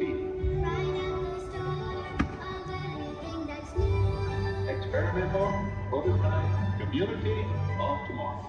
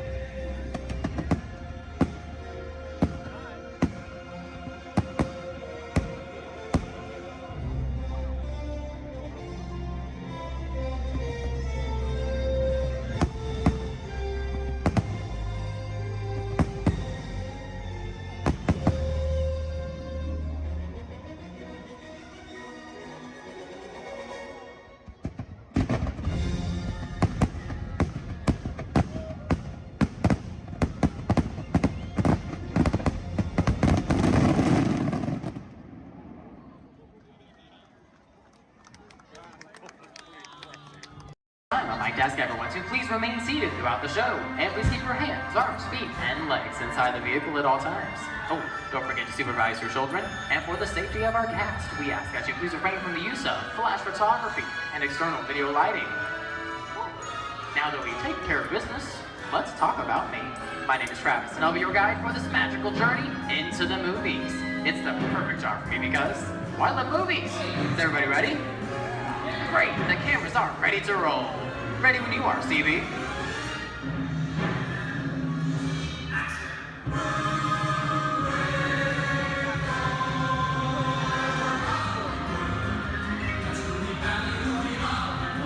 And we are rolling.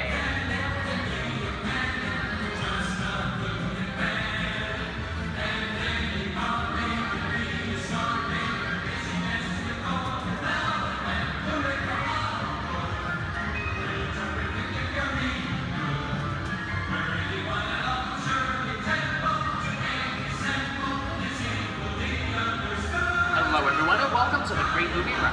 Once again, my name is Travis, and on behalf of Disney's Hollywood Studios and Turner Classic Movies, please welcome our host for this one-of-a-kind tour, Robert Osborne. Thank you. Hooray for Hollywood indeed. What better way to start our journey? From the Old West to the rooftops of London and along the Yellow Brick Road, there really is no place like the movies. One of Hollywood's significant contributions to the world of film were great musicals. This scene is from one of my favorites, the 1933 Busby Berkeley spectacular, Footlight Parade.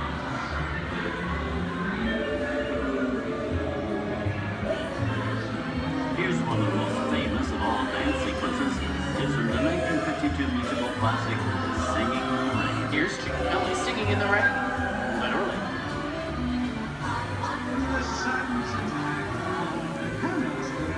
Here's one of the quintessential Disney musicals, Mary Poppins, starring Julie Andrews and Dick Van Dyke.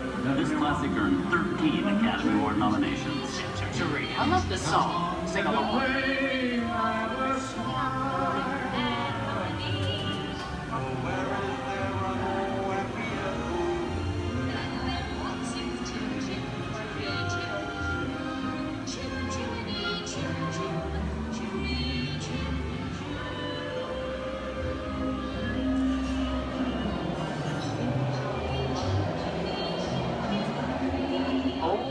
Those wallets and purses, folks. This doesn't look like a very good neighborhood. Here's the birthplace of the gangster film, the seedy underbelly of Chicago, from The Public Enemy, starring James Cagney. Released in 1931 before strict censorship rules were enforced, Public Enemy is a gritty, realistic, and violent look at the world of gangsters of the Depression era. I love this movie. In one famous scene, James Cagney shoves a grapefruit in May Clark's face. She can never look at breakfast in the same way again. These tough guys could turn anything into a weapon.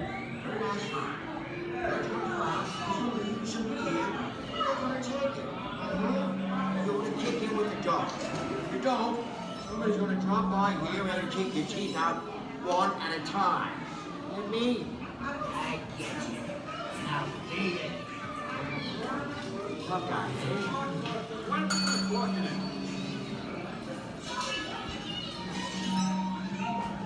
Sorry about the delay, folks. I don't want to run a red light, even in the movies.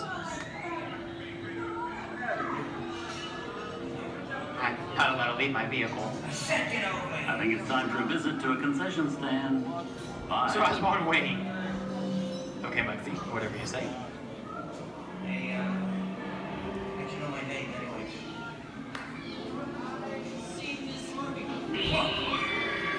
I hear someone singing your fancy cars like to get out of here. So beat it. I said square out of here or you're gonna get hurt. Here they come, Bus! Get out, you grinders!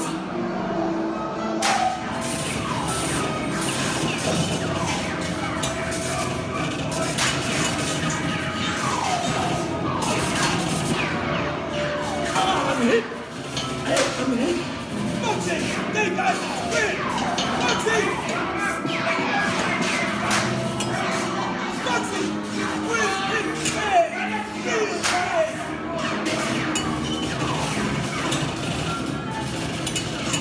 Everybody just sit tight. I don't know my life's against the law, but I will never break acceptable. Hey, watch this. No more red light.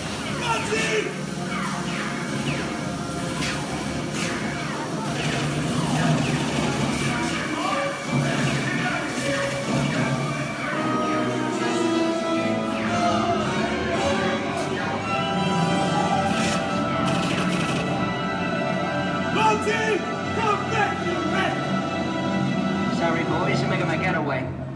Give my regards to the warden, suckers. What are you looking at? Everybody just mind your P's and Q's and, maybe you won't get hurt. Oh. This must be the west side of town, huh? Western films depict the legendary American wild frontier, where cowboys and their loyal steeds maintain order in towns against the untamable wilderness. John Wayne and Clint Eastwood are two of the iconic stars who epitomize this ideal of the stoic gunslinger.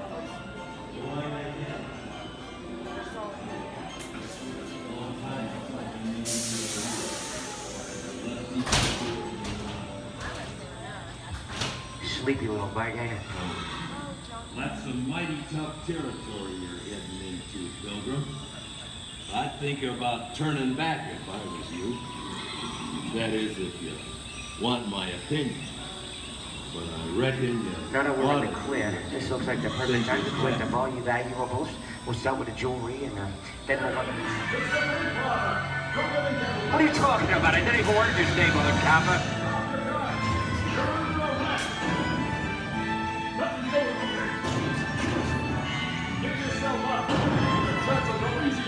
This is nuts. Nuts for this. Look at it this way. Hey, Daddy, what is it?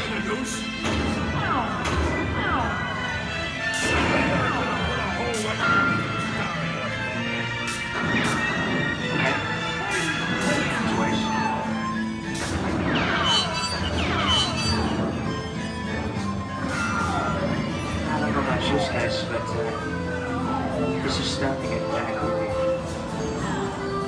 Where are we? JC? Science fiction has been a staple of classic movies, from George Méliès's A Trip to the Moon to George Lucas's Star Wars. In 1979, director Ridley Scott and Sigourney Weaver made audiences believe that in space, no one can hear you scream. This is Alien. Hey, you get down, please. How do we get out of here? Warning, remain in your vehicle. The area you are entering is extremely dangerous. Proceed with caution.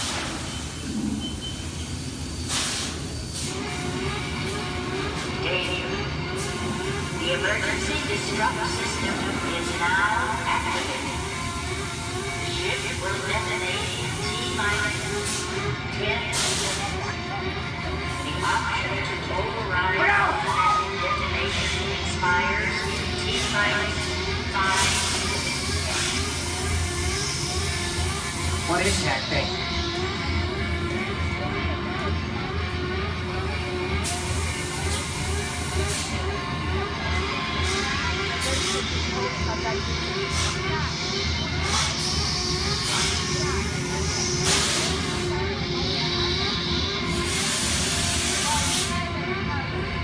Get it together.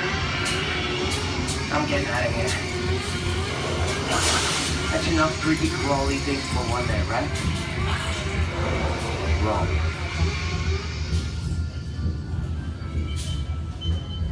Steven Spielberg and George Lucas cemented their status as the blockbuster boys with their first partnership.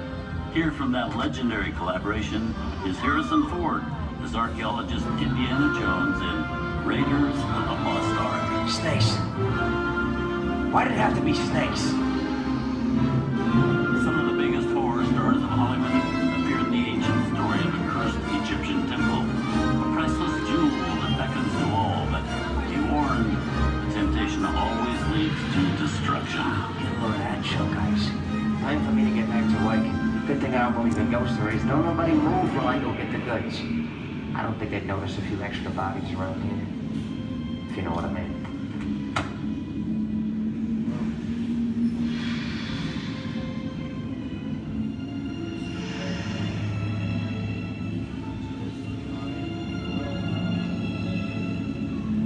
I've seen enough movies to know that you really shouldn't even think about trying to steal a jewel.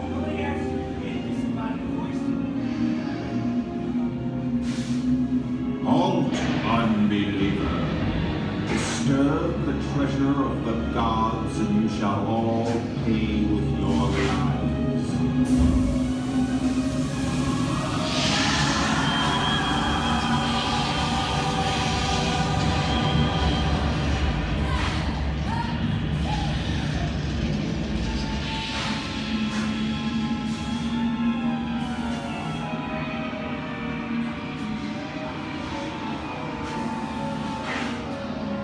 Not bad for my first movie, huh? The twist ending.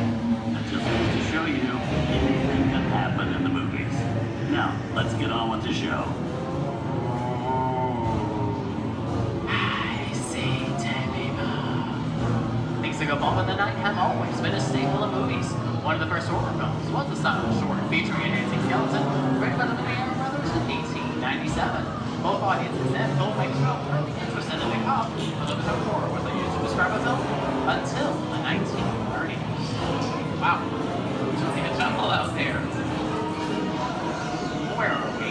This is the jungle home of one of the most famous movie characters of them all, Tarzan. The movie's most popular Tarzan is undoubtedly Johnny Weissmuller, who's run through 12 films as the King of the Jungle. Over there is Reno Sullivan as Jay, and Tarzan's sidekick Cheetah, who was portrayed by over a dozen chimpanzee actors over the years.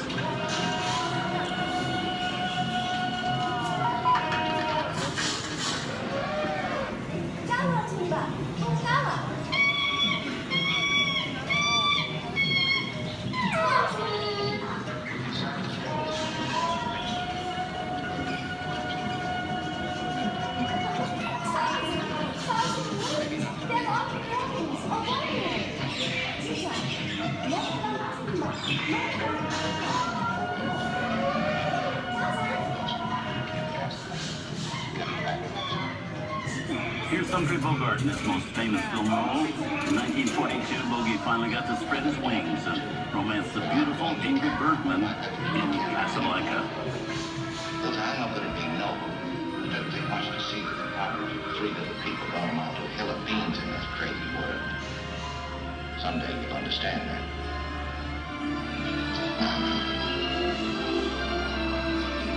He's looking at you, kid.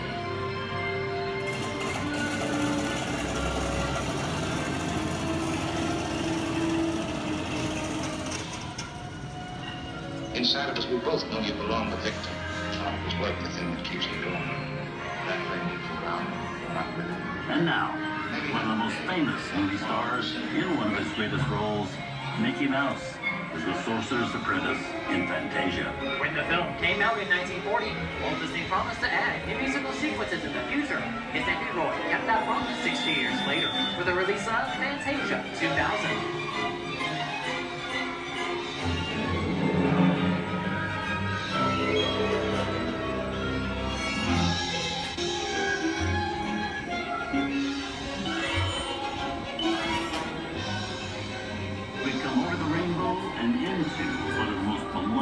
And most watched films in movie history, The Wizard of Oz. Toto, I have a feeling we're not in Kansas anymore.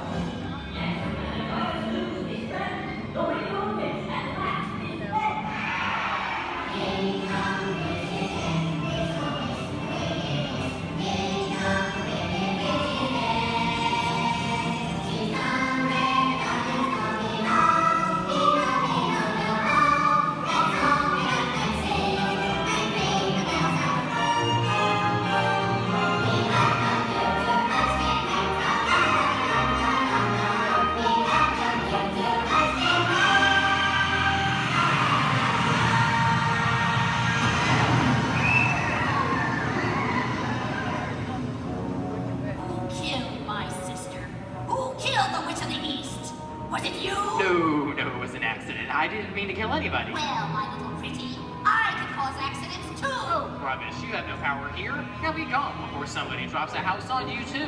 Very well. I'll bide my time. But just try to stay out of my way. Just try. I'll get you, my pretty, and your little dog, too.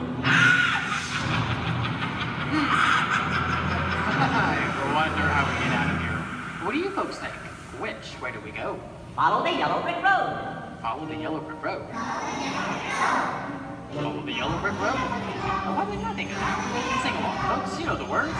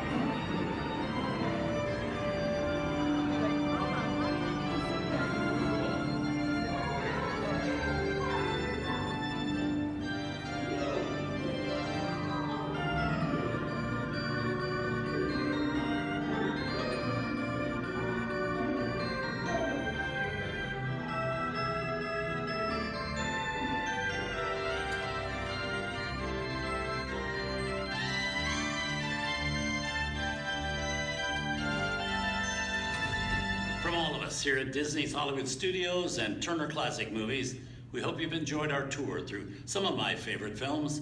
But remember, there are many more adventures waiting for you every day on TCM.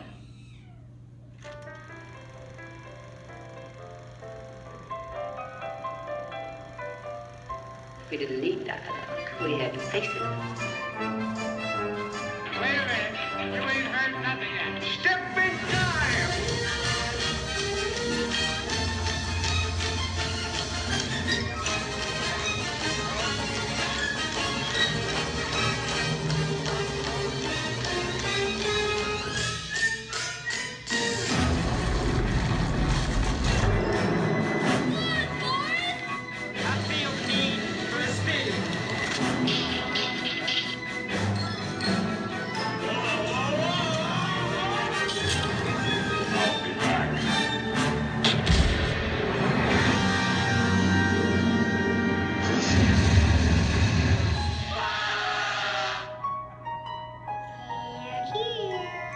You best start believing in ghost stories, Miss Turner.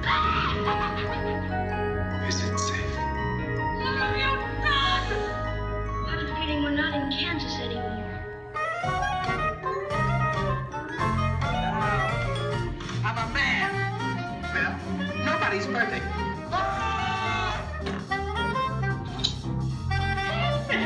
Shut up.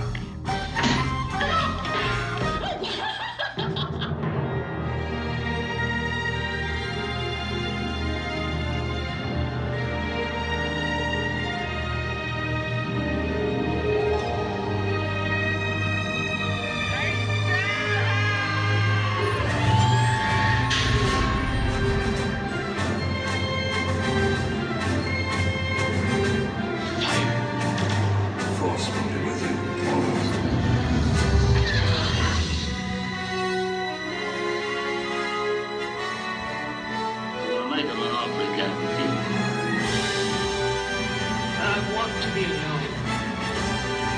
We didn't land on Plymouth Rock. Plymouth Rock landed on us. Good morning, Vietnam! He's looking at you, kid.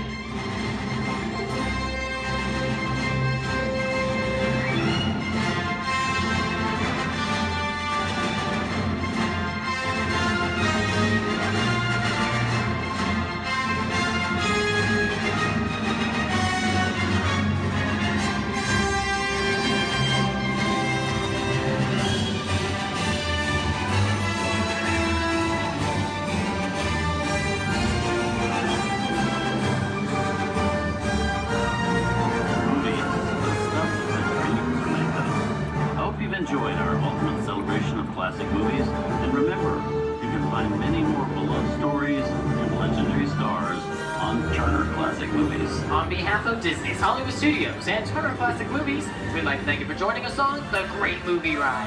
Now please remain seated until the vehicle comes to a complete stop.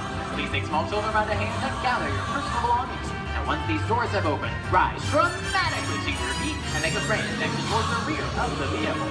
Oh, and one more thing.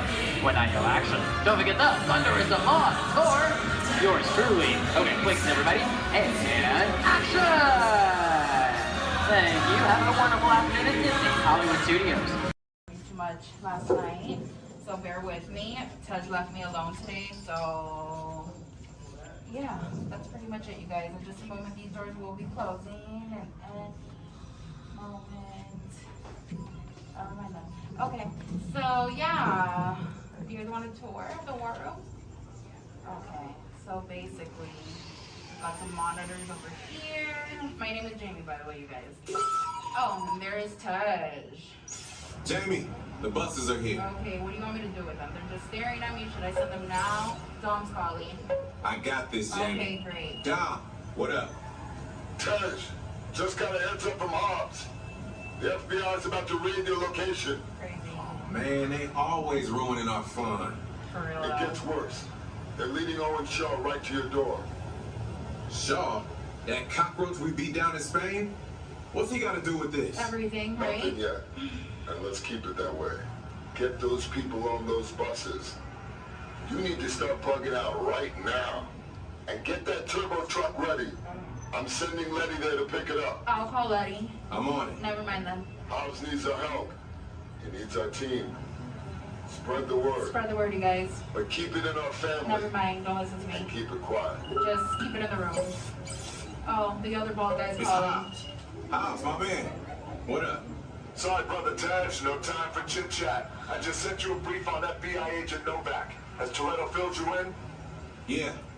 He wants us to get everybody over to the party at Sullivan's. Sounds like a plan. That party is a ready-made diversion. Keep it going. We need to discuss how you're going to get all those civilians out of there without tipping off the FBI. Crazy. Okay, hold on. Let me get everybody squared away, and we'll talk offline. Copy that, Tej, and let everybody know. Shut off your cell phones. Don't listen We to don't him. want Shaw tracking your locations. He's overreacting. Just put it on silent. Okay, Jamie, Yeah. you heard the man. I heard him. It's about to go to a whole nother level. Crazy. Send everybody to the loading dock. All right, you guys. We heard him. Have fun. If anything happens, my name isn't Jamie. Okay? Peace.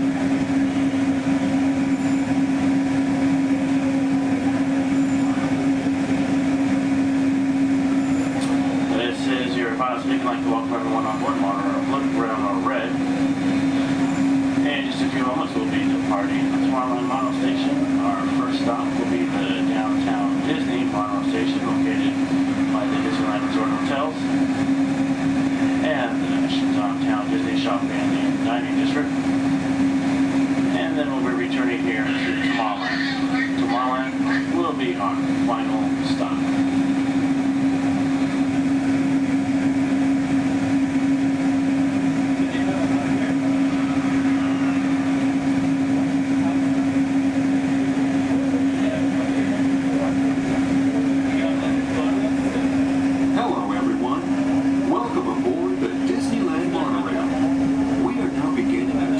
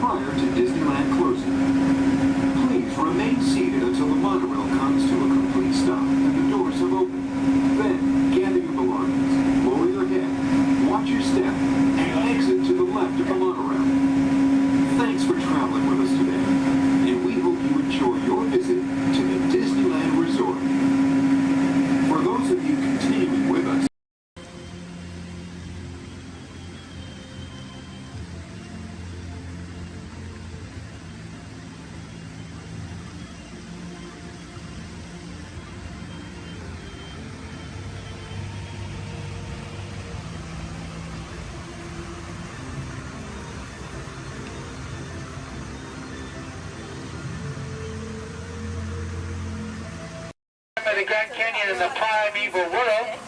In the tunnel, you'll notice there is a window pane. If you use a flash on your camera, it's going to bounce back in your face. You will not get a picture. You will annoy your neighbors. And you'll make the dinosaurs, and especially our front conductor, very angry. Please, no flash cameras in the tunnel. I only get a little angry. I don't. I keep my eyes closed.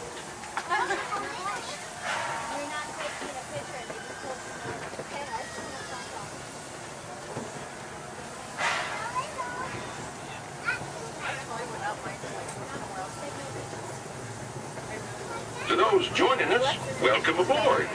The next leg of our journey will take us along the rim of the Grand Canyon.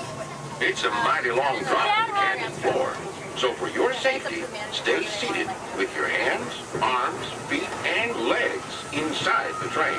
Be sure to watch your kids and no flash pictures, please. Para su seguridad, permanezca sentado y mantenga las manos, brazos, pies y piernas dentro del tren y cuide a los pequeños. Por favor, no tomen fotografías con flash.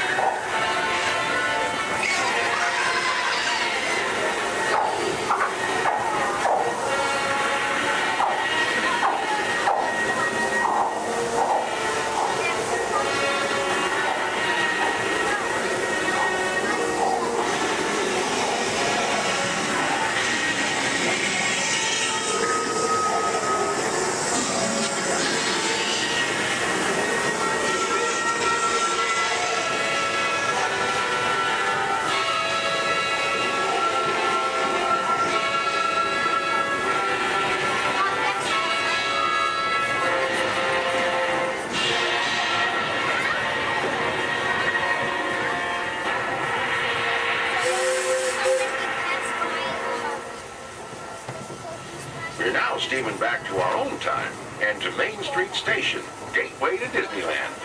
If you'll be leaving us here, stay in your seat till we come to a full stop. And remember to gather all your personal belongings, including the young'uns if you got any, and step carefully from the train. I'd especially like to thank those of you who've been with me for the Grand Circle Tour of Disneyland.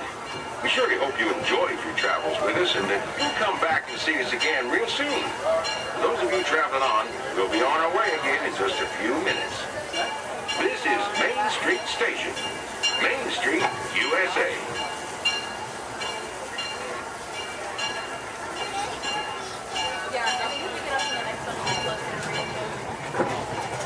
It's amazing that you can drive the train and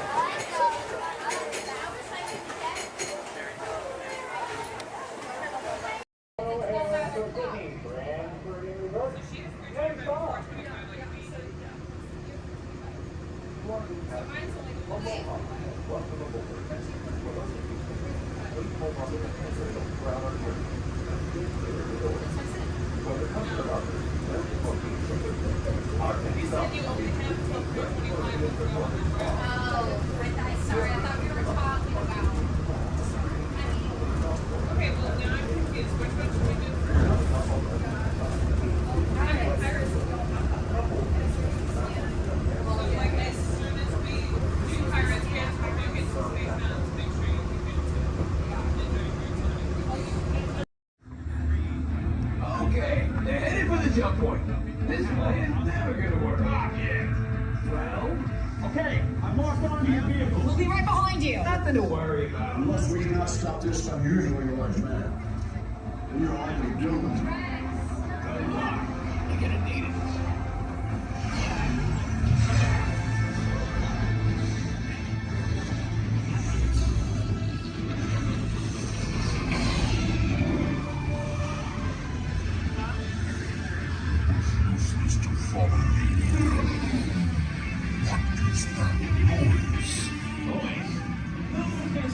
Rock and roll from existence.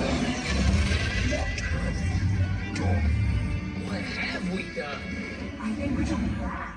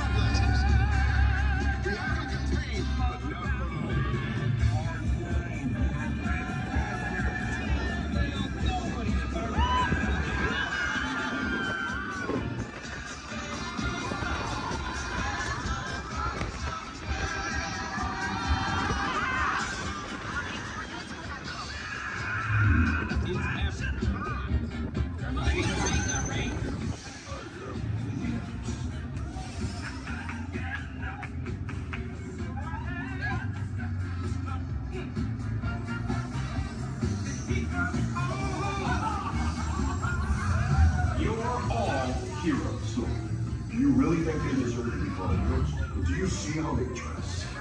It's just a figure of speech, Drax. You are lying to them. Now I understand. Welcome to the Guardians of the Galaxy.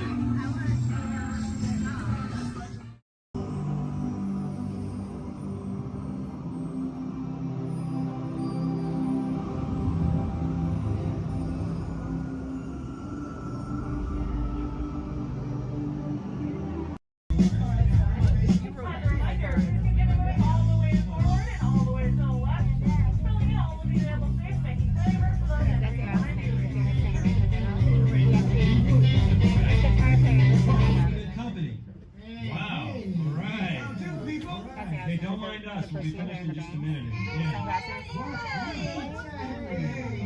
are you guys still doing here? You're supposed to be at the show. What now? I love the manager. Rocket roller coasters allows thrilling high-speed roller coaster type ride that includes sharp turns, upside-down maneuvers, Okay, come on, guys. Sorry, folks. We gotta go. Chris, can you grab my blacklist, Paul? Hey, wait a minute. We can't leave these people here like this. We can't? No! Come on, you know how we feel about our fans. Yeah, that's right. Well, guys, what do you expect me to do? Send them all with you? Yeah. Wait a minute. I love that idea. How about some backstage passes? Yeah, come on. Make it happen. Give us something. Okay, I'll make it happen. Now get out of here. I hate all of you. Have a nice ride. Hi, Sal, it's me. Listen, I'm gonna need a bigger car. Make it a stretch. In fact, make it a super stretch. Right.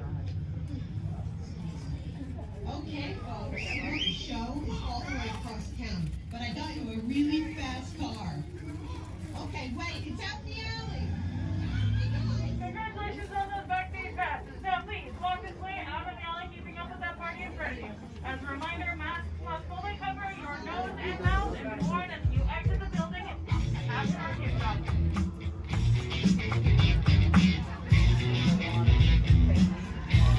Living with the land. Por su seguridad, permanezca sentado con sus manos y brazos, pies y piernas dentro del baño y cuida a los pequeñitos. A manera de recordatorio, no tomar fotos con flash y luz de video antes de llegar a un entero.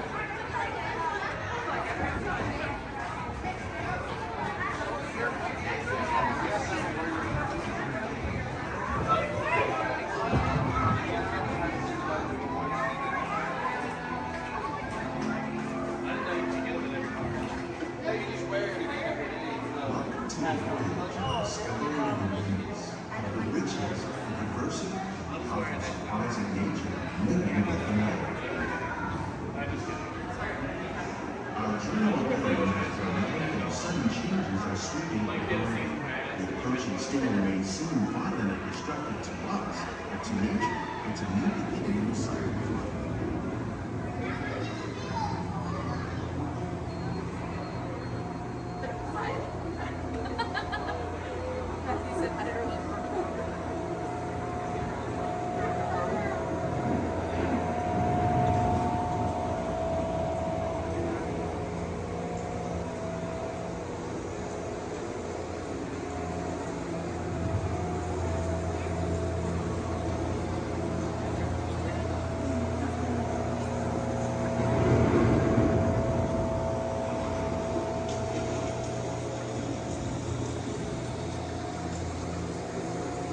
Beneath the surface of the lake, roots trap water from the flowing mud, extracting precious nutrients and minerals.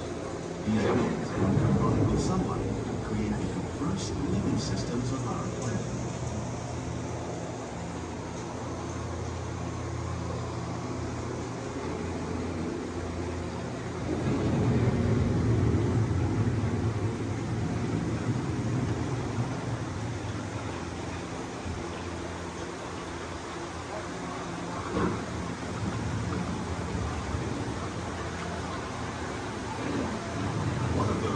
Systems is the rainforest, home to the most amazing concentration of life on our planet. These dense and beautiful forests cover only a tiny portion of the Earth's surface, but they contain more than half of its plant and animal species. Rainforests are also extremely rich in productive living systems, providing us with oxygen, food, medicines, and other elements essential to our lives.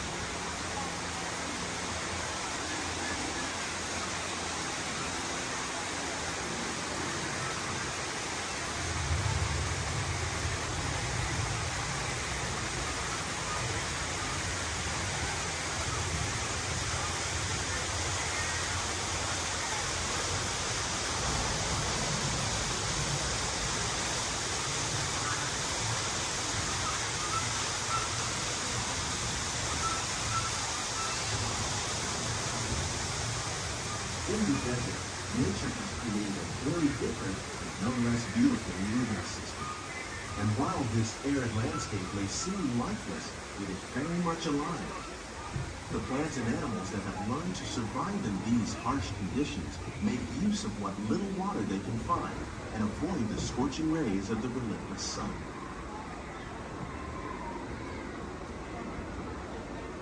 The American prairie once appeared as desolate as the desert. But over time, rainwater and nutrients gradually penetrated the hard surface of this land. Even the hooves of the mighty buffalo helped create the rich soil, one day become home to the American farm.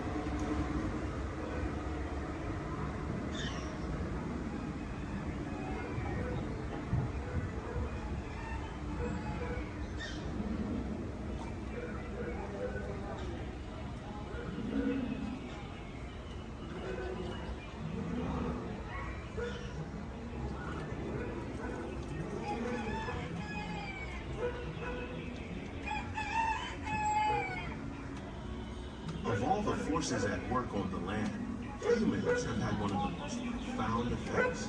The need to produce food for a growing world led to the enormous use and sometimes every use of the land. In our search for more efficient ways to grow food, we often fail to realize the impact of our methods.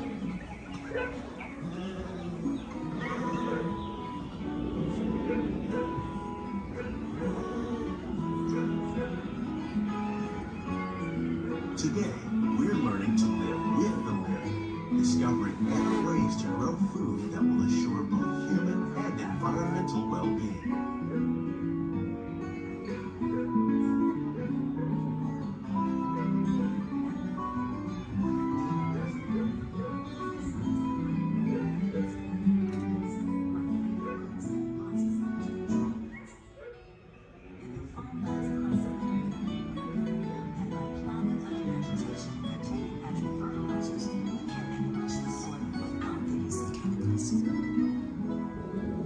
In arid regions, we are learning to produce food on desert seacoasts by developing and planting crops that thrive on salt water.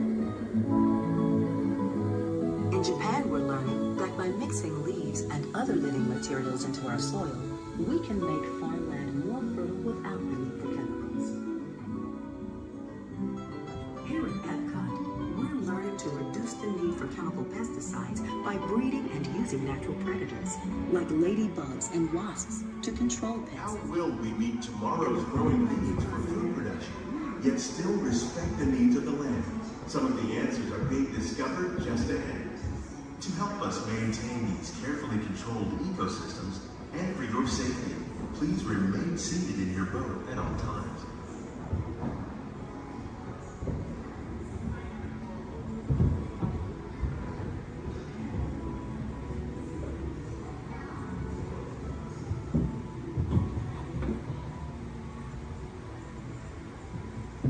Welcome to our living laboratory, where scientists from Epcot and the U.S. Department of Agriculture are exploring innovative ways to produce bountiful harvests now and into the future.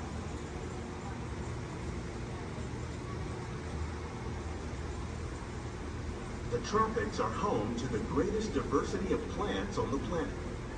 Many of these, like papaya, bananas, cacao, coffee, and rice, are well known around the world. These are just a few of the edible plants that have been an important source of nutrition for people living in the tropics. Many are rich in vitamins and minerals, while others are well adapted to growing in less than ideal conditions. Some, like the water lily, thrive in wet, swampy areas and waterways. All parts of this plant, even the flower petals, are edible. The starchy root of the plant has long been used to make flour for baking.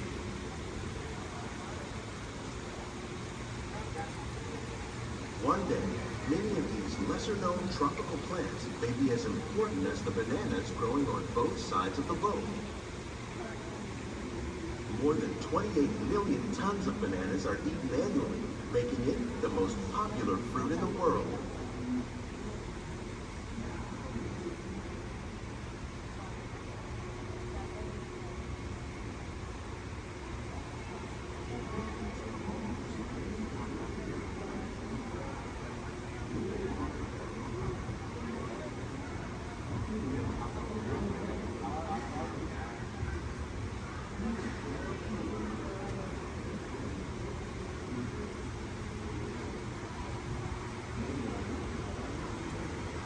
When we mention farming, you probably don't think of fish. But fish farming, or aquaculture, accounts for nearly half of all the seafood consumed globally.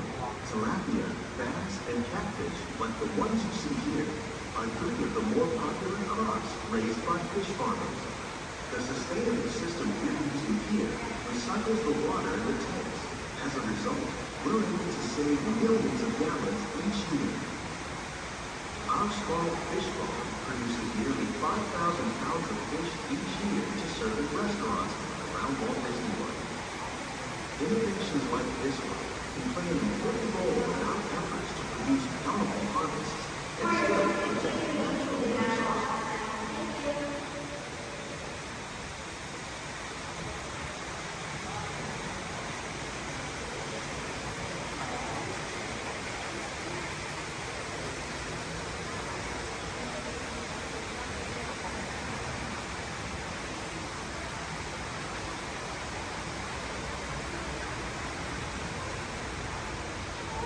there are more than 50,000 edible plant species in the world, most of us are only familiar with the handful that make up our everyday diet.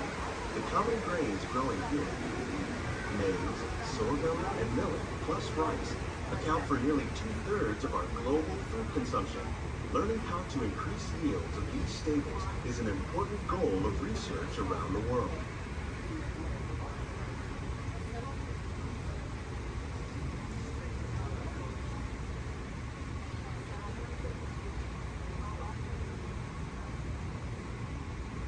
These plants are definitely on their way up. Innovative growing techniques like these increase yields while more efficiently using resources like water, fertilizer, and pesticides. Another innovation at work here is our integrated pest management program. By populating our greenhouses with beneficial insects that prey on harmful pests like aphids and flies, we are significantly reducing our reliance on conventional pesticides. We're growing these crops using our nutrient film system. This technique precisely controls and recycles water and nutrients. With it, we can produce over 27,000 heads of lettuce a year in this one small area.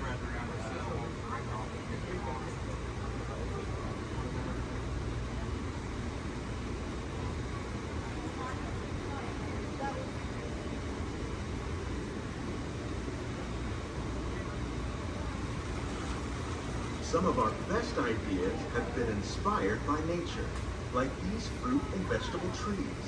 By growing these ground plants vertically, we can increase yields and better control diseases. These crops taste as good as they look. In fact, we serve more than 15 tons of produce from our greenhouses in restaurants here at the land every year.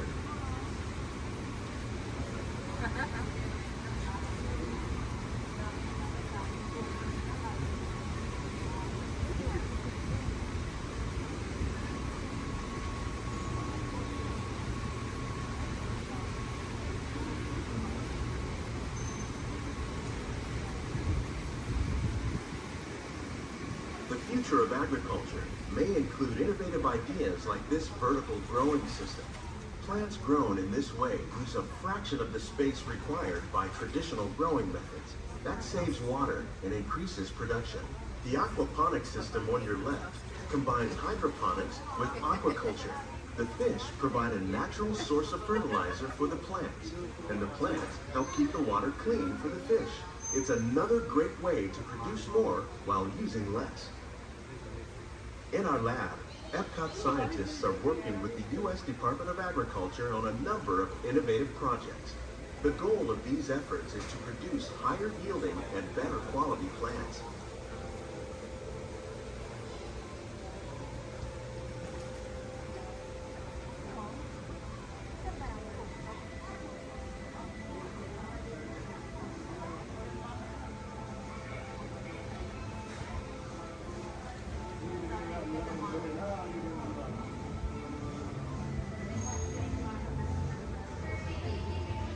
These greenhouses represent just a fraction of the work being done worldwide to produce bountiful harvests for our growing population.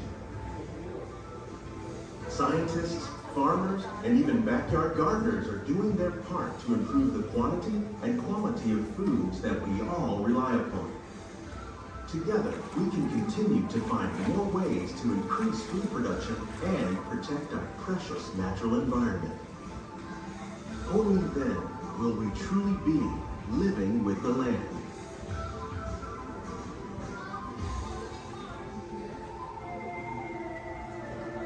On behalf of Walt Disney World, we hope you've enjoyed this unique journey through our living laboratories. If you'd like a closer look, then check out the behind the scenes walking tour.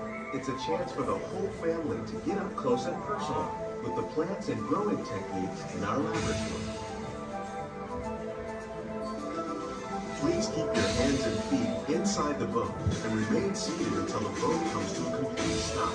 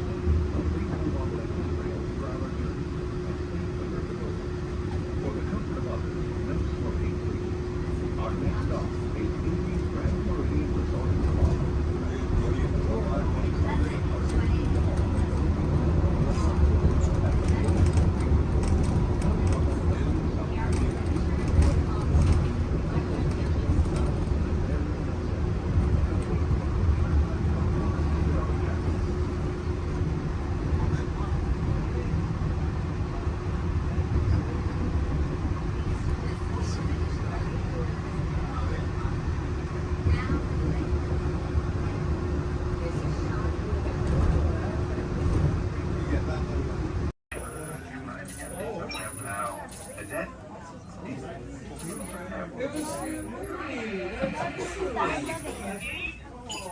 Ha! Gotcha. Oh, what are you guys still doing here? Tour's over. The cages are open and the creatures are loose. You gotta get out of here. Wait. Don't get out of here. I could use a hand. My little pal Groot is lost in the fortress somewhere, and I need to find him before he gets ate. I found his tiny little heat signature, see? All those other heat signatures are, well, don't worry about them. Listen up. You guys can be a big help while I look for my pal. A gantry lift full of warm parents makes a really great distraction. I just need you to wave your arms, scream, whatever it takes, and then all these things will, never mind. You in? It doesn't matter. That was rhetorical. Now let's move. Meet me at the gantry lift. Yep, I'm gonna go back that way.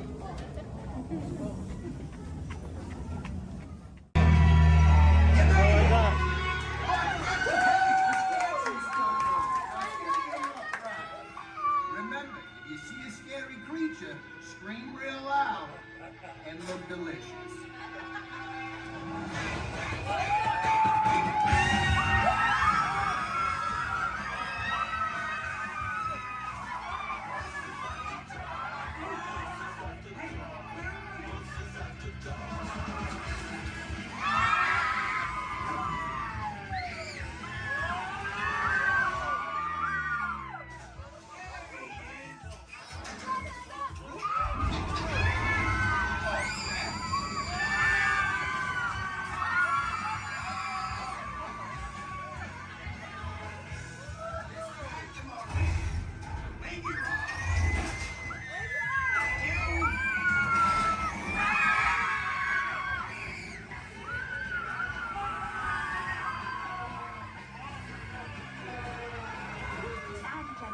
We do hope you've enjoyed our tour. Please gather your purse souvenirs.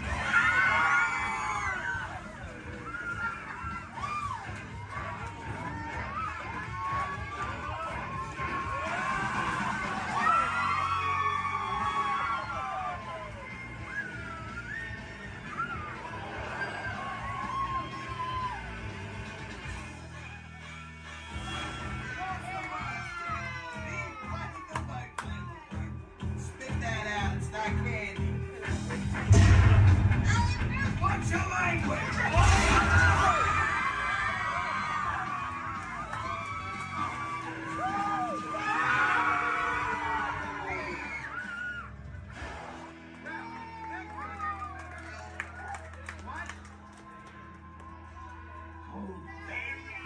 Very still. Crush, that's right. Let me show you how it's going to work. Behind me is our window to the Pacific. It allows us to see all of the undersea life that swim by. Up there in the corner is our hydrophone. That allows us to communicate with all the undersea life. So it's going to be very conversational, meaning Crush will talk to you. You'll be able to talk to Crush. He's got questions for you, and hopefully you all have some questions for him. You can ask him anything you want. You can ask him what he likes to eat, what he does in his free time, what's the meaning of life, anything like that. He'll be happy to try to answer. If you do need to leave at any time during the show, it's okay. Just use the doors on the opposite side of where you enter, back there. Again, if you need to exit during the show, use those doors back there. Back there is my pal Rachel. Everyone say, hey, Rachel! Hey, Rachel! She'll be back there to assist you if you should need any assistance during the show. I'm going to turn down the lights and the music now so we can see and hear just a little better. We do have some last-minute rules and regulations to go over, but my friends the Moonfish have volunteered to show you the rules visually. So, hey, Moonfish, come on out. All right, first rule inside, please no eating during the show. And no drinking, no smoking. And the last one, take all the pictures and video you like, just please no flash photography or video lighting. Round of applause for the Moonfish! All right, Crush is up there serving. He said when you're ready, just call him down. So, on the count of three, yell, hey Crush, ready? 1, 2, 3!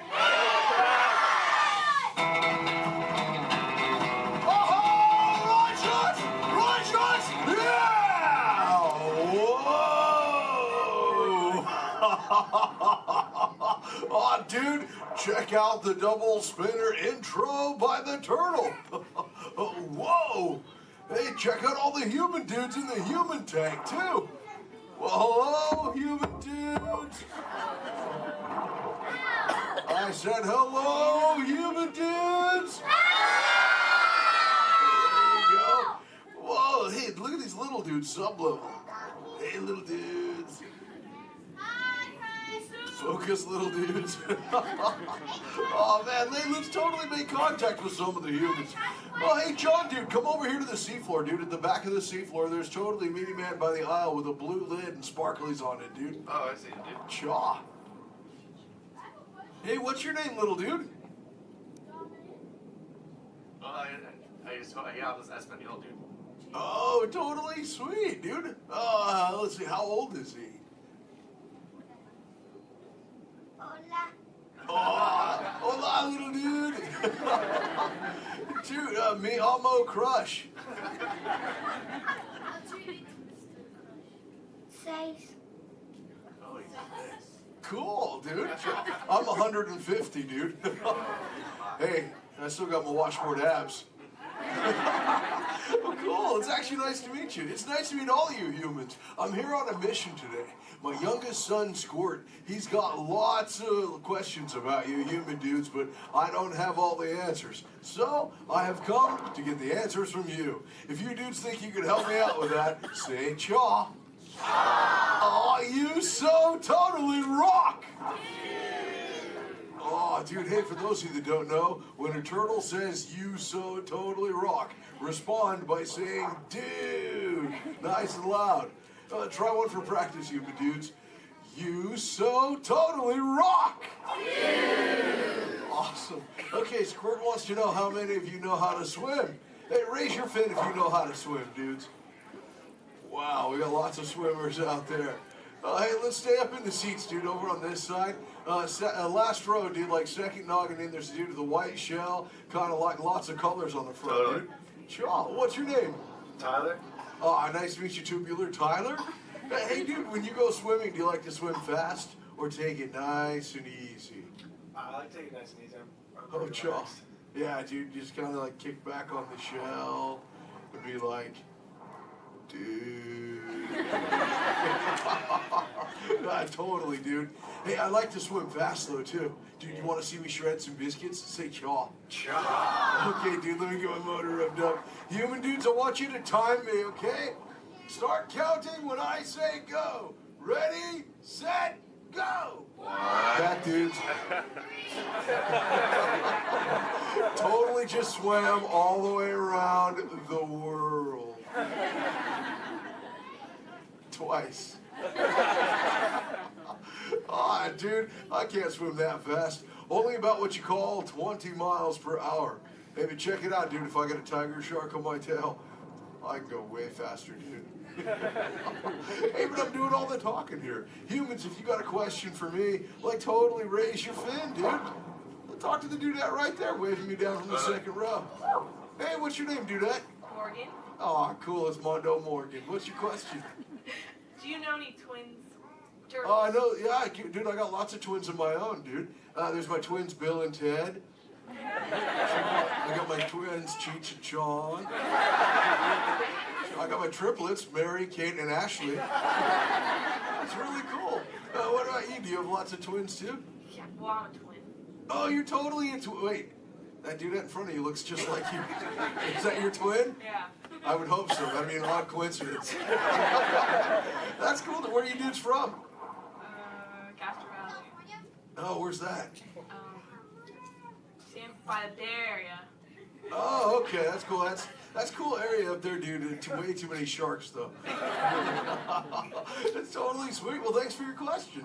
Who else has a question, dude? Let's see. Let's go. Hey, back to the seafloor. Let's go right over here, John, dude. There's totally a mini man up front. He's got a blue shell. He's got it near the outside, dude. Blue short sleevey shell. Hey, little dude, what's your name? Dominic. Nice to meet you, Deep Sea Dominic. What's your question, dude?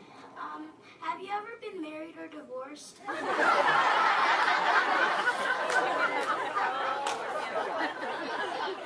That's a pretty specific question.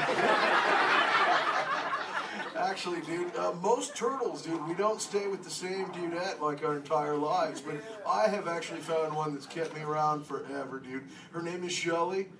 She's my turtle dove, dude. We've been together for 130 years, dude. But it's still so awesome, it only feels like the first 75. It's really cool. Hey, can I tell Shelly you said hi?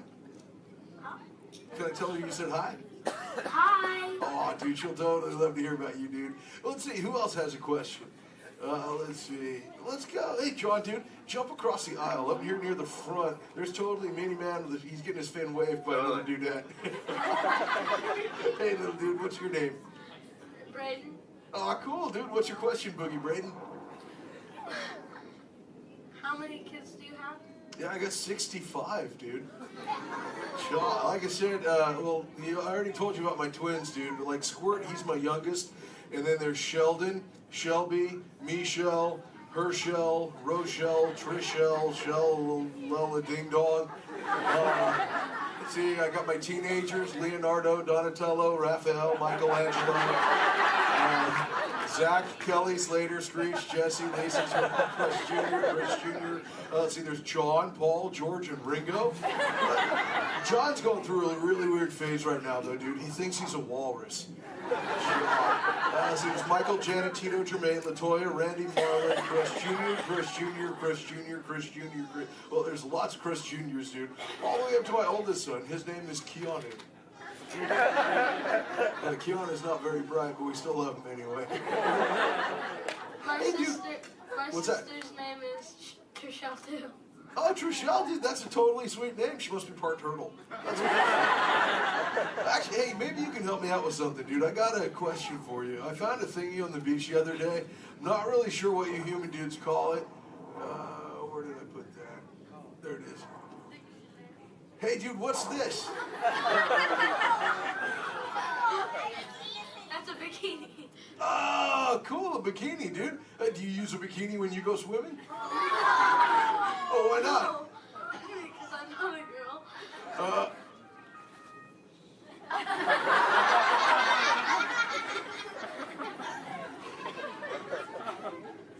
This is for chicks, dude? Does it make me look fat? Anyway, dude. Oh, let's see, dude. Hey, John.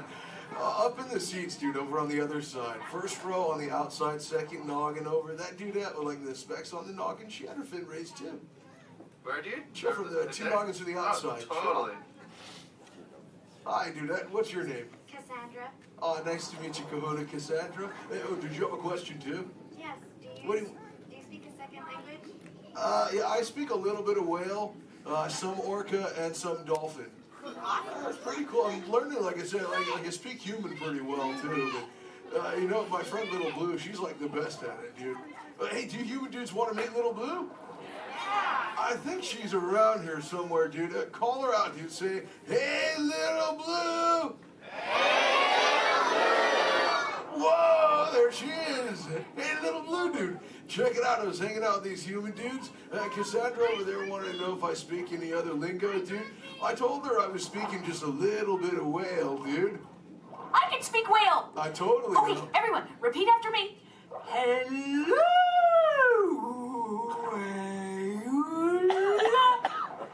Okay, try that one all together, human dudes. Go.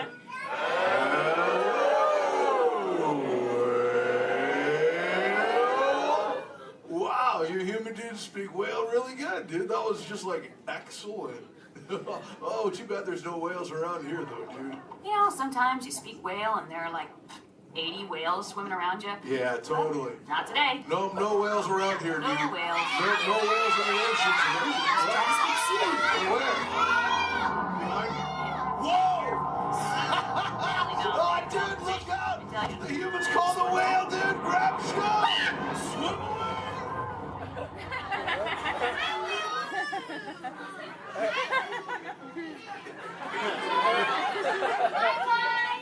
Dude, Little Blue, you're totally a squishy fishy.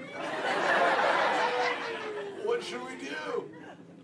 Tell the whale to go away. Okay, humans, tell the whale to go away.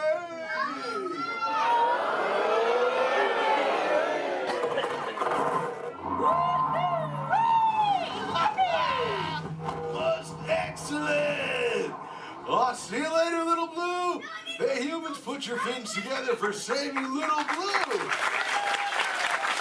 You so totally rock. Awesome. Thank you so much, human dudes, for sharing with me. I can't wait to get home and share all this knowledge with Squirt. Hey, but before I go, human dudes, remember this. We all share the same ocean, humans and turtles alike. So treat everyone you meet like an oyster, dude, because you never really know when you just might find a pearl, dude. That was like a warm and fuzzy moment, wasn't it?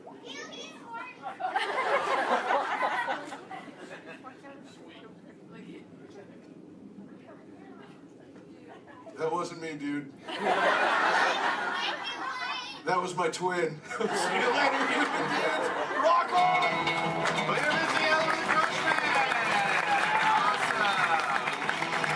All right, you dudes, find your next buddy and discover into the doors in the back. Thanks for swimming by.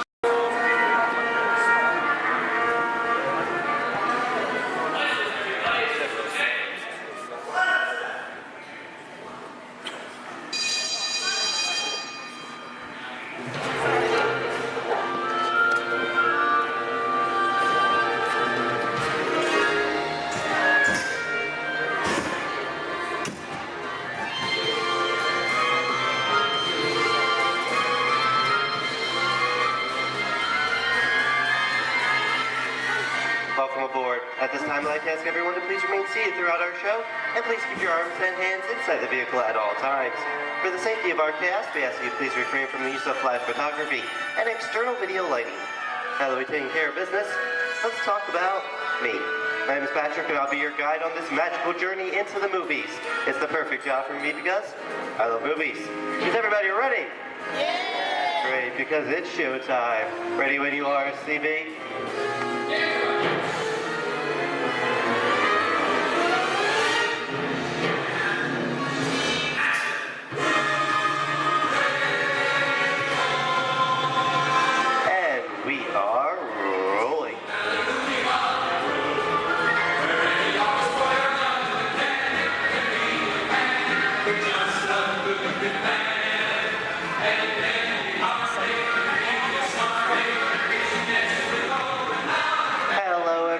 Welcome to the Great Movie Ride. Once again, my name is Patrick, and I'll be taking you from this Hollywood soundstage into some of the greatest movies of all time, all on one tour. But between you and me, this is no ordinary tour, because the Great Movie Ride brings these movies to life and puts you right in the middle of the action.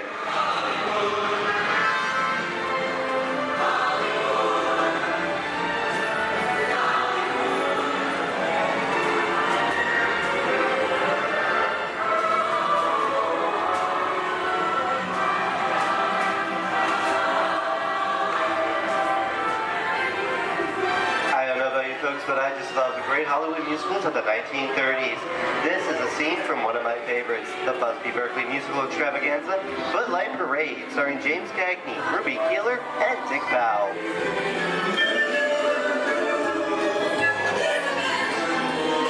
In 1952, Gene Kelly was Singing in the Rain with Debbie Reynolds and Donald O'Connor. Did you know that Gene Kelly co-directed this movie? Who can tell me what movie this is? That's right, it's Walt Disney's Academy Award-winning film from 1964, Mary Poppins, starring Julie Andrews and Dick Van Dyke.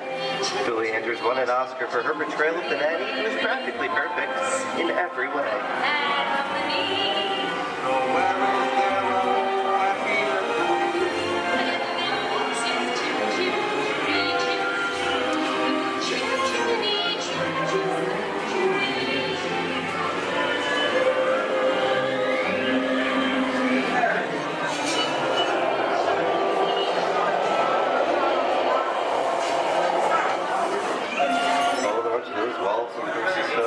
This doesn't look like a very good neighborhood. It looks a lot like the underworld. This seems such classic gangster films as The Public Enemy, starring one of my favorite tough guys, James Cagney. The working title for this movie was Beer and Blood, and in the United Kingdom it was known as Enemies of the Public.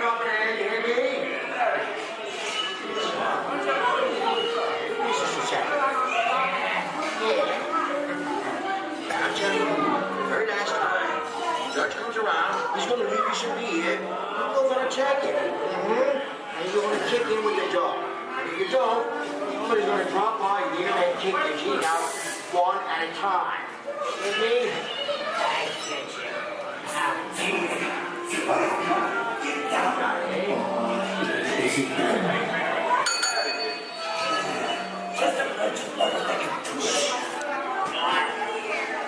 Sorry about the delay, folks, but I don't want to run a red light, even if it is just a movie. You talking to me? You talking to me? That's okay, I'm talking to the demon of punishment out for the day. I'm talking to me. I'm not supposed to leave my vehicle. I say get away. Oh, okay, Moxie, whatever you say. Hey, you should know my name anyway. I've seen this movie before. Oh. It's unseen fancy cats like making out of your freedom. You make an exact about this. I'm out of here. You gotta get out of here. That's the middle of the movie. I'm beating you, son. Here they come, boss! Get out, you grinders!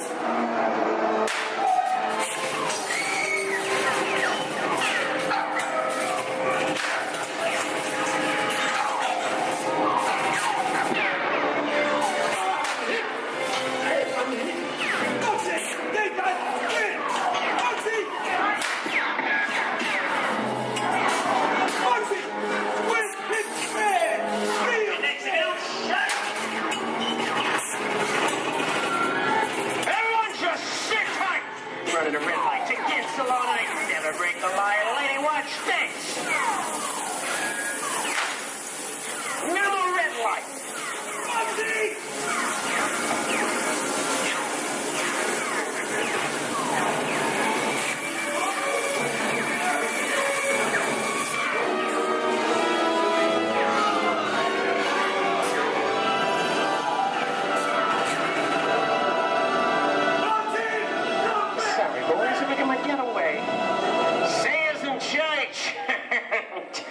What are you looking at?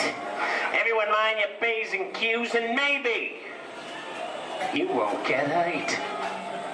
What is this? Tracy? And now, the Old West and two of Hollywood's legendary stars, Clint Eastwood and John Wayne.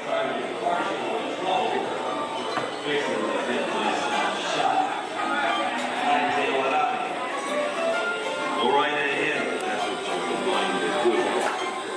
A long time ago, I made me a rule. Let people do what they want. Sleepy little bird. So, that's some mighty tough territory you're heading into, Pilgrim. I'd think about turning back if I was you. That is, if you want my opinion. Another way to be clear, it's a perfect time for me to collect up all your valuables. Starting with the jewelry, going on to the cold hard cash. Perhaps work. Hey! It's the bank robber! Don't let him get... I don't even like this neighborhood, Kappa! This is nuts. Nuts! Tell us I'm getting out of here. What are you doing, old man? Get yourself up! Look at it this way. Can't get any worse!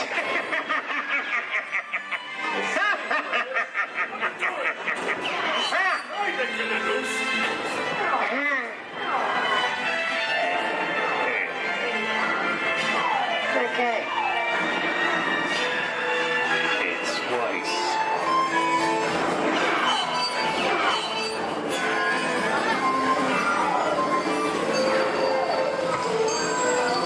I don't know about you guys. This is kind of creepy.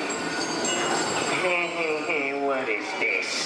This is Alien. You are with Sigourney Weaver aboard the spaceship Nostromo. Something has gone wrong. One by one, the crew has vanished. And somewhere in the ship, a terrifying creature waits to claim its next. Well, I ain't no victim. Warning, remain in your vehicle. The area you are entering is extremely dangerous. Proceed with caution.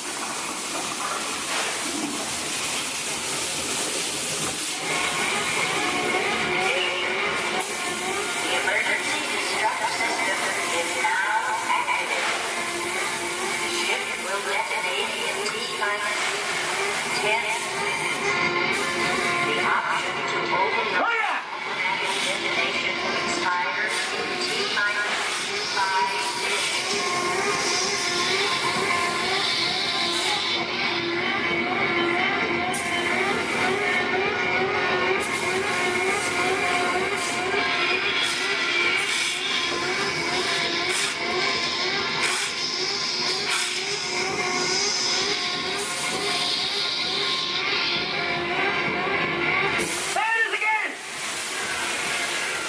Okay, that's some of that creepy crawly things for Monday, what? Wrong. Here in Raiders of the Lost Ark, amid 1,000 deadly snakes, Indiana Jones unearthed a great treasure. Will Harrison Ford escape with his discovery? And what will be your fate? Beware. Snakes. Why did they have to be snakes?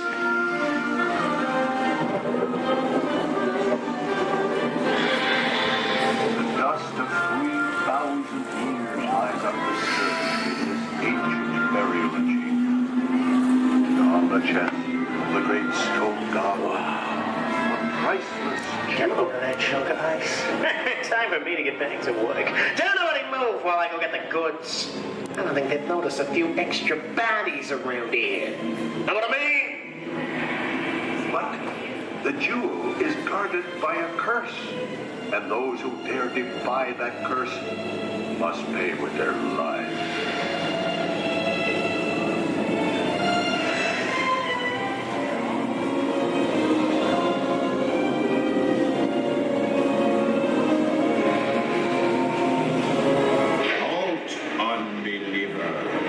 Disturb the treasure of the gods, and you shall all pay with your lives.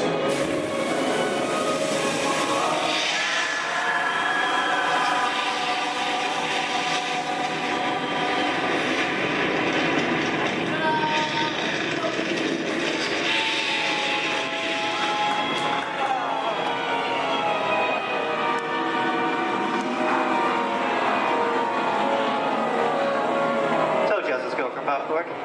Well, this just goes to show anything can happen in the movies. Now, let's get on with the show.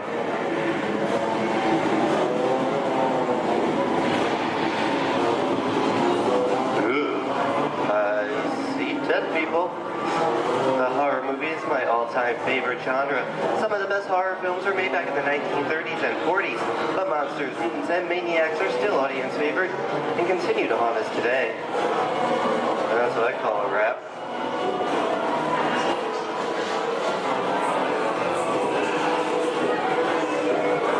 We are now entering the jungle home of one of the most beloved characters of all time. Now it's not George of the Jungle.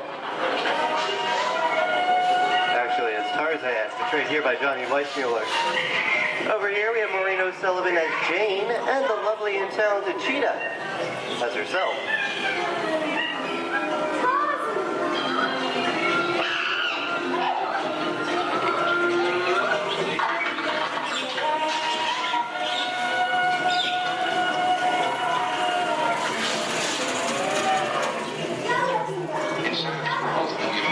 Zoe, I think this is the beginning of a beautiful friendship. Best last line of a movie ever. Humphrey Bogart and Ingrid Bergman in the classic romance, Casablanca. Always have plans. You didn't have me. You lost me until you came to Casablanca. You got it back last night.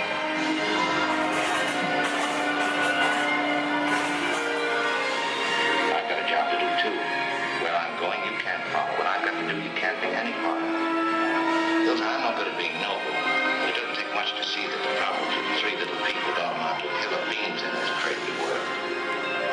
Someday you'll understand that.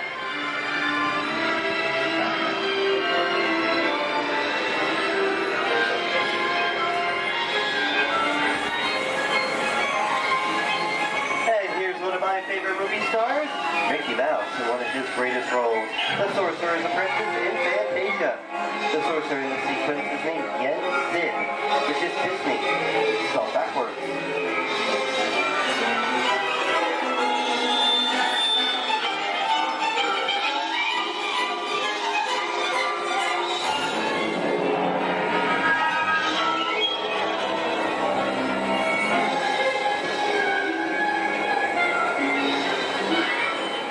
Toto, I have a feeling we're not in Kansas anymore. How often do you get to say that? I'd say we are definitely somewhere over the rainbow in one of the most beloved movies of all time.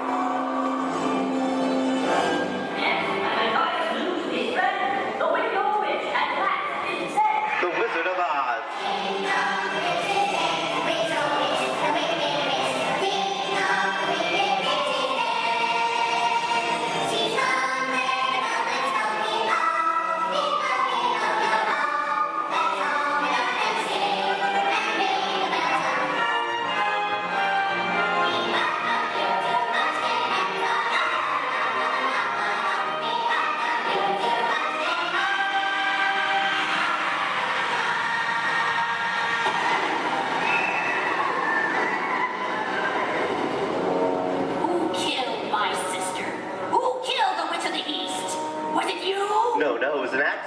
didn't mean to kill anybody. Well, my little pretty, I can cause accidents too. Oh, rubbish. You have no power here. Be gone before someone drops a house on you, too. Very well. I'll bide my time. But just try to stay out of my way. Just try. I'll get you, my pretty. And your little dog, too. I wonder how we get out of here. What do you folks think? Which way should we go? Follow the yellow brick road. Follow the yellow brick road? No, when I think of that. Bring along, folks. You know the way.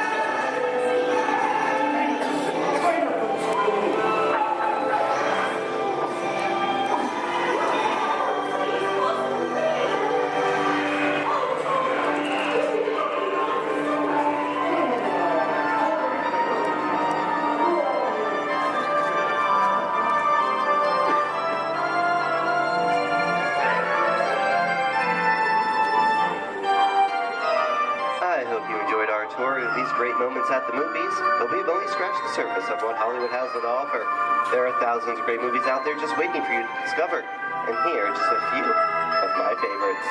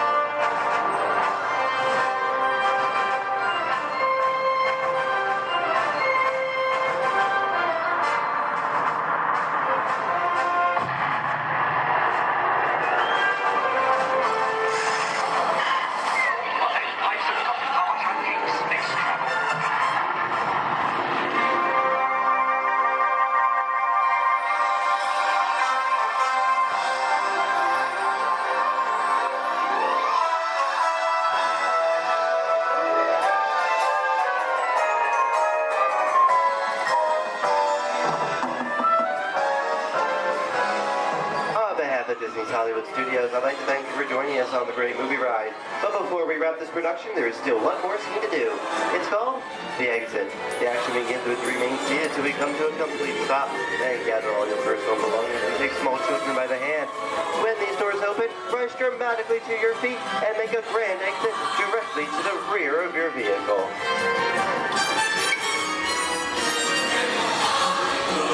Oh, and one more thing. When I yell action, don't forget the thunderous applause for yours truly. All right, places, everybody, and action! Thank you, thank you. Have a wonderful day here at Disney Hollywood Studios, and we'll see you at the movies. The stuff movies are made of. Goodbye, everyone.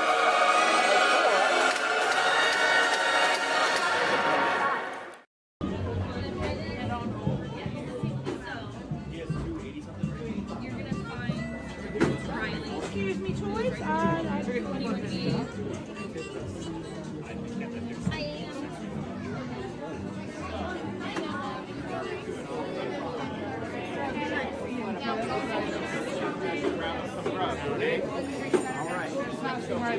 But I promise you.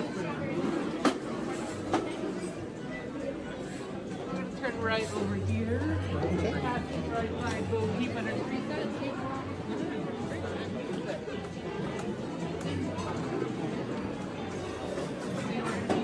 Right back there.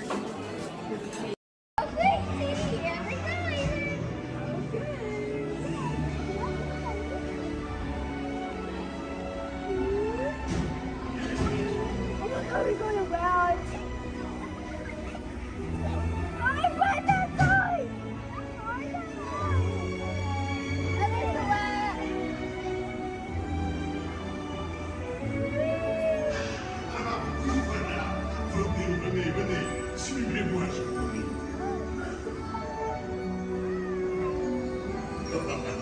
Chef Flappy is waiting for you. This way. Qu'attendez-vous?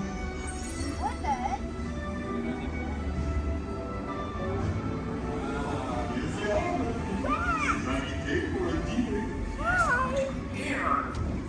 Pour le repas idéal, encore un? Non. A simple omelet? Too simple. What? Mais oui, that's it!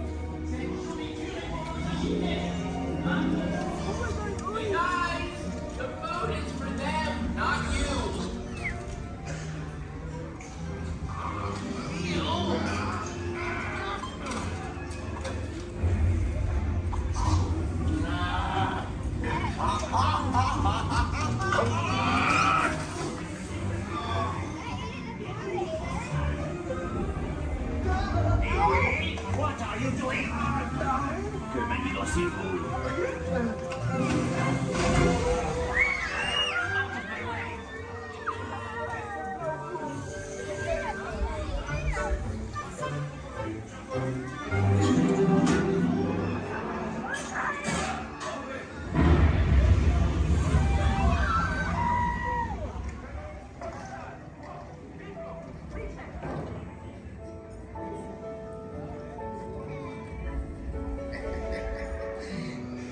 Yeah.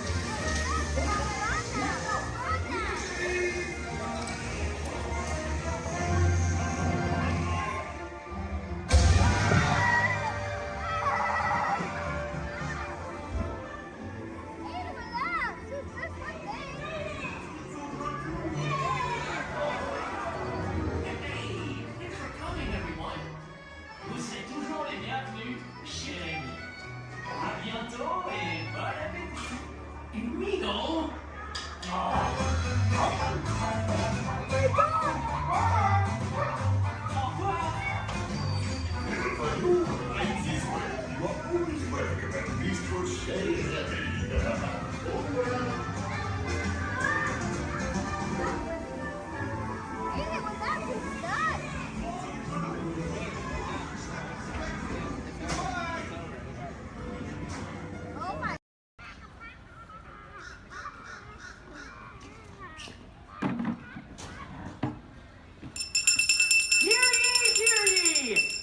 James Jefferson, the town crier of Liberty Square. But my friends call me JJ. Come on, everyone, gather round. You're just in time. Come closer, all ye people, gather round and listen well. I've got a satchel full of history's greatest tales to tell. Your hair will stand on end with all the history and such. Unless, of course, you're bald like me, in which case, not so much. Hey, Sam! It's Sam Eagle, everybody! Tell us, Sam, what great American story are we sharing today?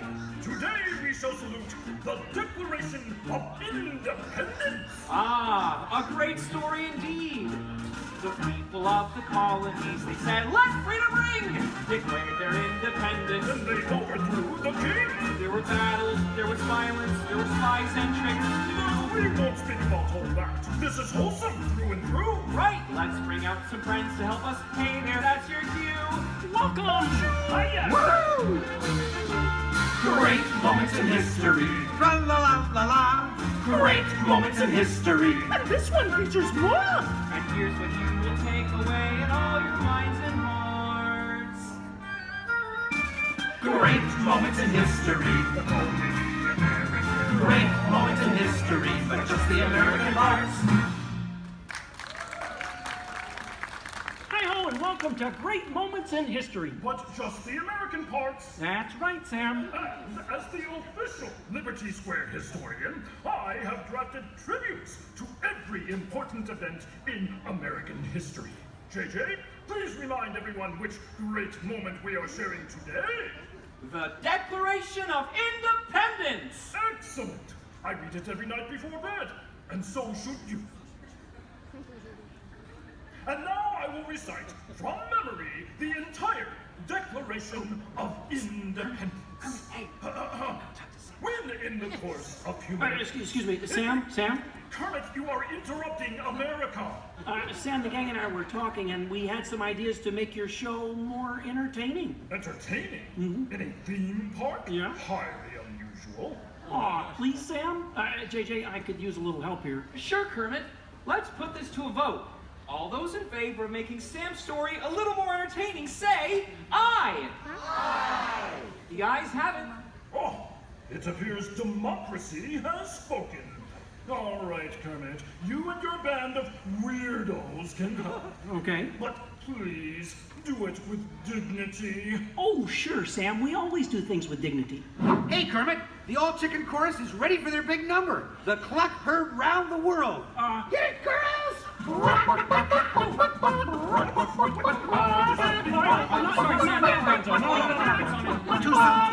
to the dressing room. Oh, Kermit! What part will Walt be playing in today's performance? Well, Piggy, this is a story about the founding fathers. There's no part for you. No part for moi? Oh, we'll see about that. Sheesh.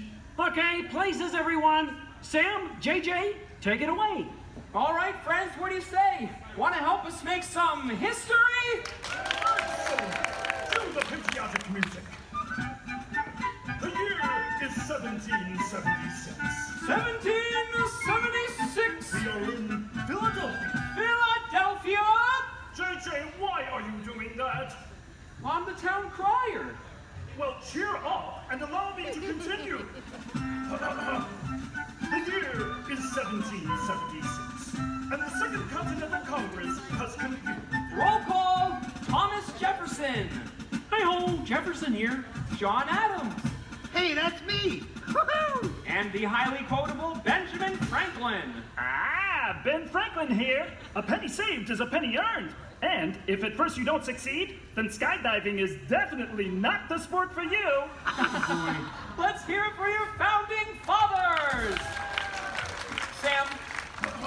The delegates are discussing the question of America's independence from England, and there is much debate. Psst. Hey, that's you guys? Oh, right. debate. Debate. Point of view. Opinion. Says you. Argument. Point. Counterpoint. Order. Needle point. Order. I'll take 2 hot dogs with extra mayo. A banana sounds appealing. Waka waka. You get on with it. Okay, Sam. Guys, look, let's get down to business. Does anyone have any arguments in favor of independence? I do. Our continued association with England has grown intolerable. King George has altered our government, enforced cruel repression, and abolished our rights. Wow, nice job, Gonzo. How did you remember all that? I stapled it to my arm. Oh, yeesh. That's gonna leave a mark. Okay, now, does anyone have any arguments in favor of England and King George? Boo! Come on, No everyone! King George! No King George! No King George! No King George! No King George!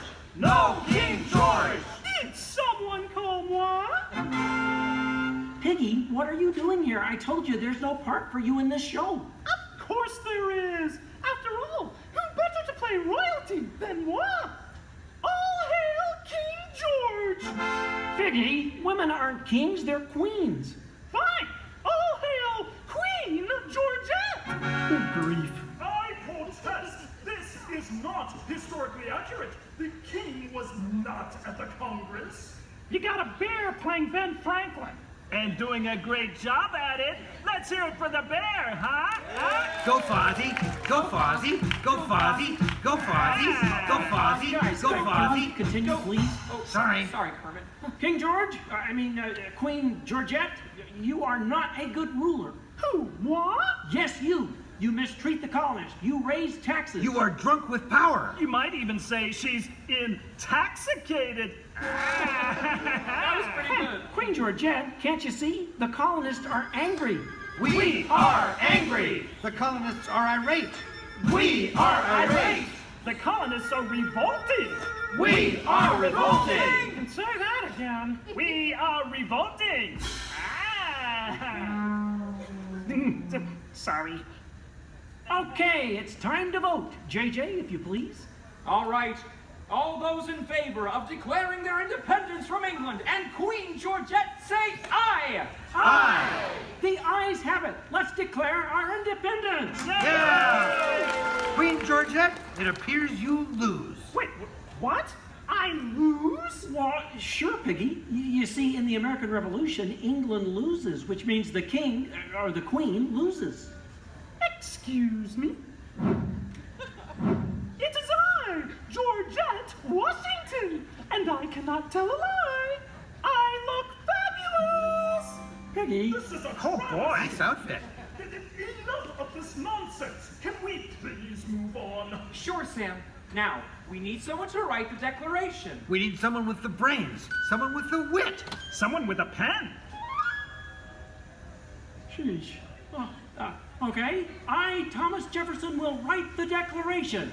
But I'm going to need everyone's help. Let's start with a list of demands, shall we? I demand a new cell phone, a bigger dressing room. I want a case of rubber chicken. Somebody say chicken. Okay, girls, get it. A case of banana.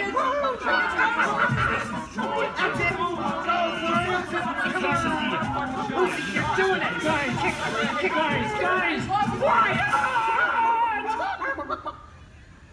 Guys, when Jefferson wrote the Declaration, it was more than a list of demands. What?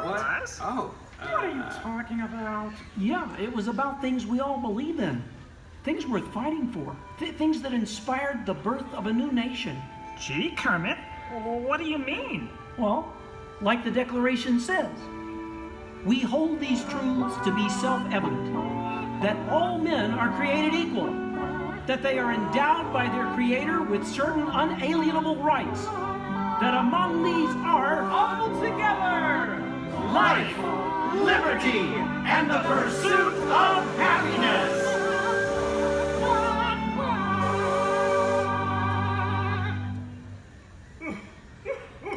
Sam, why are you crying? I thought that was pretty good. It wasn't good. It was glorious. Yes!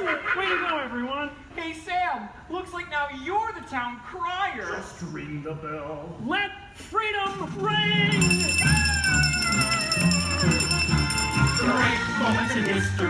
4th day of July.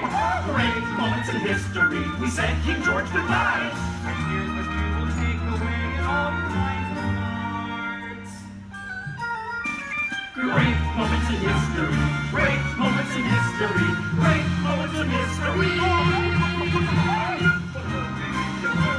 Great moments in history with just the American parts.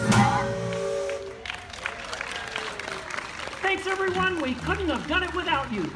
And to England, no hard feelings. You're still one of our best friends. Thank you all for joining us for a great moment in American history. We hope you come by again soon and have a magical stay here at the Magic Kingdom. Bye-bye. Bye-bye. Bye-bye. Bye-bye. So long, everybody.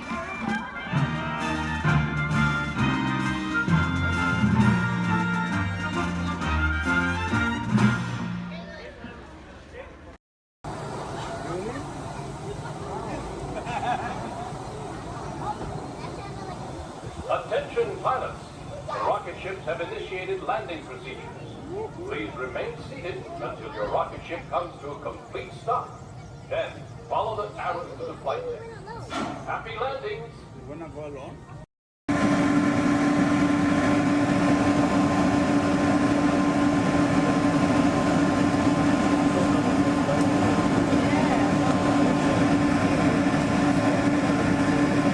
To those of you who have just joined us, welcome aboard the Disneyland monorail. For your safety, please remain seated. Keep your hands, arms, feet, and legs inside the train. Watch your children and no smoking, please. Bienvenidos a bordo. Para su seguridad, permanezca sentado y mantenga las manos, brazos, pies y piernas dentro del tren, incluidos. Por favor, se quedan gracias. We're now moving to our final stop, the Tomorrowland Monorail Station. Along the way, you can get a bird's-eye look at the downtown Disney district, Disney's Grand California Hotel and Spa, and Disney's California Adventure. To the left of the monorail is the main entrance of Disneyland, the happiest place on earth. Disneyland is truly an American tradition. Since its opening in 1951, it has hosted more than 500 million guests around the world, including presidents, kings, and celebrities. It is the original Disney theme park, created and enjoyed by Walt Disney himself. To the right is our transportation plaza, where you'll find taxis, hotel shuttles, and other transit stops. We are about to enter Disneyland. Some of the places are fantastic, so be sure to remain seated, keep your hands and arms inside the cabin.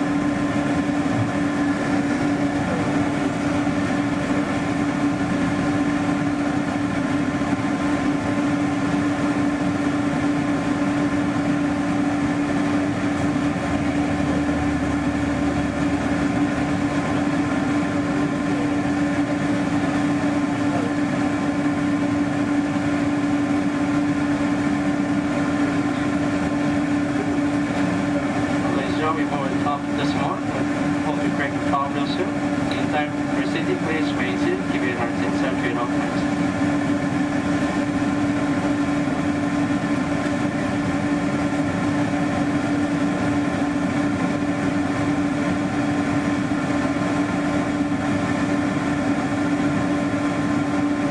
All right, ladies and gentlemen, now for proceed, please remain seated. Keep your hearts inside train all times.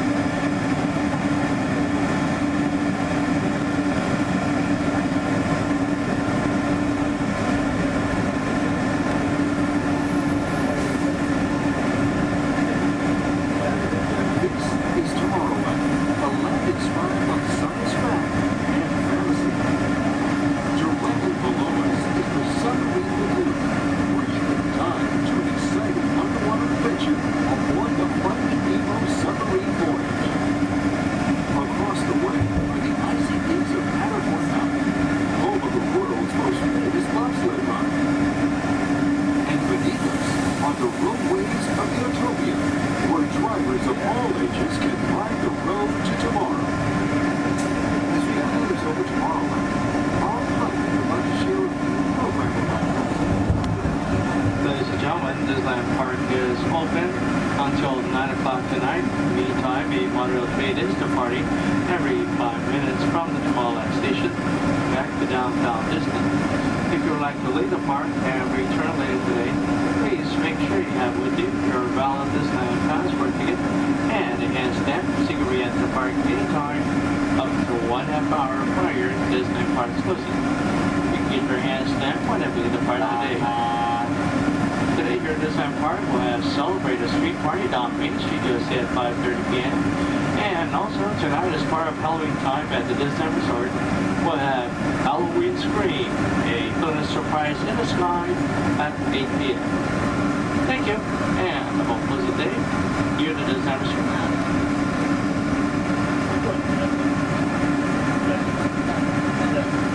Just into the right of the train are the sparkling gold spires of one of Disney's most beloved attractions. It's a small world. Beyond it is the wacky world of Disney's classic cartoon characters, Mickey's Toontown. We're now riding alongside the happiest kingdom of them all, Fantasyland, home to Pinocchio, Snow White, Peter Pan, and other storybook characters.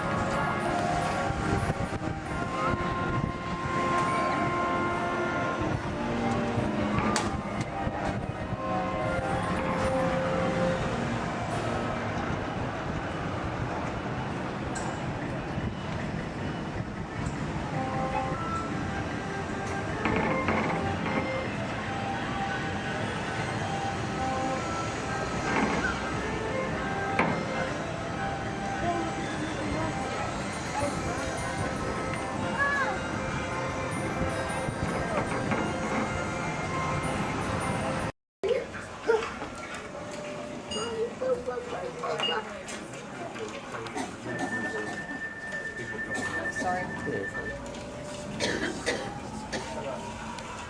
Mommy, you wanted me to ride with you? Only if you want to. 'Cause otherwise, nobody's going to be there to hold your hand.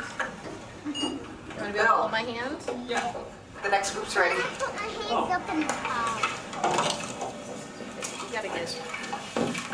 Hi, everybody. Welcome to the test track. My name is Bill McHale. I'm up here in the control center. In just a couple of minutes, you're going to be out there on that track. But first, let's put together your test schedule. These are the same kinds of tests that are run at GM test facilities all over the world. Let's put up the 26-8 grade. You got it.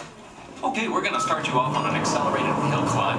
Now, these steep grades give us a chance to evaluate the effects of heat and stress on your engine and on the transmission. Twisted turbo locks. Let's put up the blocks, German and Belgian. Next, your vehicle is going to go over a variety of rough road surfaces. These are designed to test the integrity of the suspension and the chassis. It's gonna get a bit bumpy. Yeah. Next, you're going to see and feel what it's like when your brakes lock up and you lose control of the steering. Hang in there because we're going to do the test one more time, this time with the ABS or the anti-lock brakes. Okay. What's next? Let's do some environmental tests. Put up 2, 5, and 7. 7? Yeah, 7. Okay. After that, we're going to subject your vehicle to some extremes in temperature, as well as corrosive conditions to see how it handles nature's worst. And finally, we'll take you out for some handling runs. Let's do the corner. I'm going to send you through some hairpin turns, and then we'll take you out and do the high-speed loops. And depending on how your vehicle and you hold up, we'll even throw a few surprise tests in there. Surprise test? Yeah. Pick one. Now, if this whole routine seems a bit extreme, you're absolutely right. That's what a test track is all about.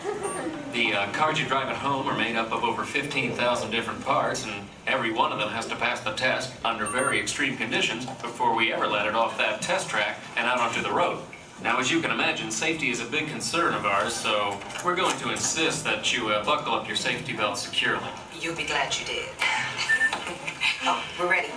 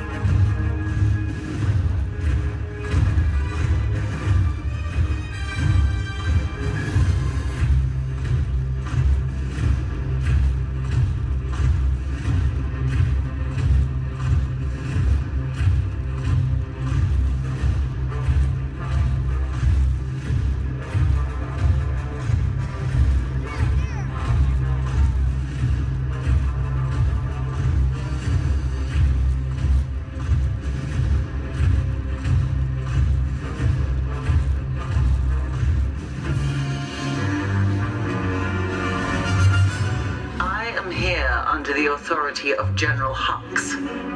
You are here under the authority of me. Stand proud.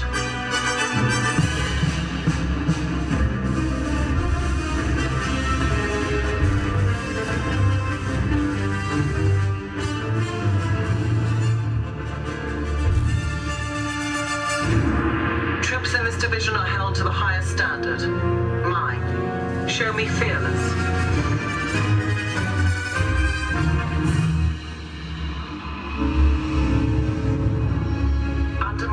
You will be proud to wear the armor of a stormtrooper. You will learn discipline, loyalty, and what it means to be a stormtrooper. Battle starts.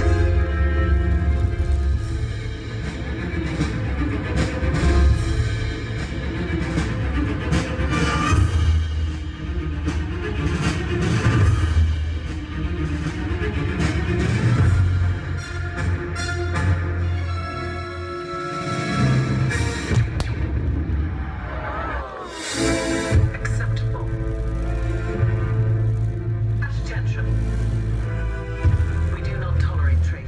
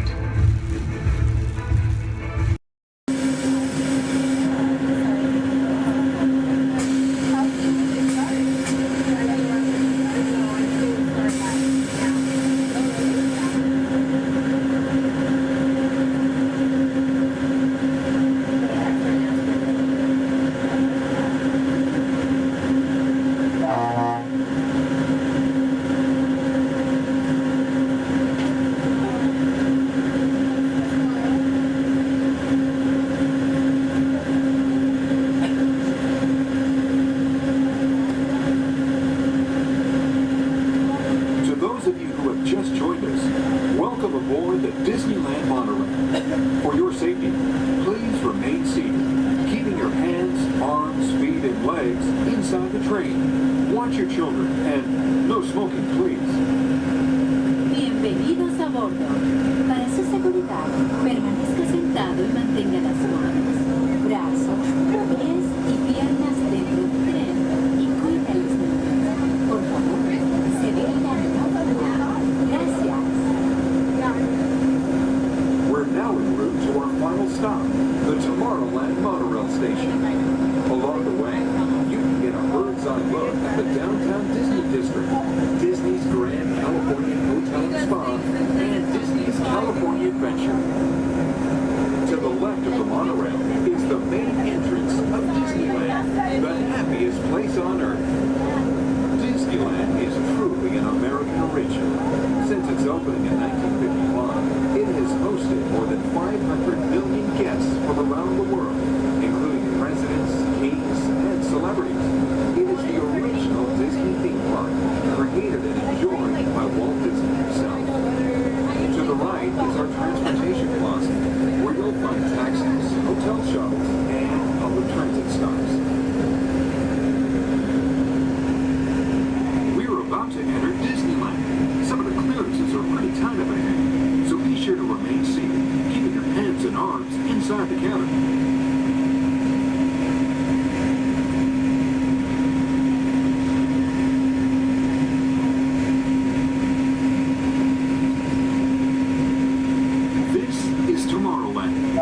Inspired by science fact and fantasy. Directly below us is the Submarine Lagoon, where you can dive into an exciting underwater adventure aboard the Finding Nemo submarine voyage. Across the way are the icy peaks of Matterhorn Mountain, home of the world's most famous bobsled run. And beneath us are the roadways of the Utopia, where drivers of all ages can ride the road to tomorrow. As we cruise over Tomorrowland, our pilot would like to share a few program reminders. Hello everyone, welcome aboard Monorail Red. For your enjoyment, this land park will remain open until 9 p.m. tonight. The park's hours has been extended to 9 p.m. Our last monorail tonight will be at 9 p.m.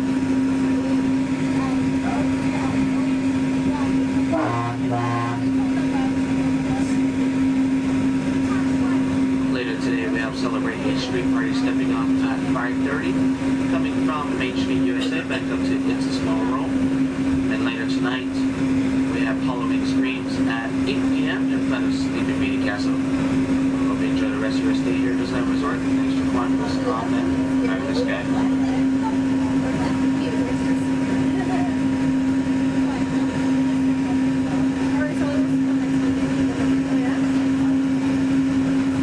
Just ahead and to the right of the train are the sparkling gold spires of one of Disney's most beloved attractions, It's a Small World. Beyond it is the wacky world of Disney's classic cartoon characters, Mickey's Toontown. We're now riding alongside the happiest kingdom of them all, Fantasyland, home to Pinocchio, Snow White, Peter Pan, and other storybook characters. Last time I went, one of the guys got really close to the little boys right here. They freaked me out, and I hit him, and I was like over it. I'm never like, I haven't gone to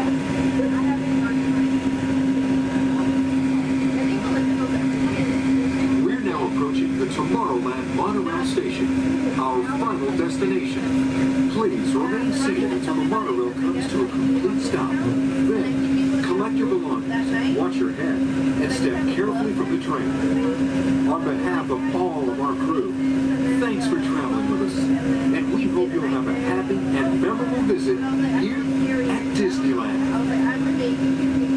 This is the Tomorrowland monorail station.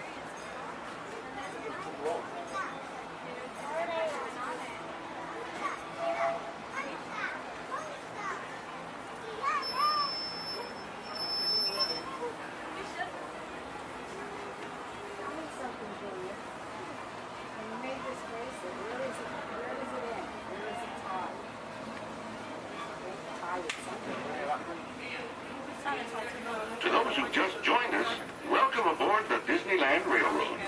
To ensure a safe ride, remember to stay seated with your hands, arms, feet, and legs inside the train. And please, watch your kids. Para su seguridad, permanezca sentado y mantenga las manos, brazos, pies y piernas dentro del tren. Y cuide a los pequeños. Gracias. We're now entering Splash Mountain, where every day is a zippity-doo-dah day. If you look real hard, you might just find your laughing place.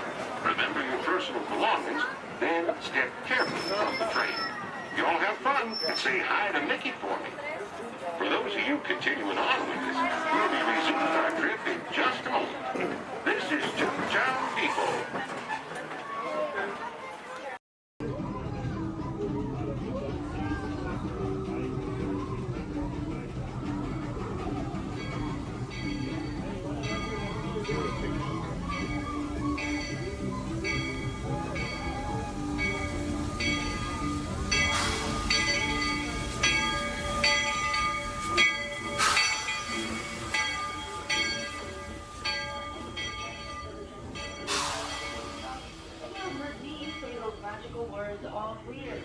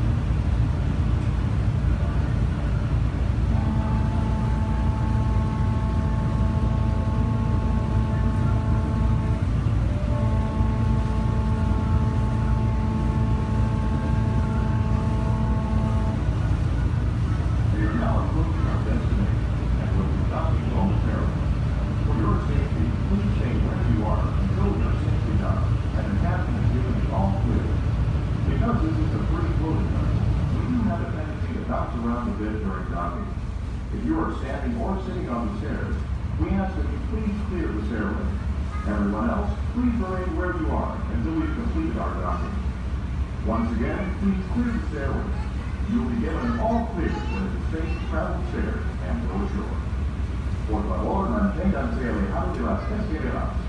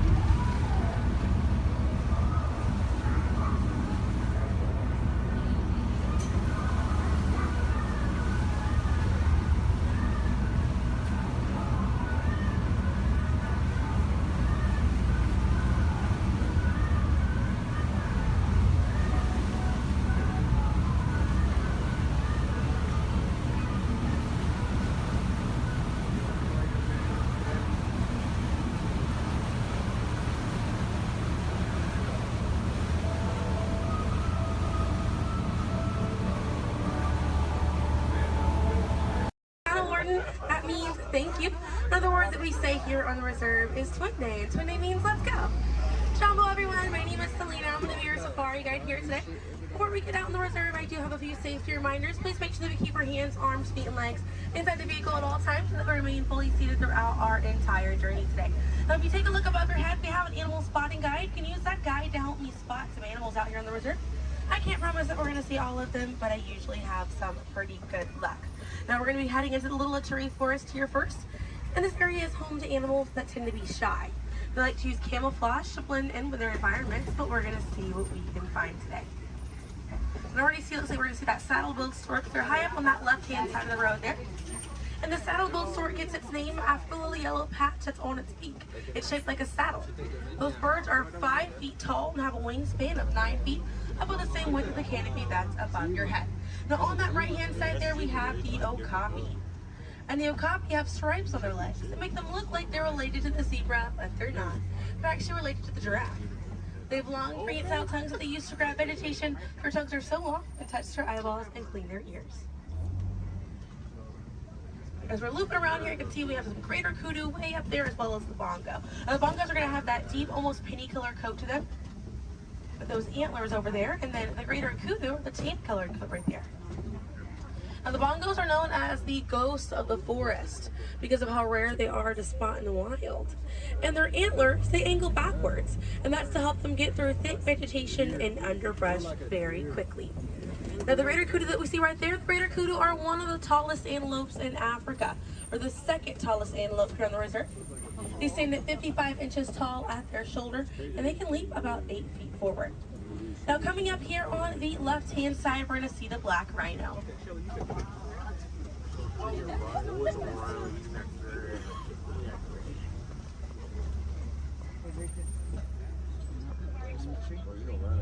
Now, black rhinos are the smallest rhino in Africa. They weigh about 3,000 pounds. Rhinos are poached or hunted for their horns. Some people believe that they have medicinal value, but they do not. Their horns are not valuable at all, made out of keratin. And that's the same thing that our fingernails are made out of. Really good view of that bongo there on the right-hand side as we're passing by here.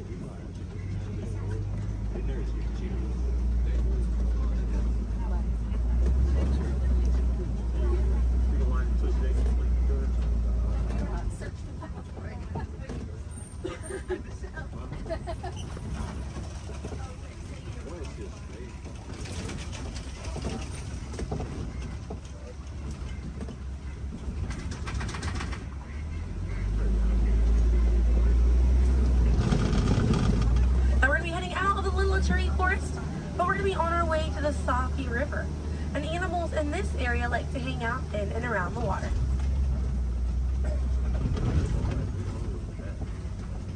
Now, coming up on the right-hand side, we're going to see some pink-back pelicans.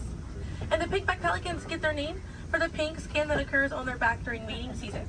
Now, those animals are colonial nesters, so they'll nest between 20 and 500 pairs. That's a group of 40 to 1,000 pink-back pelicans.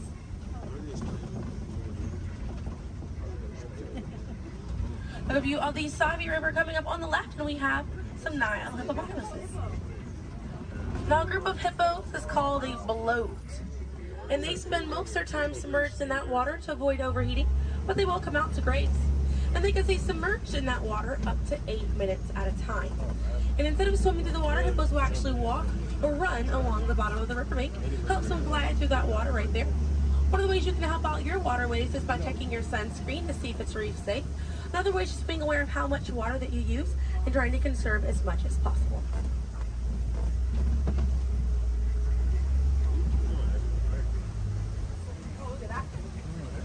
Another one there, taking a nap on that left-hand side.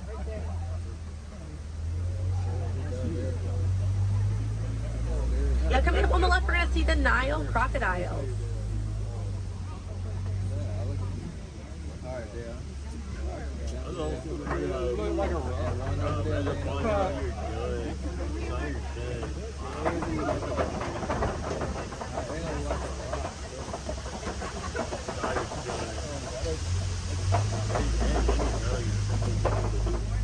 Now, the Nile crocodiles can eat half their body weight in one sitting, and they can go months without eating if food is scarce. The mother and father crocodiles are great parents, and they'll gently roll their eggs in their mouth. It softens up their shell, and it makes it easier for their babies to hatch. But we're going to be heading into the savannah now, and the savannah hosts millions of migrating animals every year.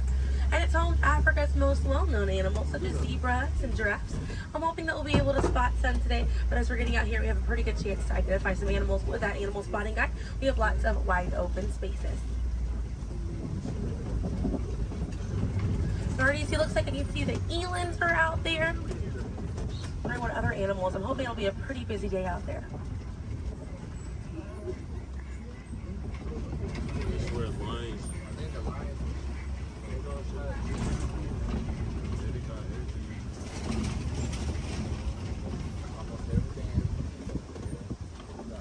Let's see, also some springbok. It does look pretty busy out there.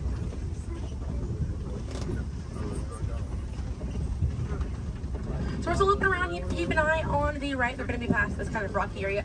It's a herd of wildebeest way back there in that pathway.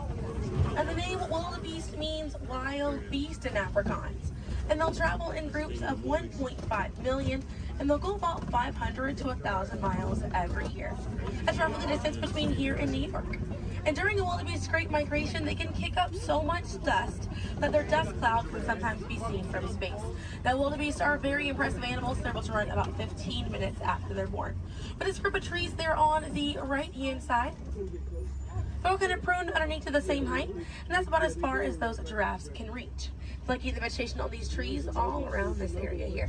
Now that's going to be the Maasai giraffe, and the Maasai giraffes have an irregular coat pattern. They don't have those clean lines around their spots like the reticulated giraffe that's on your animal spotting guide does.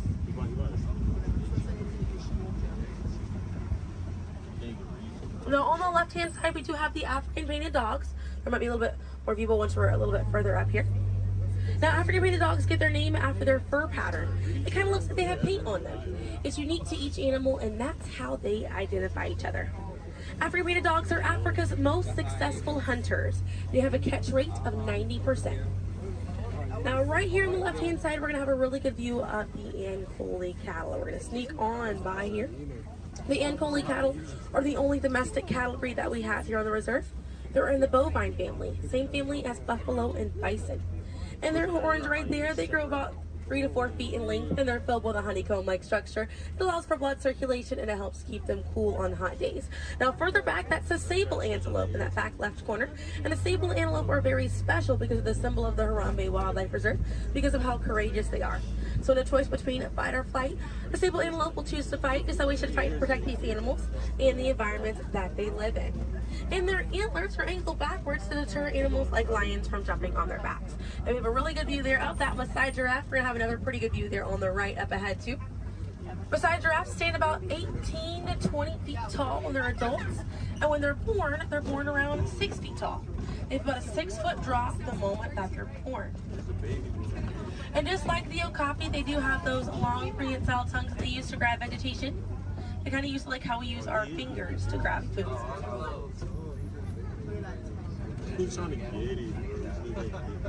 Really good view of them right there. They're actually the same number of neck bones or vertebrae in their neck as we do in ours. Theirs is just bigger.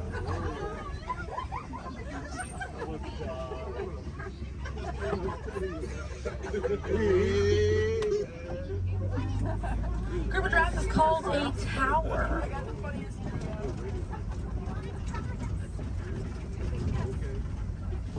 Now we're going to see on the left-hand side we have the elands. Now the elands are right next to the springbok. The elands are the tallest antelope on the reserve. They stand at 6 feet tall at their shoulder. One of my favorite eland facts is they'll make a flower crown with their antlers to impress the females during mating season. Now it's not a perfect flower crown, they'll kind of root up at plants and bushes, but it's the thought that counts. Another eland right there, a couple of elands right there. And then we have the springbok, and the springbok are the smallest antelope on the reserve. They're able to jump 6 feet straight up into the air repeatedly and about 13 feet forward. And they're a symbol of a lot of sports teams over in South Africa. Now those elands right there, they can weigh up to 2,000 pounds.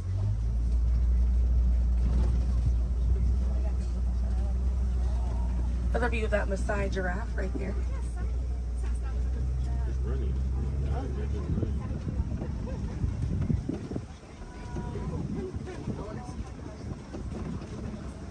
see what else we have waiting around the corner for us.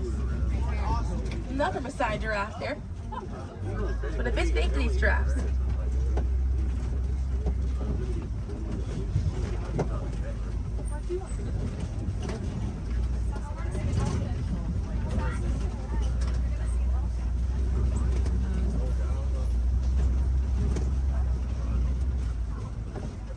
We're going to see the African elephant up here. It's going to be on the right-hand side of the truck.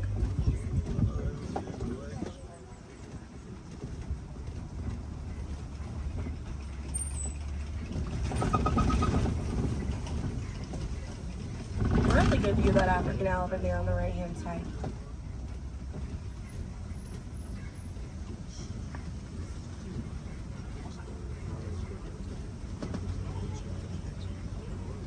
And on the left we have the mandrill. That's the male mandrill on the left. Lots to look at right here. Male mandrills weigh about 100 pounds. Females grow up to 30 pounds. And they can bare their teeth at each other as a sign of aggression, but they usually don't. They usually do it as a friendly gesture. So it's kind of like the mandrills are smiling at each other. Now we can see that elephant back there. And elephants are social creatures. That's going to be the African elephant. The females and their young will hang out in large groups together, and the males will form a loose bachelor group, or sometimes they will kind of hang out on their own, depending on their mood. And the way that African elephants stay cool is by flapping their ears. It runs air over the blood vessels that are dispersed all throughout their ears, and it helps bring their body temperature down.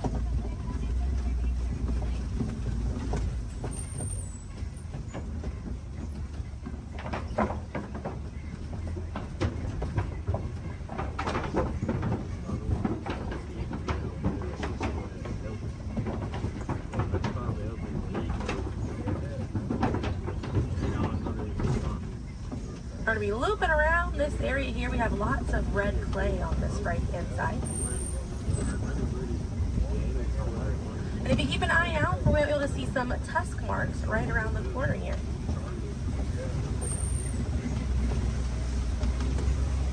So those tusk marks on the right were caused by African elephants. And they'll scrape up against that clay and they'll eat it. More elephants there on the left-hand side. And they eat it because it contains the minerals that they need, sort of like how we take vitamins.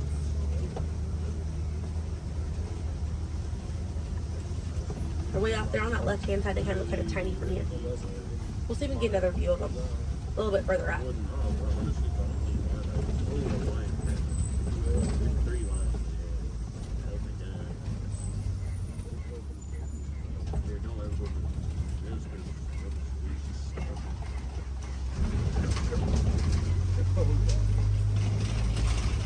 So on the right-hand side, we're going to pass by a couple of trees. There's one on the left by those elephants as well.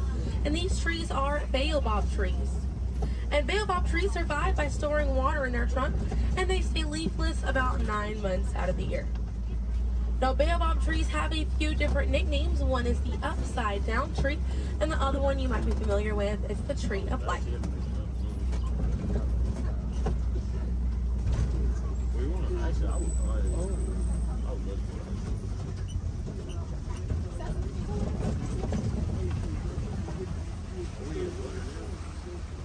And we're coming up here on a group of flamingos. Group of flamingos is called a flamboyant. So here we have that flamboyance of flamingos. Now this particular species is the greater flamingo species, and they're the lightest colored flamingo in their family. They get their color from the brine shrimp that they eat, and over time it turns their feathers pink. It takes about 1 to 2 years to get that full pink coloring right there. When they're born all gray and fluffy.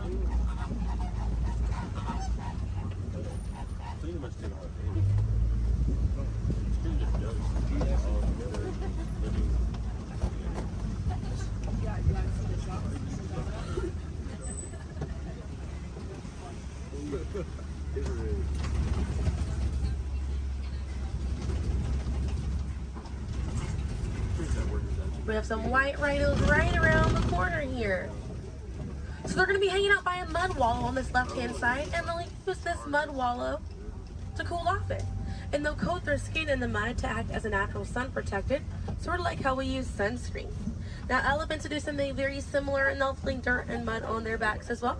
Just how important it is to protect ourselves outside in these environments by wearing hats, sunglasses, sunscreen. Very, very important, as well as staying hydrated. Now that white rhino right there, they weigh about 4,000 to 5,000 pounds. Group of rhinos is called a crash, and they can run at 35 miles an hour. Now on the right-hand side, those are some ostriches way back there. Ostriches are the largest bird. They have wings, but they do not fly. They use those wings for balance and to help them change direction. Comes in handy because ostriches can hit speeds up to 40 miles an hour.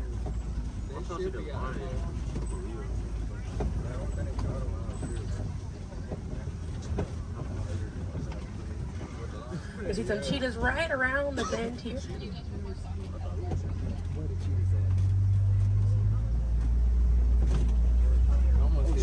That's a good view of that cheetah there on the left. Now cheetahs are the fastest land animal. They run a little over 60 miles an hour. And they have 2 black lines on their face. Those black lines are called tear marks. And they help reflect the sun. Benefits cheetahs because cheetahs are daytime hunters. Now cheetahs do not roar. Instead of roaring, they'll meow and they'll purr. And their claws are not retractable, so they're out all the time. Now we're coming up here on some Kopi rocks. And Kopi rocks are rocks that jut out from the savannah. And a lot of times animals like lions will use these Kopi rocks as a vantage point to kind of scope out their territory and their prey. Really beautiful view of that male lion right there. Now at full volume, their roar can be heard up to 5 miles away. And they can sleep about 16 to 20 hours a day. Really impressive view of them posing right there. Now, female lions will do most of the hunting for the group, and the male lions will stay back and kind of guard the territory and guard their cubs. And the Swahili word for lion you're probably already familiar with. The way that you say lion in Swahili is Simba. And we're going to see some more ostriches. We have some white rhinos over here too, and the lioness is there on the left. Looks like she's posing for us as well. Really cute view of that white rhino as well on the left here. Or excuse me, yeah, right hand side.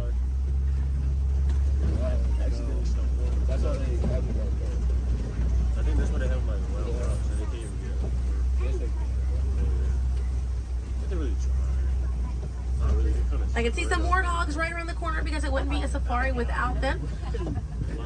Few of them over here. Warthogs are in the same family as domestic pigs. They're really intelligent animals and are the largest burrowing animal as well. And oftentimes they'll reuse burrows made by other animals and they'll back themselves into it with their tusks facing out for protection. They're pretty fast. They can also run at 35 miles an hour when they're kind of rooting up over there. And they also have a mud wall that they use to cool off and to coat their skin in it to get some relief from bugs and insects. We also have a really good view of these white rhinos again on that right hand side. Now wait till the difference between a white rhino and a black rhino because they're both the same color. So the shape of their mouth. White rhinos have a wide mouth and black rhinos have a V-shaped or pointed mouth. Original word for white rhino was vite. Vite means wide in Afrikaans, but over time it was misheard and mispronounced and it turned into the white rhino. I have a few of those warthogs as we're passing by on the left-hand side, but on the right we're going to see some ostrich eggs in that tall grassy area. And each one of those eggs right there weigh 3 pounds, and it's the equivalent of 2 dozen chicken eggs. Now those shells are so strong that the average man can stand on them and they will not break.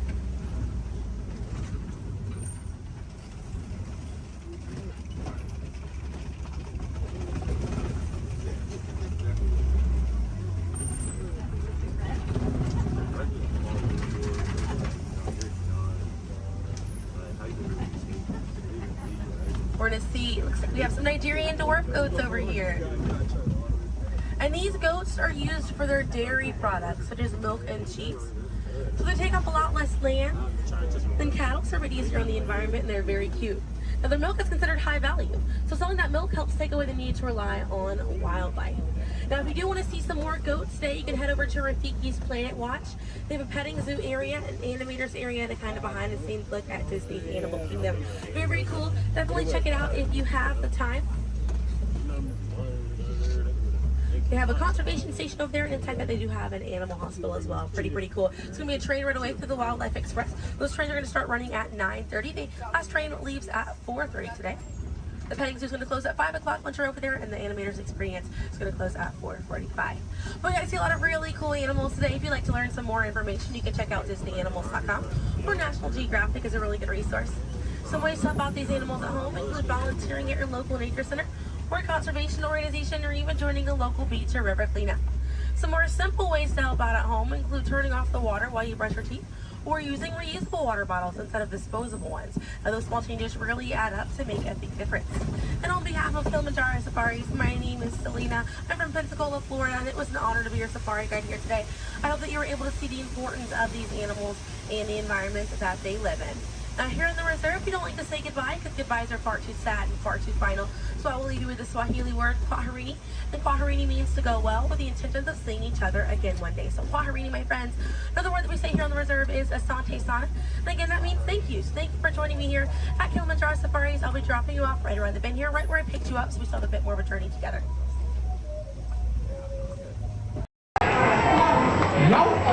Yo, oh, a pirate's like the new boys doing this. I had a bandana complete full of they got the army show out. With patches of feathers, it's like that can look. They got the army show out. Yo, a pirate's like for you. You pick out a hat and you rig it with blue. They got the army show out. Like earrings and medals and dreadlocks and boot. They got the army show out. Yo, a pirate's like for you. Hands up to you, ladies! Hands up to you!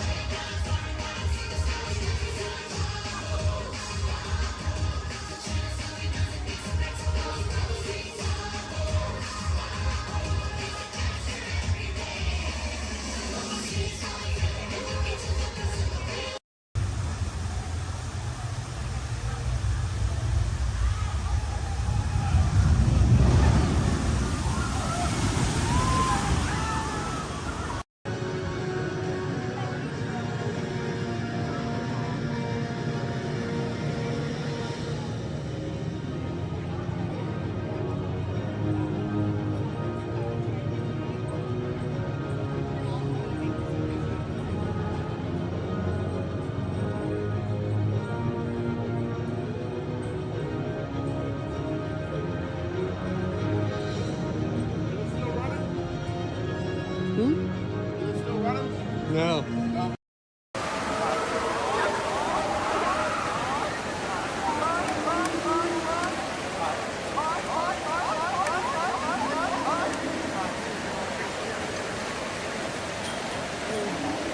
Oh, remember.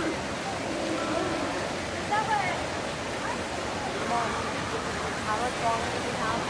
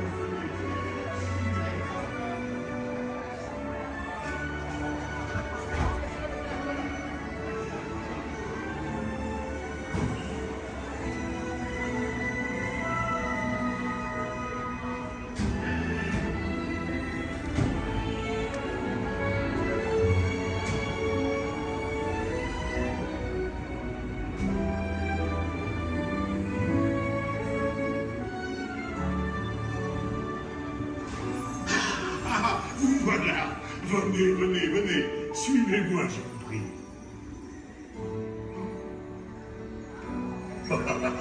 Chef Rami is waiting for you. This way.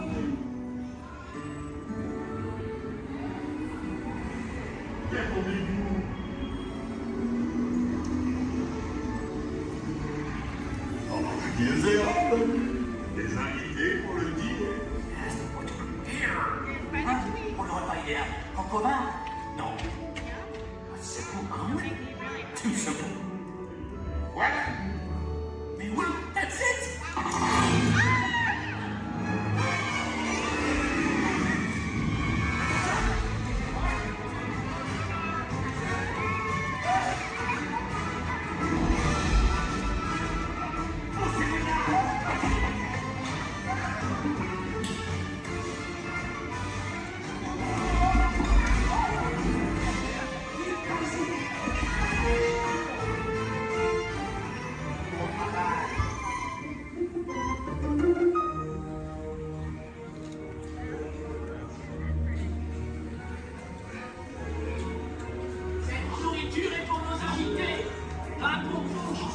Hey guys, the food is for them, not you.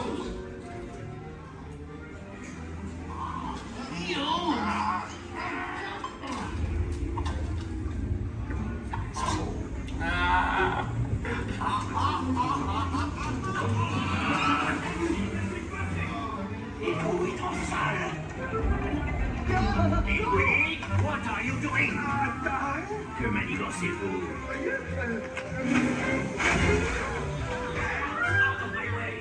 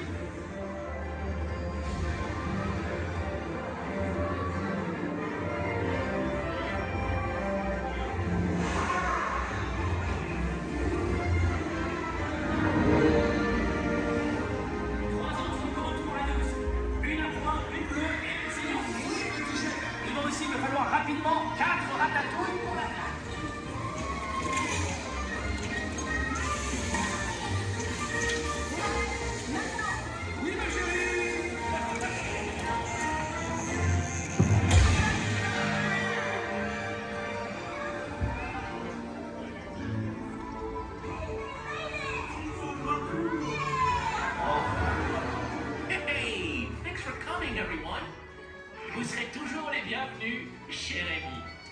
À bientôt et bon appétit. Et Mino.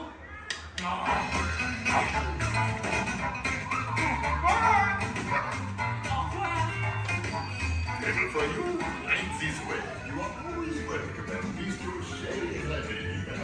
Au revoir.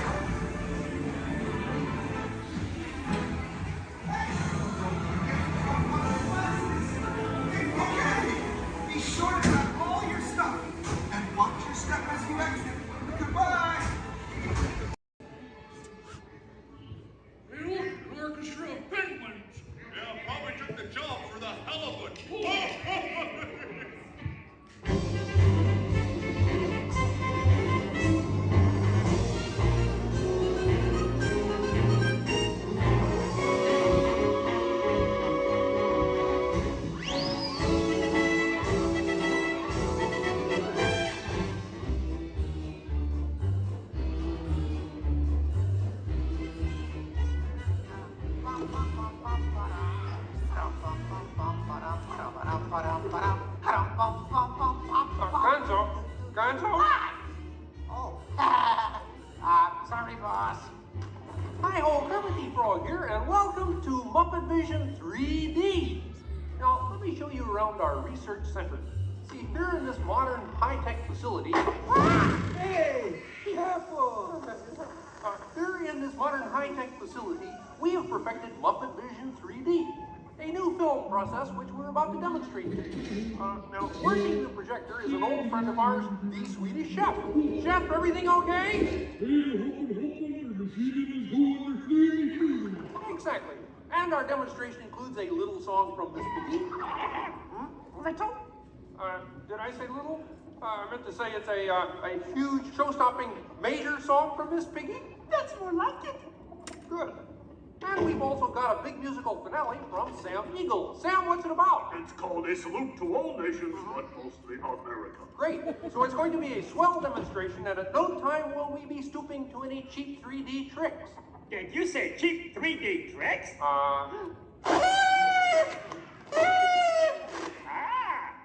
And here's something I wanted to spring on you. Walmart, it's that dumb bear again. Yeah. Hey, Bear, you're not even funny in 3D. Oh, not you guys. How did you get here? We entered a contest. Yeah, we lost. Oh, yeah?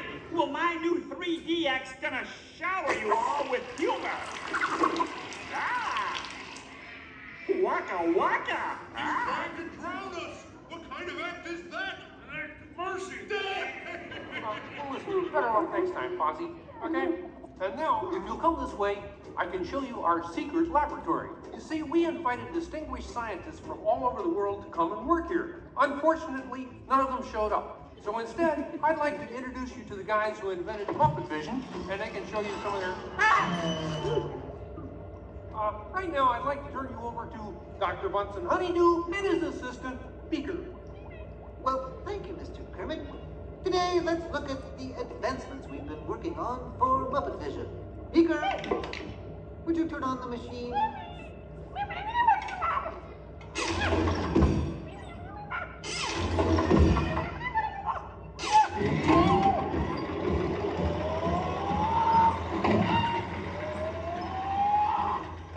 We at Muppet Labs have been able to grab hold of the future. The wheels of progress turn swiftly here as we strike upon ways to bring science safely to you.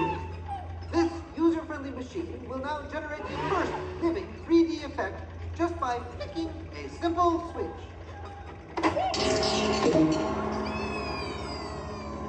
I'm Waldo, the spirit of 3D. Thank you. There. Ooh, cute outfit. What's this? Don't you just hate it when your nose runs? You know, all these other people think I'm talking to them, but I'm really just talking to you. Well, I think that would be just about enough of Waldo, Beaker. You may deactivate. What? What are you... Hey, watch it. Oh, dear, he won't deactivate. Ladies and gentlemen, there's nothing to worry about, but please keep your heads down. I'm bouncing on people's heads. Beaker, activate the inflatomatic. The what? You... Oh. Beaker, hurry. Great.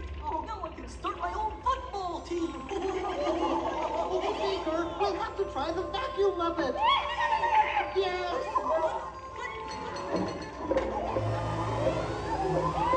Ladies and gentlemen, for your own safety, please grab your armrest firmly.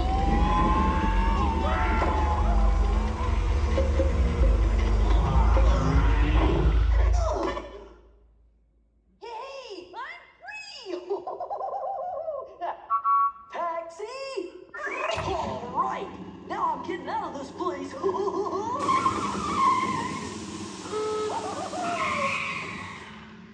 This way, folks. I'm sorry, but Muppet Labs seems to have been temporarily sucked up. But, now what is that? Hey, Kermit, see, it's my new remote control banana cream pie. Huh? Hey, Kermit, watch this. What?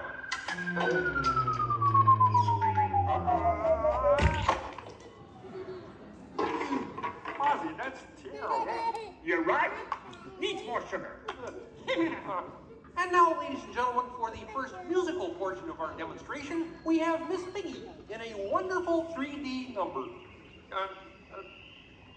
That's you, penguins.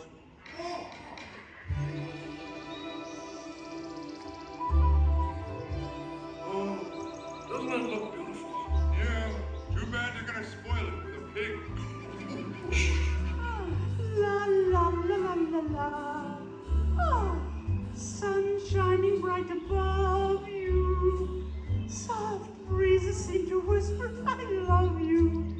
Birds singing in the sycamore tree. Dreaming it to me. Oh. Look in my eyes and kiss me. Just hold me tight and tell me you miss me. While I'm alone and blue as can be. Bring a little dream on me. No troubles as life bubbles on, dear. Still craving a kiss. All right, that's it. Knock it off, penguin. Oh, but it was going so well. I will not work with the rabbit. But I was just doing 3D. Guess I won't be needing this. What's that? It was for the big water skiing finale. What?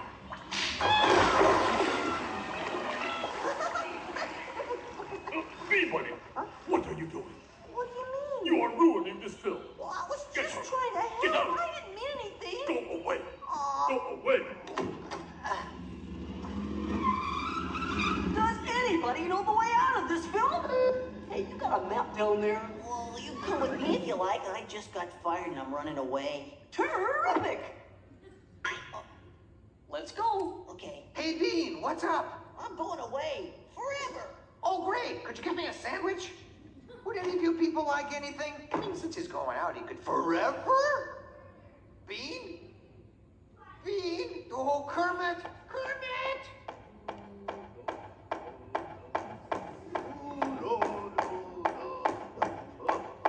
Hey, sweeter, that's a great effect. Hey, Fuzzy, Kermit! What is it? Bean Bunny ran away! Oh, no. Yes, our ribbons! Hey, we gotta find him. I know! All right, everybody spread out and look for Bean. Right, I'll go this way. Ladies and gentlemen, we'll continue the show in just a moment. But in the meantime, if you see a rabbit, holler. Bean. Bean? Oh, Bean! Bunny! Bunny! Bean! Where are you? Bean? Bean? Bean?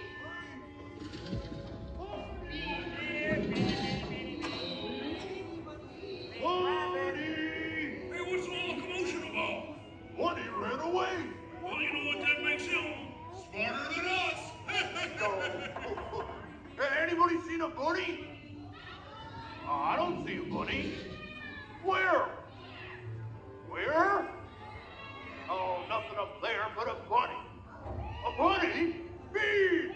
Hi, sweetie. Hey, Kermit, look! What?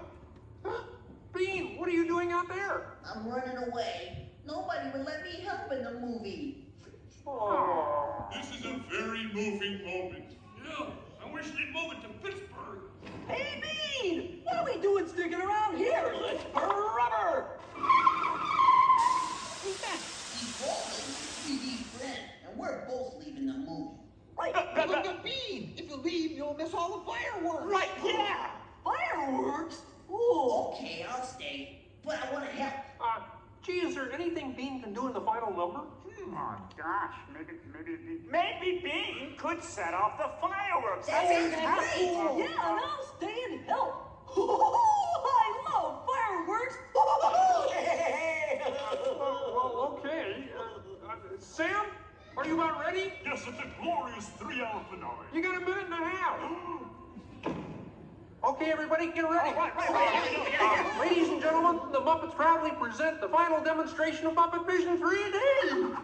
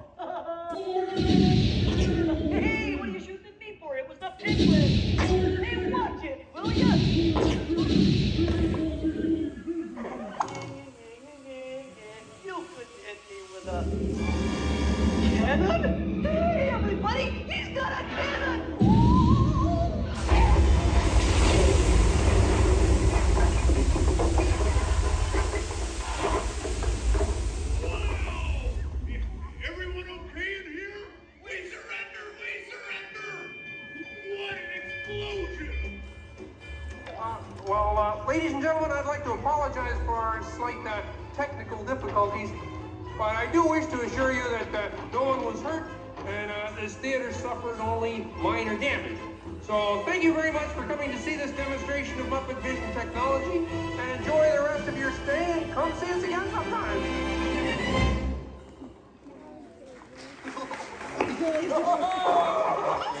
They'll never recognize me now.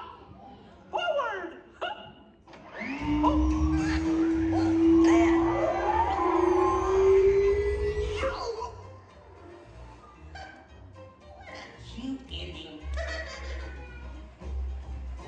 Well, what do you think? We have time to go to the bathroom before the next show? We can't, you old fool. We're bolted to the seats. On behalf of Kermit the Gang, thank you for joining us. Now please gather your personal belongings and waka waka. Uncle's exit doors to your right.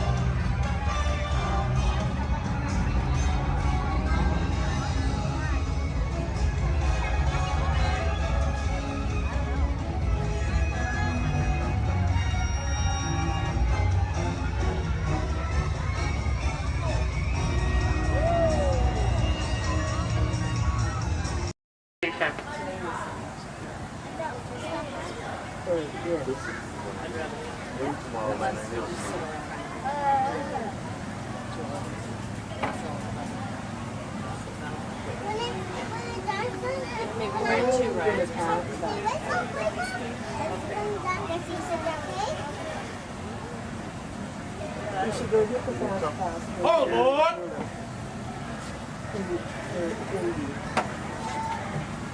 Is it all right there?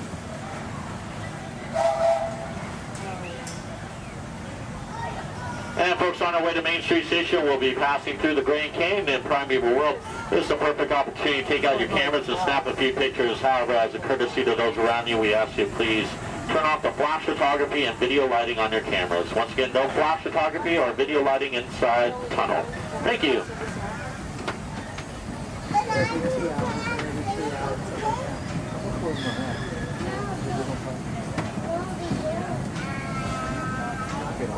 To those joining us, welcome aboard.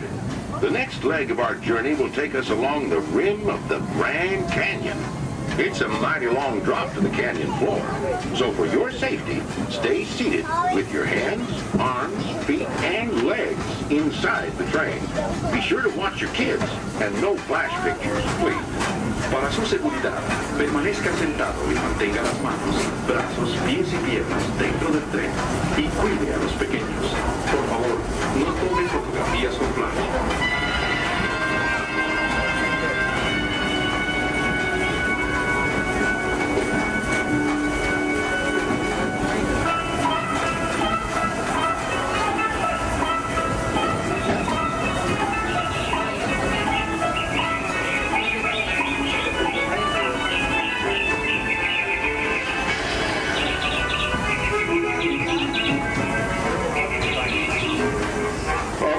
Everybody to please remain seated at all times. Thank you.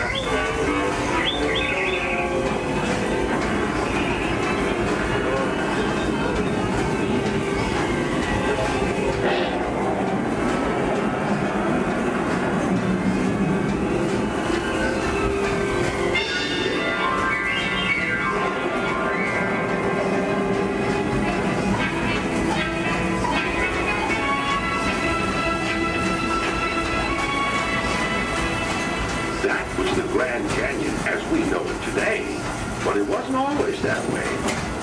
Right now, as we travel back in time, back to the fantastic primeval world, land of the dinosaurs.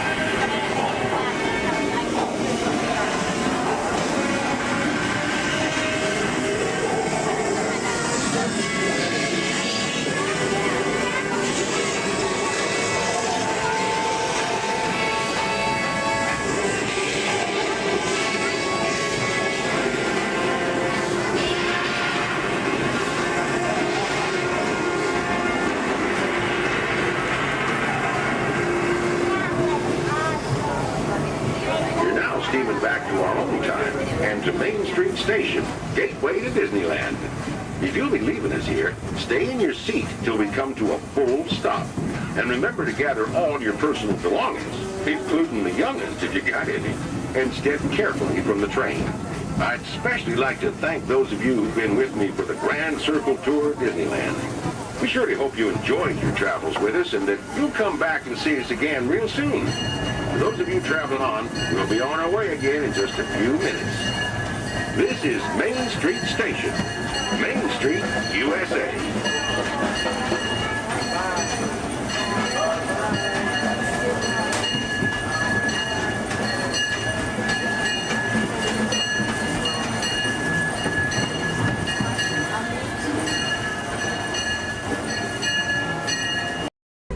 In the life cycle, there are winners and there are losers. Who are you? Losers.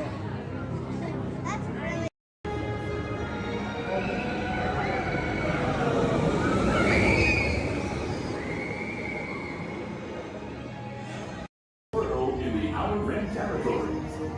Join the festive Oota holiday celebration in the streets of Mos Espa.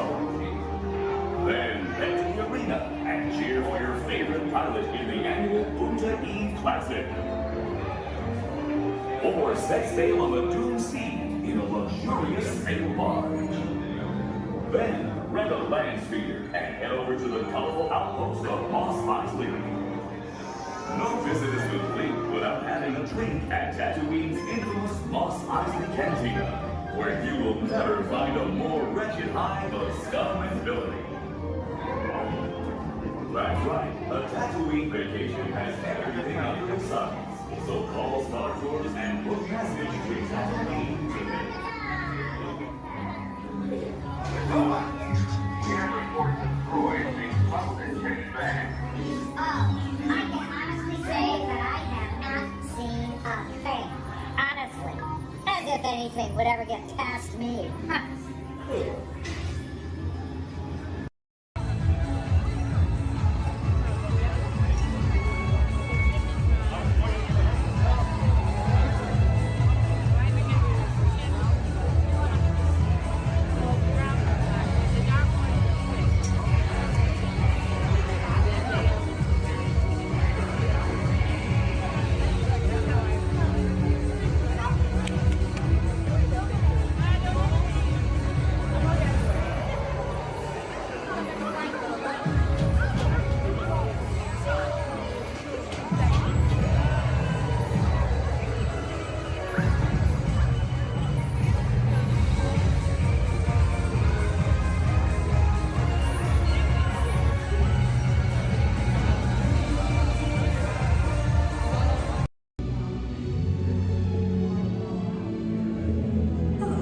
My name is Becky Klein, and I'm the director of the Walt Disney Archives. Here at the Archives, it is our mission to protect, preserve, and make available the history of the Walt Disney Company. So in celebration of 100 years of Disney magic and entertainment, it's my honor to welcome you to Disney 100, the exhibition. This very special exhibition will travel the world for 5 years in 2 units, one in North America and one in international locations. Both units feature hundreds of iconic Disney artifacts from throughout its history, including props, costumes, models, attraction vehicles, and artwork, as well as our original immersive activities that are sure to please visitors of all ages. We hope you'll enjoy your visit today and look forward with us to the next 100 years of Disney magic.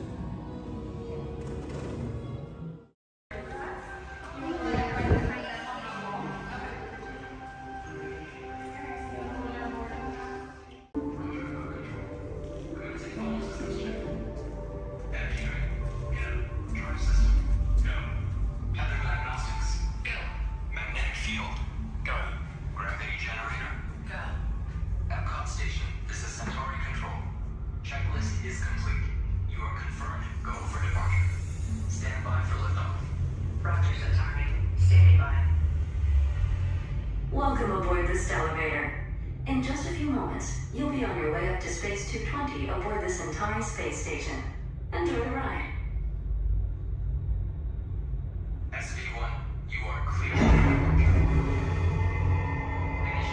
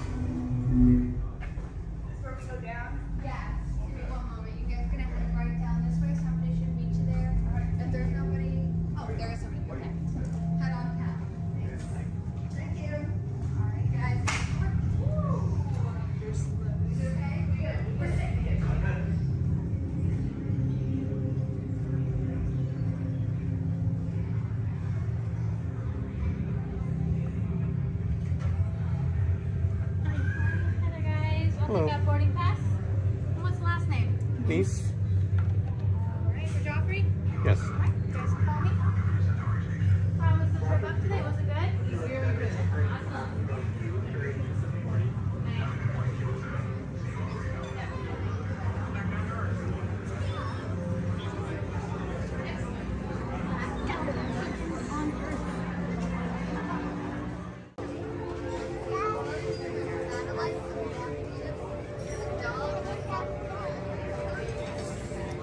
Awesome.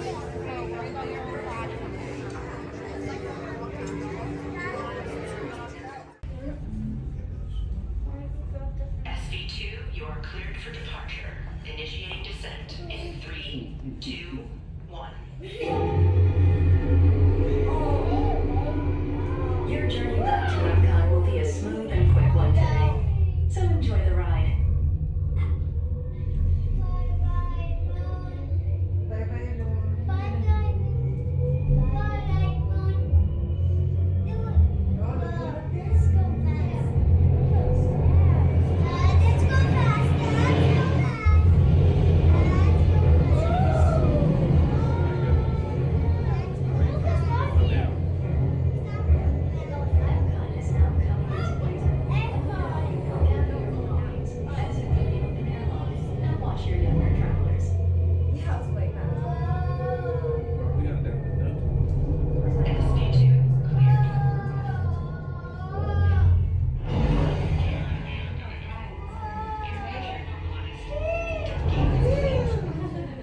We hope you enjoyed your visit to Space 220 and look forward to seeing you again soon. The ground is in the sky.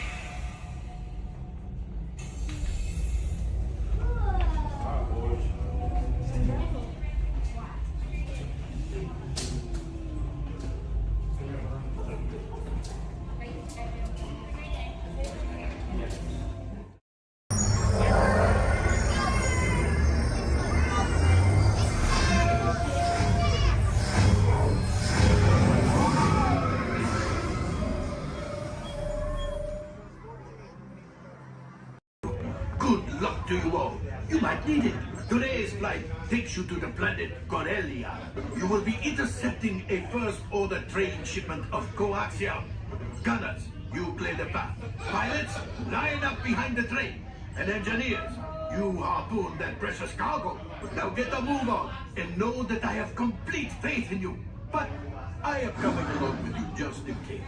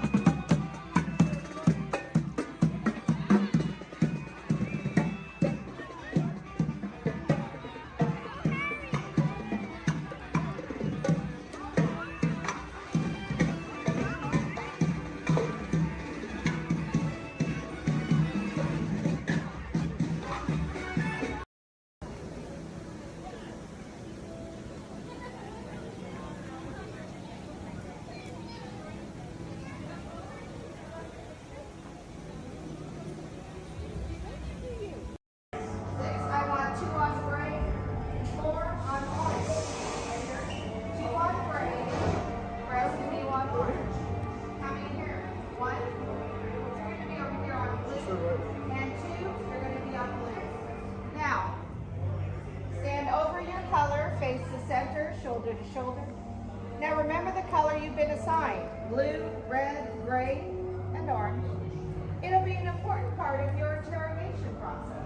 You're going to need to know that color at the end of your interrogation and possible long-term motives. How many?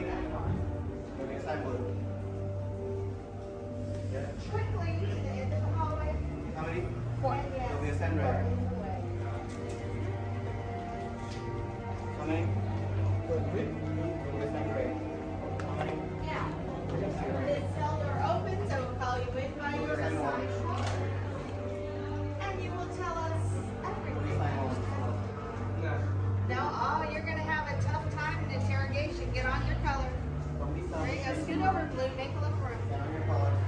Not the lights, on the color. Ready to go.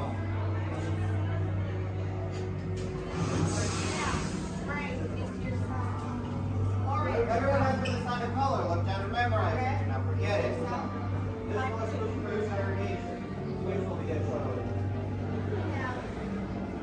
Is that your only speed? Slow. Let's move it along.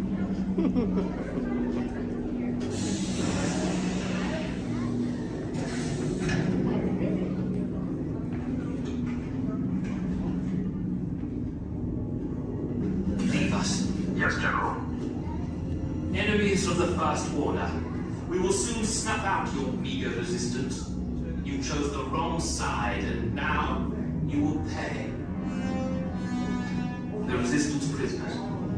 You have what I want. You know the location of the secret base, and I will take it from you. We are needed on the bridge. Keep the prisoners here. I will return to finish this personally.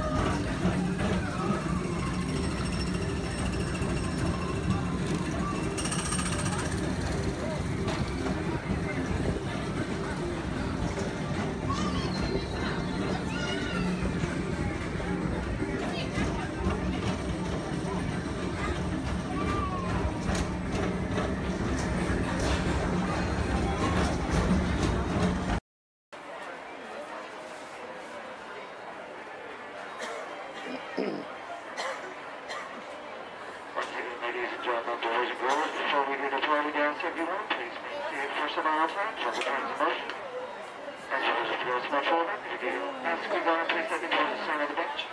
And a welcome to the crowd team. There we go. Our board.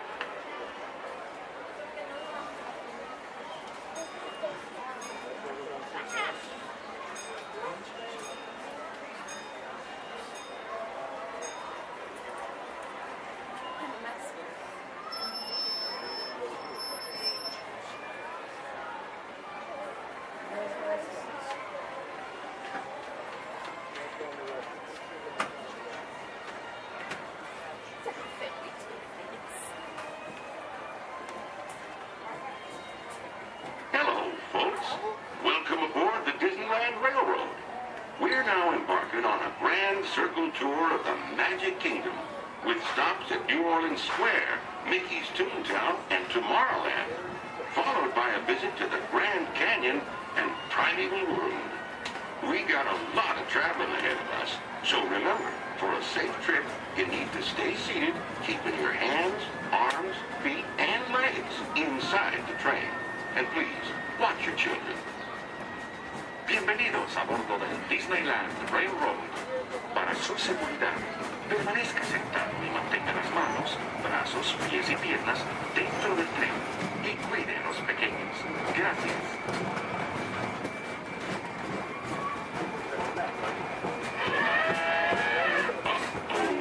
Did you folks hear that?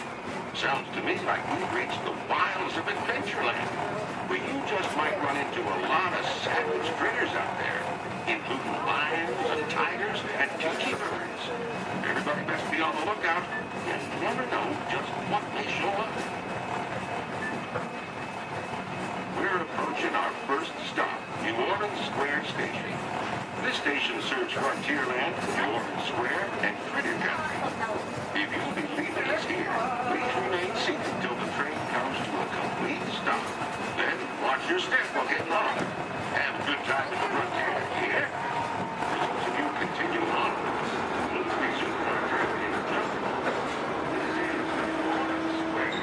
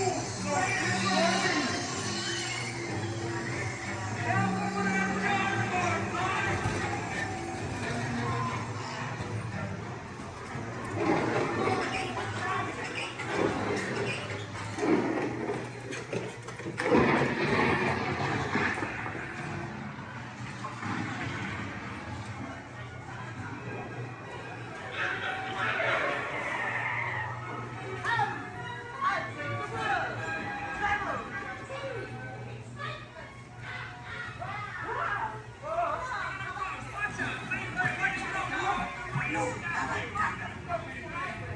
turn. Control, that is all.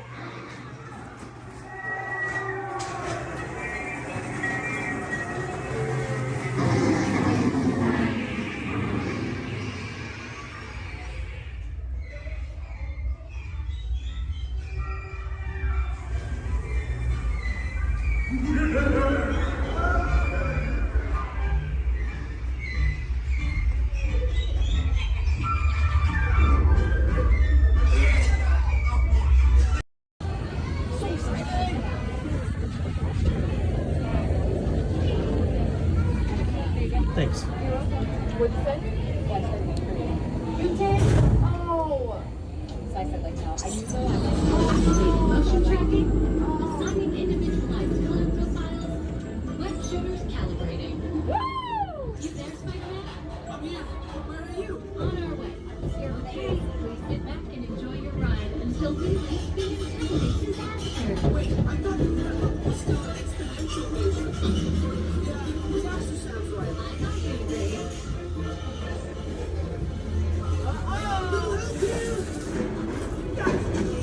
I'm glad to see you guys.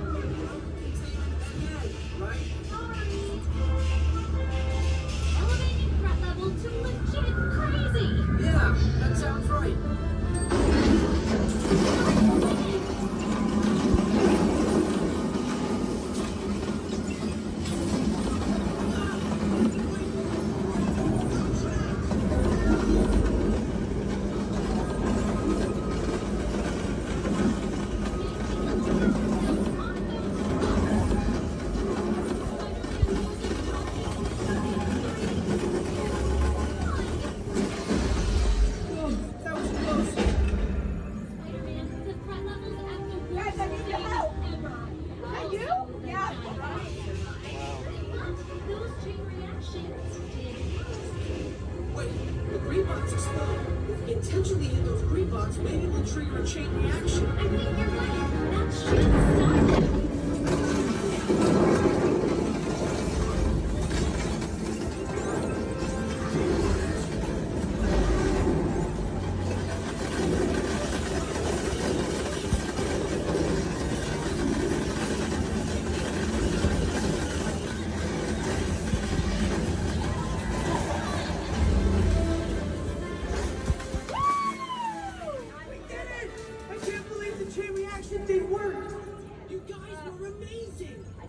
I'm very impressed, Spider-Man.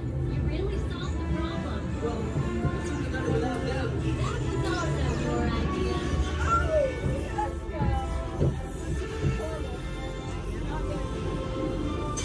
Dang it!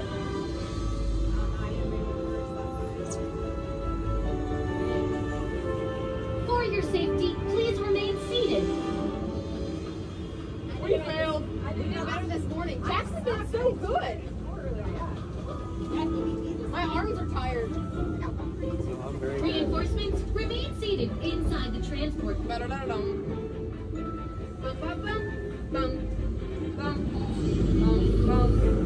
Hey, open house presentation and preventing the destruction of the world as we know it. Please collect your wits and any personal belongings as you exit the vehicle. See you later.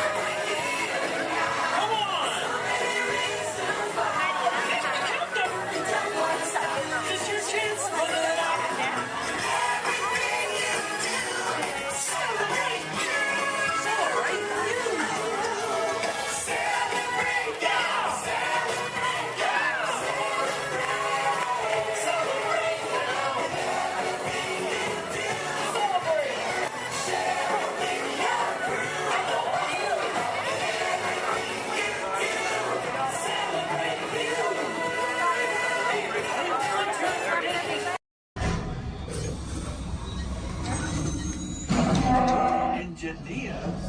Automatic repair engaged.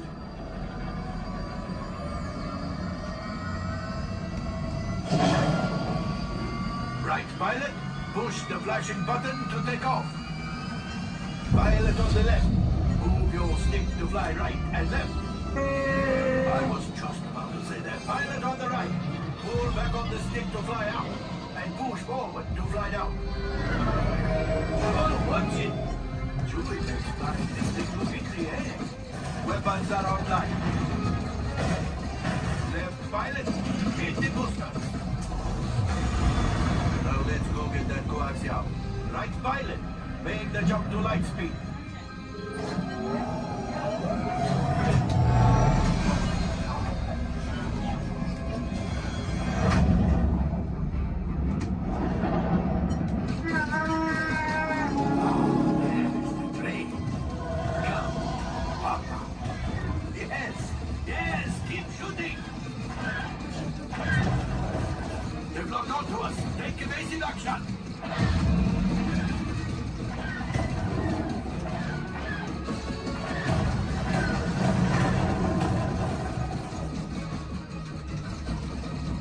There it is, after that train. Gunners, fire the harpoon. Excellent, now gunners, shoot the cargo free. Left pilot, brakes. Well, my friends, that could have been much worse. Okay, it's much worse.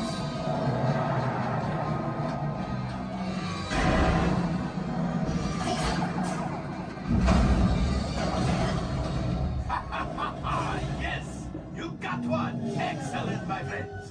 Now power up the ship. Well, I grab the gold axiom.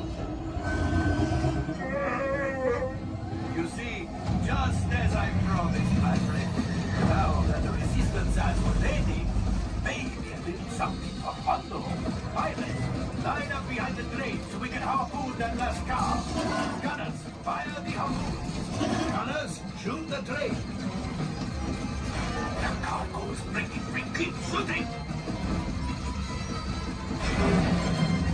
Good job, my friend! Yes! We got the coaxium! I will grab it! You keep up to the train!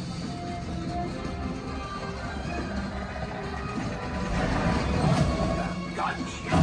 Oh, that's ridiculous! Things are getting too hot! We have to get out of here!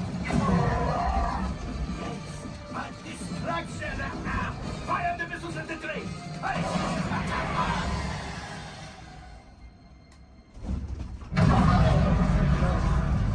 Watch out! The Star Destroyer is collapsing! The pilot hit the boosters! Boost! We made it! I don't believe it, but we made it! Now, let's get out of here!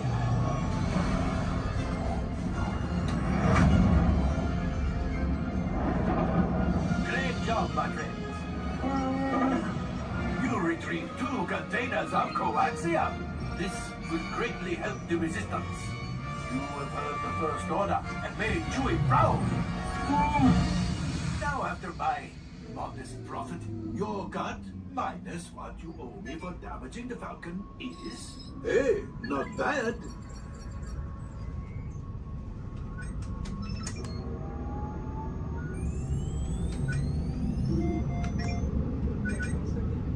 R5, damage report.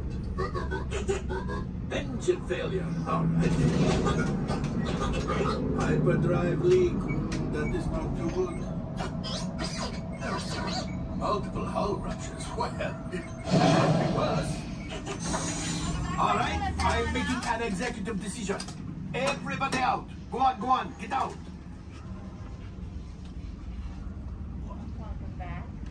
All available techs, we have a Corellian freighter that needs immediate transport back to the maintenance bay. This thing has seen better days. Better fix all that before the Wookiee sees it.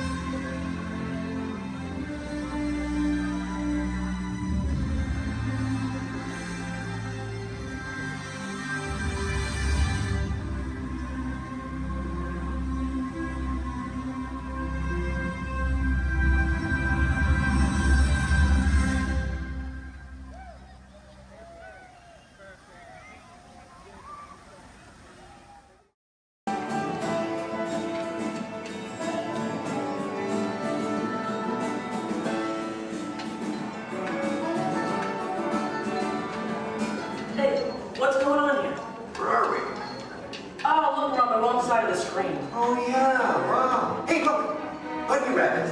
Get off. Come on, let's go. Oh, hi, there you are. Hello, I'm Rosie. And I'm Colin. And we've got 5 or 6 hours of vacation slides to show you. No, we don't, actually. We're here to tell you all about sourdough bread. We are?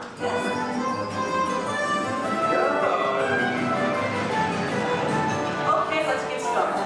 Did you know that a traditional sourdough baking process goes back to the California Gold Rush? You're reading this, aren't you? No, of course not. I did some research. I made a few notes. So, my little encyclopedia, what exactly is sourdough? Well, it's a type of bread that doesn't use yeast as a leavening agent. These miners had agents? I don't think so. Look at them.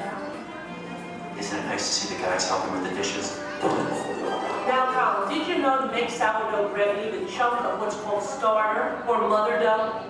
Wouldn't you need mother dough and father dough? No, just mother dough. These guys here used to carry a chunk of it with them in their bedroll to keep it warm. Well, that's an image I'll carry with me through supper time. Well, we're not talking five-star restaurant here, we're talking grub. They would take the dough, put it on a stick, and cook it over the campfire. Isn't it true they used to strain their coffee grounds through a sock? I hope so. Oh, I love these guys. The Jefferson Airplane. No. This is the Bodine family. And this is Isidore Bodine. He's the one who perfected the sourdough starter. Tastes perfected to me. Yeah. By the way, did you know they are still using the same sourdough starter that Isidore mixed here 150 years ago? Excuse me? Must have made an awful lot of it. You see, you have to save a little bit of the starter dough to mix with the next day's batch of flour and water to keep the fermentation process going. Hey, did you know that the strain of bacteria found in mother dough is Lactobacillus San Francisco? How did you know that? Internet. Hey, can we watch them bake something? Oddly enough, that's what we're here for. Great. You people go on ahead. I'm going to meet you in there. Colin, you stay here and make sure there are no stragglers, okay? Okay. All right, just more kind of a bread line to my right. Good. They're on their way, Rosie. Okay, bye. I'll see you soon.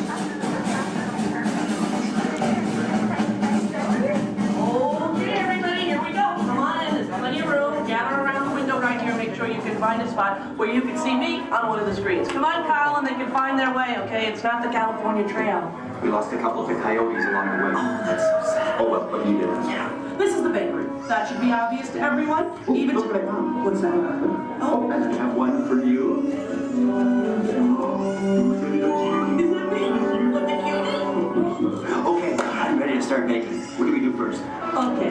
First you get a hunk of the mother dough and mix it with flour, add a little salt and water, and that's it. Voila, the entire list of ingredients. Right. Here's some dough. Let's bake it. Oh, not so fast. From start to finish, it takes bakers about 72 hours to make a loaf of sourdough bread. 72 hours? Yeah. Yeah, what's your hurry? Relax, and all the roses. Okay, so what's next? Well, you know, bakers actually think of dough as a living thing. So after it's been beaten up and kneaded by the mixer, it needs to sort of relax and calm down. Seems pretty relaxed to me. In fact, almost catatonic. Right. I internalize all my tension. Well, what happens then? Well, then we drop it into that funnel over there, above the divider. The divider cuts it into nice, even pieces. So for this, it has to be relaxed? Yeah. Okay, fine. Oh, what happens then when it goes down that conveyor belt? Well, it goes into the rounder. Do you know what the rounder does? Oh, makes it into squares? No. Tetrahedrons? No. Polygons? Is that your final answer? Okay, so now the dough is round. Yes. Then we have my favorite machine, the overhead intermediate proofer. Wow, it's like a little Disney ride for bread. Attention, please keep your little buns in the vehicle at all times. The device rolls the dough over and over from basket to basket, takes it on a little trip, letting it, once again, relax. This is the most laid-back bread on earth. Come on, Rose, you're teasing me. Can't we bake it? No, not yet. Next, the bakers lay the dough on screens and put the screens into oven racks. Then we bake it. Not yet. You'll have to go around the corner to the next window to find out more, okay? And you go on ahead. I'll stay here and get the stragglers. You stay with the nice lady. All right. All right. Everyone, follow me. Follow him, everybody. And you relax, okay? Okay. Come on.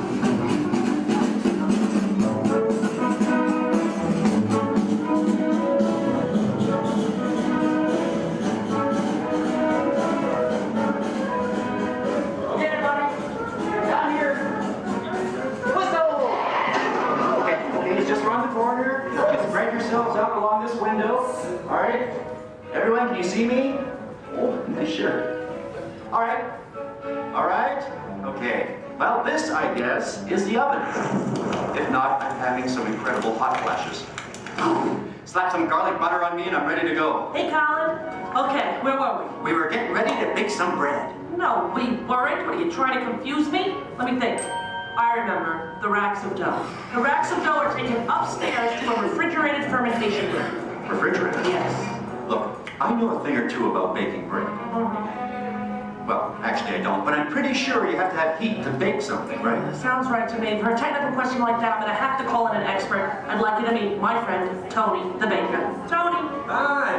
Are you enjoying your visit? Oh, we're having a great time, we really are. But I'm afraid I have reached my limit of baking knowledge.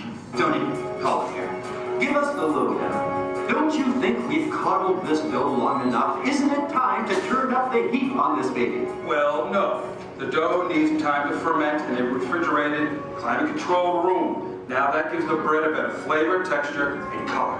It takes about 13 to 16 hours. You know, I like a man who can cook. Then what happens? In the proof box, the dough is slowly brought up to about 95 degrees, 90% humidity. Why not just take it to Florida? All right, so it's baking now, right? Because it's rising. No, it's still fermenting. The dough triples in size now due to the expansion of trapped gases. Hey, listen, we all have trapped gas occasionally. Well, now the bread is scored, so it won't split with its baked. Oh, so now I'm almost afraid to ask. It's time to bake it, right? Or do we have to take it out to dinner first? Maybe a bit of a rub-down? It's ready to bake. You're kidding. I hear they spin the bread around when they're actually baking. Is that true? That's right. And this steam is sprayed on from time to time. This gives the crust a beautiful reddish golden color. Oh, so I'm thinking I probably couldn't do this at home in the toaster oven. No, I don't think so. Listen, Tony, thank you so much. Yes. It's been a thrill. Thank you. You were superb. I feel enlightened and rich, fermented. My pleasure. Bye. Bye-bye. You know what? I'm going to spray you down because I think you could use some of that golden Okay, just a little on the... Okay, that's enough. All right, the hair. You know what, deep frizzy. Ladies and gentlemen, the moment you've been waiting for. A masterpiece of the baker's art. What are you doing? Hey, what are you... Waiting for that. That's not yours. Tony gave it to me. Look right at me. He didn't look at you. That was ours to share, Colin. No, it's mine. It's all mine. One piece, please. One little piece? A tiny piece? I'm telling Mickey. All right. Here. Yeah, you see? Here, don't tell Goofy I owe money. You do? Well, don't even ask. I don't even want to get into that. Goodbye, everybody. Have a great time here. Bye. I'm going to go eat. Sharon?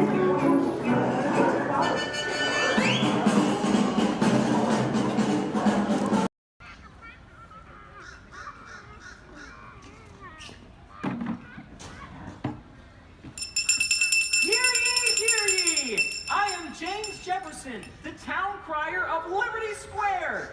But my friends call me JJ. Come on, everyone, gather round. You're just in time. Come closer, all ye people, gather round and listen well.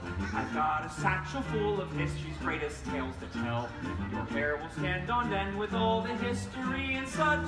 Unless, of course, you're bald like me, in which case, not so much. Hey, Sam! It's Sam Eagle, everybody!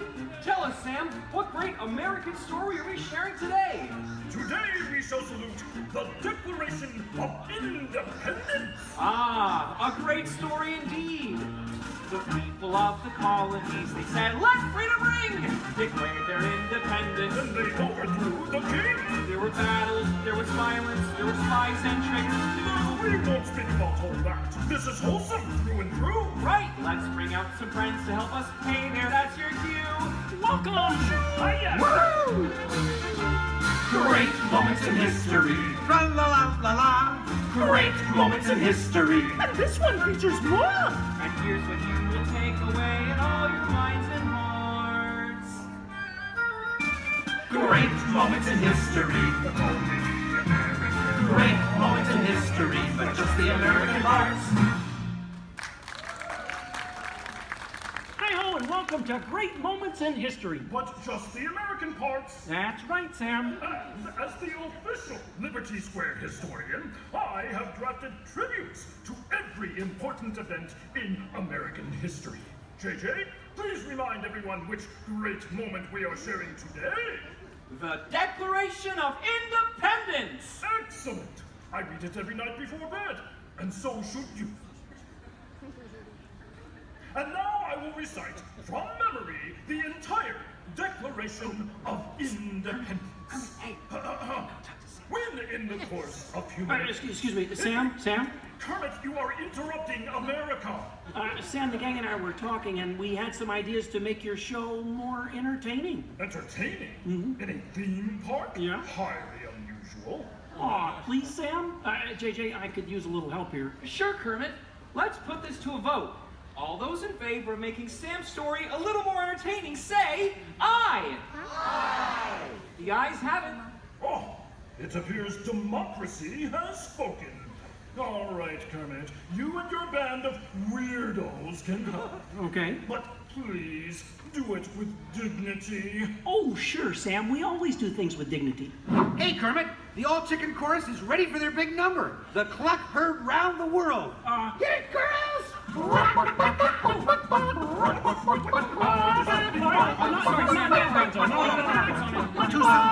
Back to the dressing room. Oh, Kermit! What part will Walt be playing in today's performance? Well, Piggy, this is a story about the founding fathers. There's no part for you. No part for moi? Oh, we'll see about that. Sheesh. Okay, places, everyone. Sam, JJ, take it away. All right, friends, what do you say? Want to help us make some history? To the patriotic music. The year is 1776. 1776. We are in Philadelphia. Philadelphia? JJ, why are you doing that? I'm the town crier. Well, cheer up and allow me to continue. The year is 1776, and the Second Continental Congress has convened. Roll call, Thomas Jefferson. Hi-ho, Jefferson here. John Adams. Hey, that's me. Woohoo! And the highly quotable Benjamin Franklin. Ah, Ben Franklin here. A penny saved is a penny earned. And if at first you don't succeed, then skydiving is definitely not the sport for you. Let's hear it for your founding fathers. Sam. The delegates are discussing the question of America's independence from England, and there is much debate. Psst. Hey, that's you guys. Oh, right. Debate. Debate. Point of view. Opinion. Says you. Argument. Point. Counterpoint. Order. Needlepoint. I'll take 2 hot dogs with extra mayo. A banana sounds appealing. Waka waka. Will you get on with it? Okay, Sam. Guys, look, let's get down to business. Does anyone have any arguments in favor of independence? I do. Our continued association with England has grown intolerable. King George has altered our government, enforced cruel repression, and abolished our rights. Wow, nice job, Gonzo. How did you remember all that? I stapled it to my arm. Oh, yeesh. That's gonna leave a mark. Okay, now, does anyone have any arguments in favor of England and King George? Boo! Boo! Come on, No everyone. King George! No King George! No King George! No King George! No King George! No King George! Did someone call moi?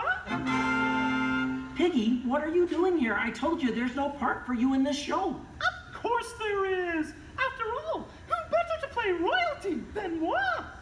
All hail King George! Piggy, women aren't kings, they're queens. Fine. All hail Queen Georgette! Good grief. I protest. This is not historically accurate. The king was not at the Congress. You got a bear playing Ben Franklin. And doing a great job at it. Let's hear it for the bear, huh? Go Fozzie!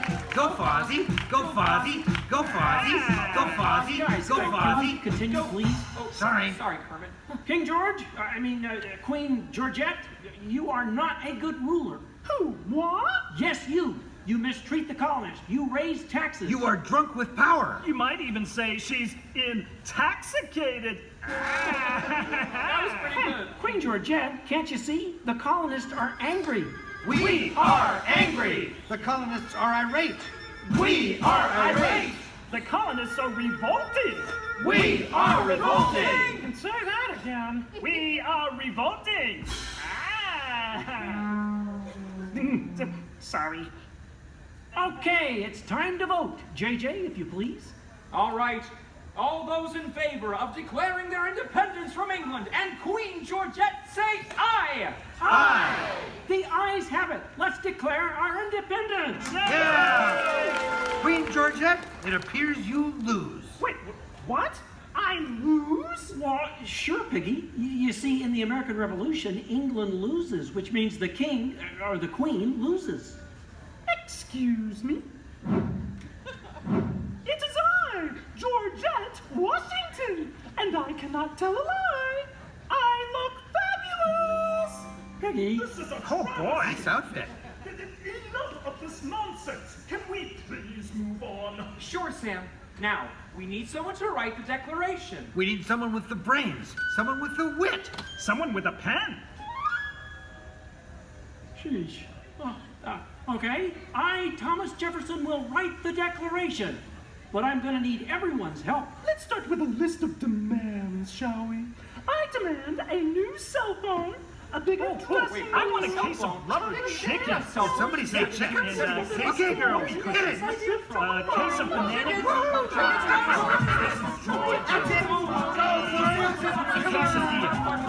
You're doing it. Guys, Guys, when Jefferson wrote the Declaration, it was more than a list of demands. What? Oh. What are you talking about? Yeah, it was about things we all believe in. Things worth fighting for. Things that inspired the birth of a new nation. Gee, Kermit, what do you mean? Well, like the Declaration says, we hold these truths to be self-evident, that all men are created equal, that they are endowed by their Creator with certain unalienable rights, that among these are All together! Life, liberty, and the pursuit of happiness.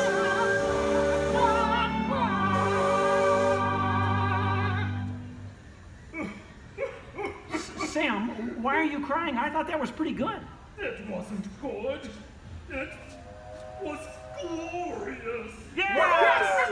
Way to go, everyone. Hey, Sam, looks like now you're the town crier. Just ring the bell. Let freedom ring! Great moments in history, the 4th day of July. Great moments in history, we said King George goodbye. And here's what we will take away all kinds of hearts. Great moments in history, great moments in history, great moments in history. Great moments in history, which is the American hearts. Thanks, everyone. We couldn't have done it without you. And to England, no hard feelings. You're still one of our best friends. Thank you all for joining us for a great moment in American history. We hope you come by again soon and have a magical stay here at the Magic Kingdom. Bye-bye. Bye-bye. Bye-bye. Bye-bye. So long, everybody.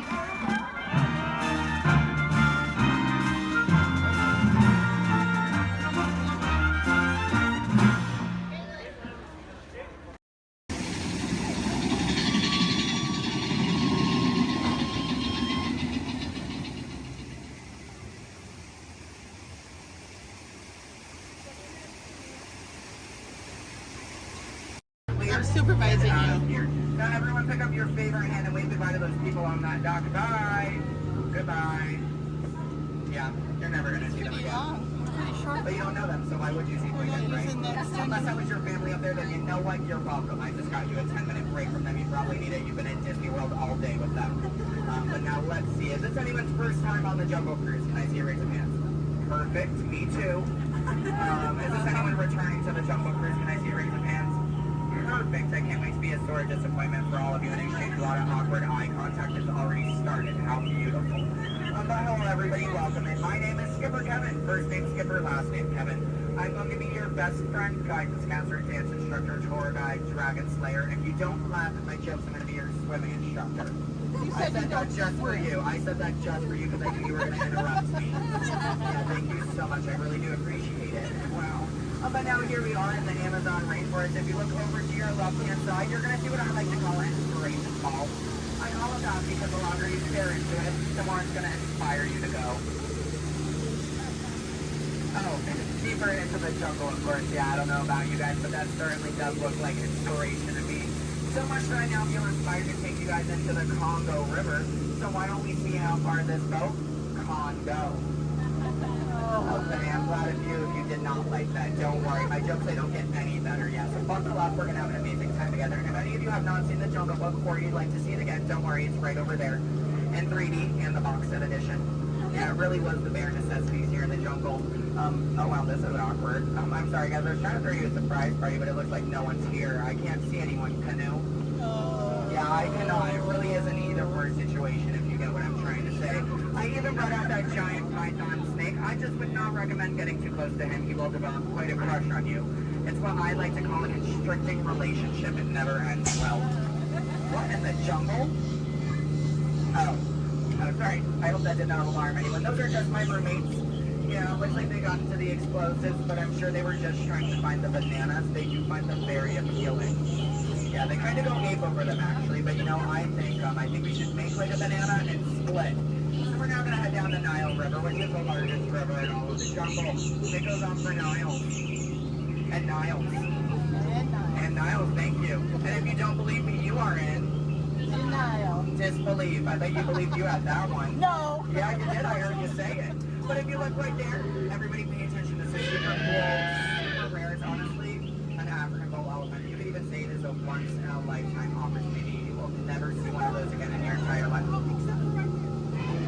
A twice-in-a-lifetime opportunity. You will never see one of those again. How majestic that is, the common African elephant. Okay, but now here we are on our African belt, which has some of my favorite animals on it. If you look up behind those boulders, you're going to see those tall-necked cheetahs. Right here in the front, those are the ones that killed Mufasa.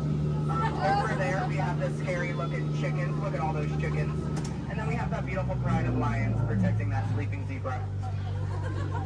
Yeah, who am I kidding? I can't lie to you guys. That zebra's dead. Those lions are chowing down on some lunch right now. But kids, don't worry. I like to call it zebra plastics. There's lots of trust issues here in the jungle, I know. Wow. Okay, this is not something you see. Okay, wow. All right, so, are you all looking like that's what you normally see on a Saturday afternoon? That's concerning, you guys. I'm a little nervous now. I don't know about you guys. I don't think I have ever seen that many rocks on the beach before. Yeah, there's like, what, 200 rocks up there? Maybe 300 rocks, but then again, I'm not a geologist, so what do I know? Yeah, but what I do know is we're not going to look above the rocks. That just sounds like a lot of paperwork, and I hate paperwork, so instead we'll ignore it and hope it goes away. Yeah. Oh my goodness, there they are. Those are my friends who are going to go to that surprise party. We have Old, Smiley, and Ginger. Just be careful, Ginger snaps. Yeah, she is one tough cookie. And I'm not sure why, but my jokes, they kind of get crummier from here. I guess it's just the way the cookie crumbles. I don't really understand. It's unfortunate. But behold, straight ahead, we do have Schweitzer Falls, named after a famous and beloved founder of the Jungle Navigation Company, Dr. Albert Walt. Yeah, don't worry, if you didn't get that, we're going over it later. So I really hope you know how to swim, and if you don't know how to swim, stop being dramatic. Stand up, the water's only 3 feet deep. Technically, it's not that difficult. But if you guys are starting to wonder, Skipper Kevin, how on earth did you land your job here? I'd like to say it's plain to see. Yeah, I took a crash course, which was half off, and you know, I've been winging it ever since, but that's kind of the tail end of that story. There's not much to it. And now it does look like we are entering a hippo pool, and I need everyone to be very careful. These do look like some dangerous animals. In fact, you could even say they are some hungry hippos. So if you guys could do me a favor and hold on to your marbles. I lost mine a long time ago, that's why that boat's halfway underwater. Oh no, I'm just kidding. The legal team said I can't keep saying that. That's gonna get me fired. Yeah, the last time I took a boat out, I went to a volcano and everybody came back without eyebrows. But lucky for you guys, I took a wrong turn this time. But this is normally the point in the cruise where people start thinking my job is so easy, I let a monkey do it. But I promise you, that's not true. Those are chimpanzees. Yeah, there's a very clear difference between the two. Just don't ask me what it is. I have no idea, and I didn't think we'd actually see any, so that's kind of crazy. But lucky for you, I do have a very fun fact about monkeys. So apparently, humans eat more bananas than monkeys. But I don't know if I believe that, because I don't know the last time I ate a monkey, do you? Yeah, that's bananas. And don't worry, if you don't get that joke, I'll give you about 10 seconds. I get it. You're a late bloomer, you just need a moment to digest that one. You're welcome. Yeah, so please take your time. And it is now the moment that we have all been waiting for. It is the amazing, the colossal, it is the amazing wonder of the world. The backside of water! O2H! O2H! Alright, I got a few chemistry nerds on board. That was the reaction I was hoping for. Everyone else, don't worry, I only tell those jokes periodically. It just gets me by element sometimes, you know. I did have a joke about oxygen and potassium. You could say it's okay. Yeah. I also had one about sodium, but no, you guys don't look interested. So instead, we're going to head down the Mekong River into that ancient Cambodian shrine. If you've never been in there before, be careful. There is a 10-foot drop. So make sure your seatbelts are buckled left to right and tug on that yellow strap. Yeah, if you're looking for your seatbelt, you can't find one, hold on tight. Let me know how that goes for you.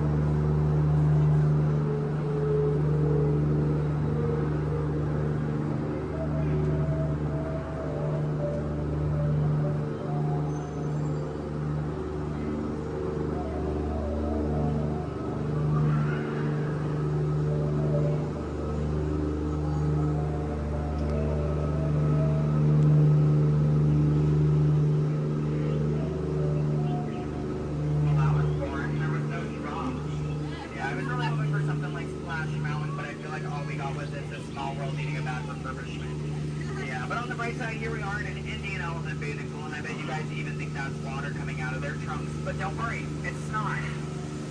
Yeah, and as a double feature, if you look up ahead to your right, you're going to see those two baby elephants playing under a full moon. Yeah, I bet you don't see that very often, do you? No, I'm just kidding. Don't answer that. If you do see that often, I don't want to know why that's weird. Please keep that to yourself, okay? But you know, since we are here in the jungle and there are plants everywhere, I'd really like to take a moment and show you guys some of my favorites.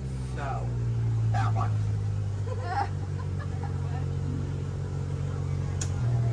That one. Okay, pay attention everyone. The one right there with the green leaves. The one next to it. That one. Yeah, they're great, aren't they? Yeah, sorry if you wanted their names. I don't know any of them. I barely know how to do this thing forwards. Yeah, so I can only give you so much. But what I can tell you is I'm sorry to let you know we're coming up to the end of our cruise. And you know that's happening because look to your left, that's a gift shop. Everything at Disney ends with a gift shop. It's how we steal your money. Yeah.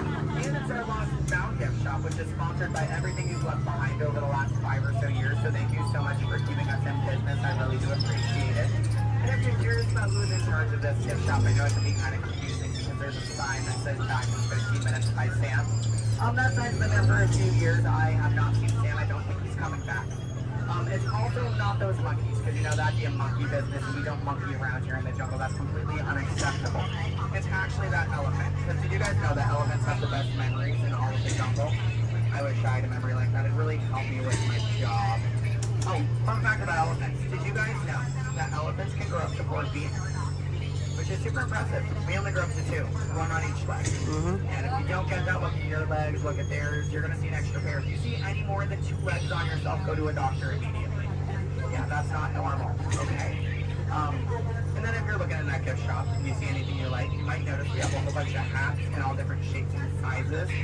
Once you get off the ride, just ask one of those skippers about it because, you know, we're really great at capsizing. It's something I think we've honestly perfected. But what I can tell you is that if you did enjoy your time here today, my name is Skipper Kevin. I'm trying to give you my full name. And I do spell it a little weird, so I'm going to go ahead and spell it out for you. It is spelled H-E-L-P space M-E. Do it that way, you will, okay? If you did not enjoy your time here today, then you know what? That's fortunate for you, you willingly got in my boat and wasted 10 minutes of your own time. My name is still Skipper Kevin. Thank you for leaving. And I think I would go one step farther to say that out of all of my cruises today, you've been the most recent. No, I'm just kidding. I'm just kidding. You've actually been outstanding. Especially those of you who just awkwardly stared at me for 10 minutes. It's been mutually awkward. Yeah, I'm not a robot plot twist. I'm not an animatronic. I can move my feet off the floor, and I can hear and see everything you haven't done since you sat down. And you know what? That makes us like a family. As I say to my own family after 10 minutes of quality time together, look at that. She's even giving me a heart. This is why I have attachment issues. You're going to get out of my boat in about 2 minutes, and it's going to make me cry. You need to leave is what I'm going to say. So in just a moment, you're going to be outstanding on that dock. Yeah, it really is great. Oh, and while we're looking over at the dock, let's do a little bit of a dock orientation. Everybody on this side, this is where we're going to be getting out. So if any of your rebels are hanging out of the boat right now, leave them there, stay comfortable. But when we get over there, you might want to pull it in the boat because that dock is really hard to replace. Yeah, your elbow, I can send you to an urgent care lab dock. I don't have a contact card for it. I don't know how to replace it. But you're going to see those two docks in between the boat. I like to call them the paradox. Yeah. The two skippers, they're paradorks. Yeah, they really are adorable, aren't they? And you can tell them I said that. They're going to hate it, but I love it. Yeah, and thank you for saying I'm so funny. You're really inflating my ego as we speak. Yeah. I'm getting some compliments from you. She's falling in love with me. She's stealing my jokes. He's recording me. This is like a reality TV show. I'm better than the Kardashians. Yeah. Oh my goodness. And what do you do? What's your story? Do you walk across the country? Yeah. You do? That's Iron metal spreads. Do you? Yeah. What kind of metal? Golden ones, silver. Do you sell them? No, I just wear them. You just, but, so have you not won any? No. You haven't, yeah, you're not wearing any, so I kind of assumed. Yeah. When you get one, are you just going to wear it all the time? Yep. Oh, are you going to name it? No. Why not? If it's going to be that important to you, I think it deserves a name. Why do you think your mother named you? I'm just saying. Okay, your story's boring me now. What is your story? Talk to me, Miss Epcot Center. She's wearing a shirt that says Epcot. Is that your story? Yeah. That's it? Yeah, and I'm sticking to it. That was a pretty short story. Yeah. It's been a long life. Short story for a long life. Something about that doesn't make sense. Oh, goodness gracious. My friend in the middle with the Leia shirt. Hello. Are you a Star Wars fan? Good to know. What's your story? Alabama? My friend's from Alabama. He's bald. He normally works here, but he's not. His name's similar to mine. It's Brevin. I'm Kevin. We also have a Devin and a Heaven. If you can, yeah. How do you think we feel? You hear us on the microphone, you just hear a name, all you hear is Evan. We all come flocking too. Yeah, it's great. Okay, my friends in the back, why are you so quiet? You're so quiet. Are you having fun back there? Just making sure you're not asleep. I mean, your bucket has a little no. You're wearing sunglasses. You're wearing sunglasses. He's behind my engine. Can't see any of you. And then, what about you two over there with the extra set of ears? How you doing? Thank you. Are the nicest one here. No one asked me how I'm doing. Thank you.